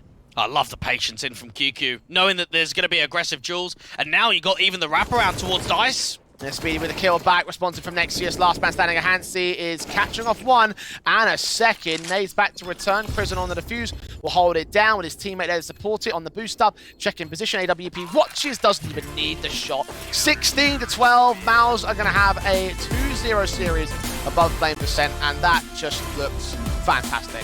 That was a good performance in from MOUZ NXT, Jay, and I think for Flames Ascent, they'll look back at this game and say, what if?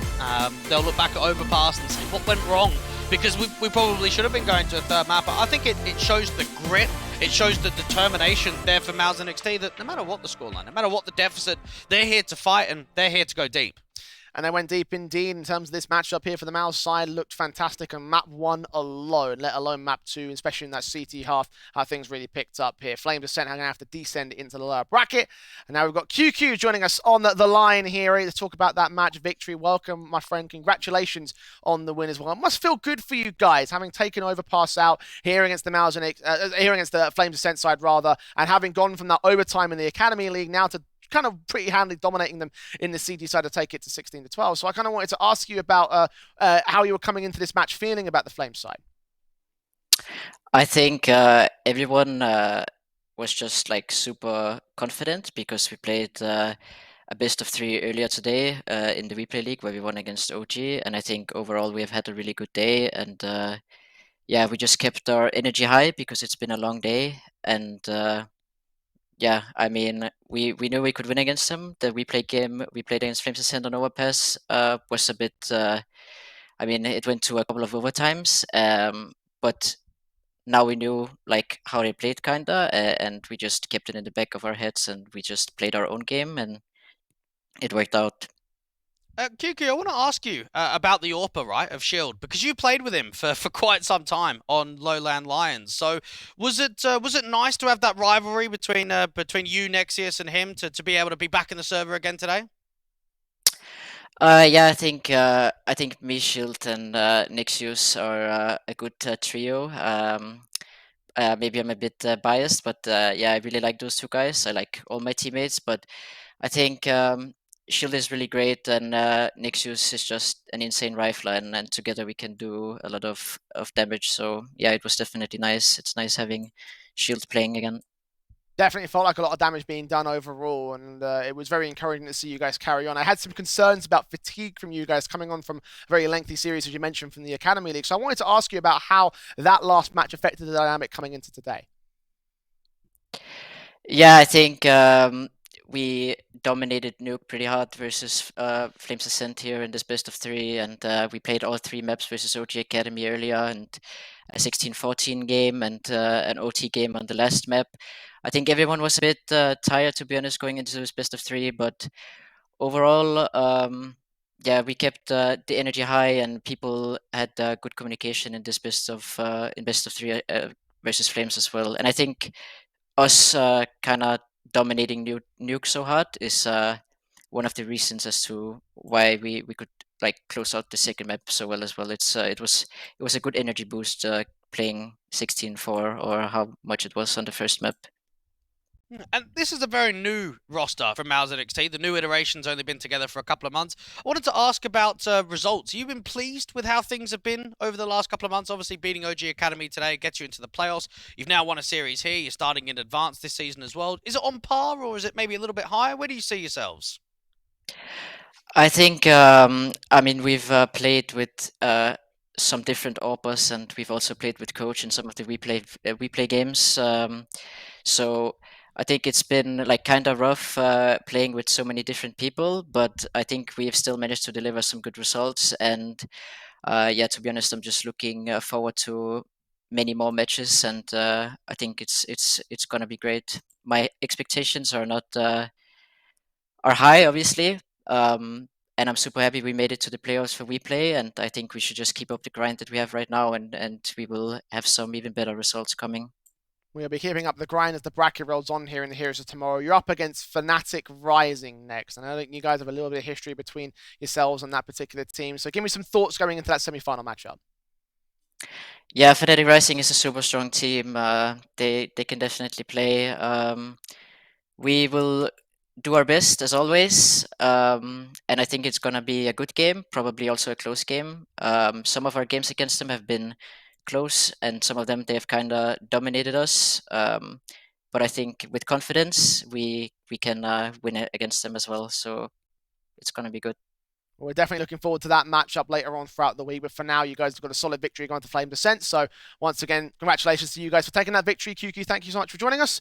And I'm sure we'll see you back here in the very near future with that Fnatic Rising again. Until then, though, congratulations. Thank you. See you. There we go, Dwayne. Fantastic stuff overall from the MOUZ NXT side. Just looking real confident in general. QQ sounding very confident, and he's looking forward to that game. I think that's probably one of our highlight matches to watch out for in the semi-finals. Yeah, it should be. I think for their sake, he pictured it very well. Grind. That's what a lot of these teams are here for. Play the officials, get the wins under your belt, and 2 for 2 in best of threes today moves them forward into another stage of the tournament. They'll be happy about that much.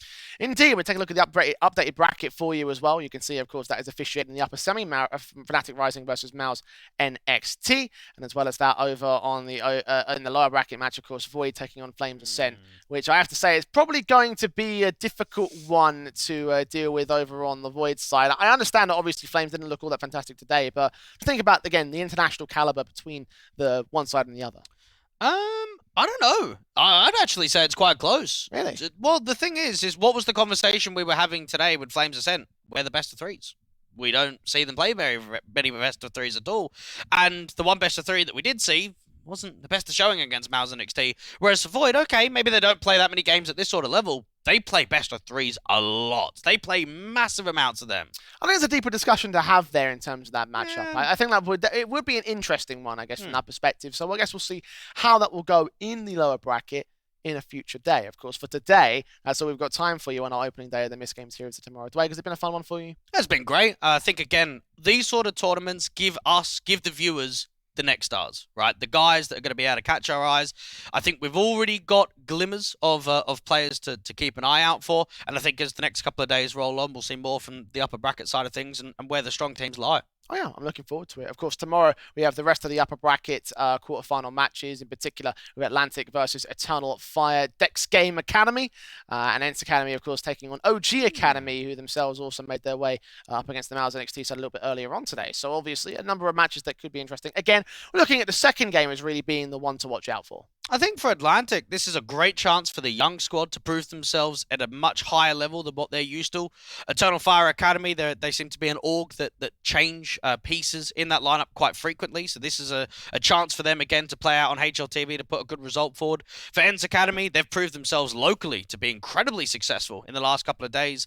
So there's a couple of good pieces. I think for OG Academy, they'll be very disappointed with their performance a few hours ago against MOUZ NXT. That was an important series to win. It didn't quite come through. So looking to have a good run here in MistGames would maybe make their whole week a little bit more positive. We could see them against MOUZ NXT in the future if things roll It's out in this possible. bracket. Of course, they're going to get through Ents Academy tomorrow to meet them in the upper bracket finals, and we'll see how well they can do, of course, in tomorrow's proceedings. From 5 p.m. CET is when you can catch all that action here on the MistGames Twitch channel. But until that point, we bid you all adieu from the evening, Dwayne. Anything to take away from today?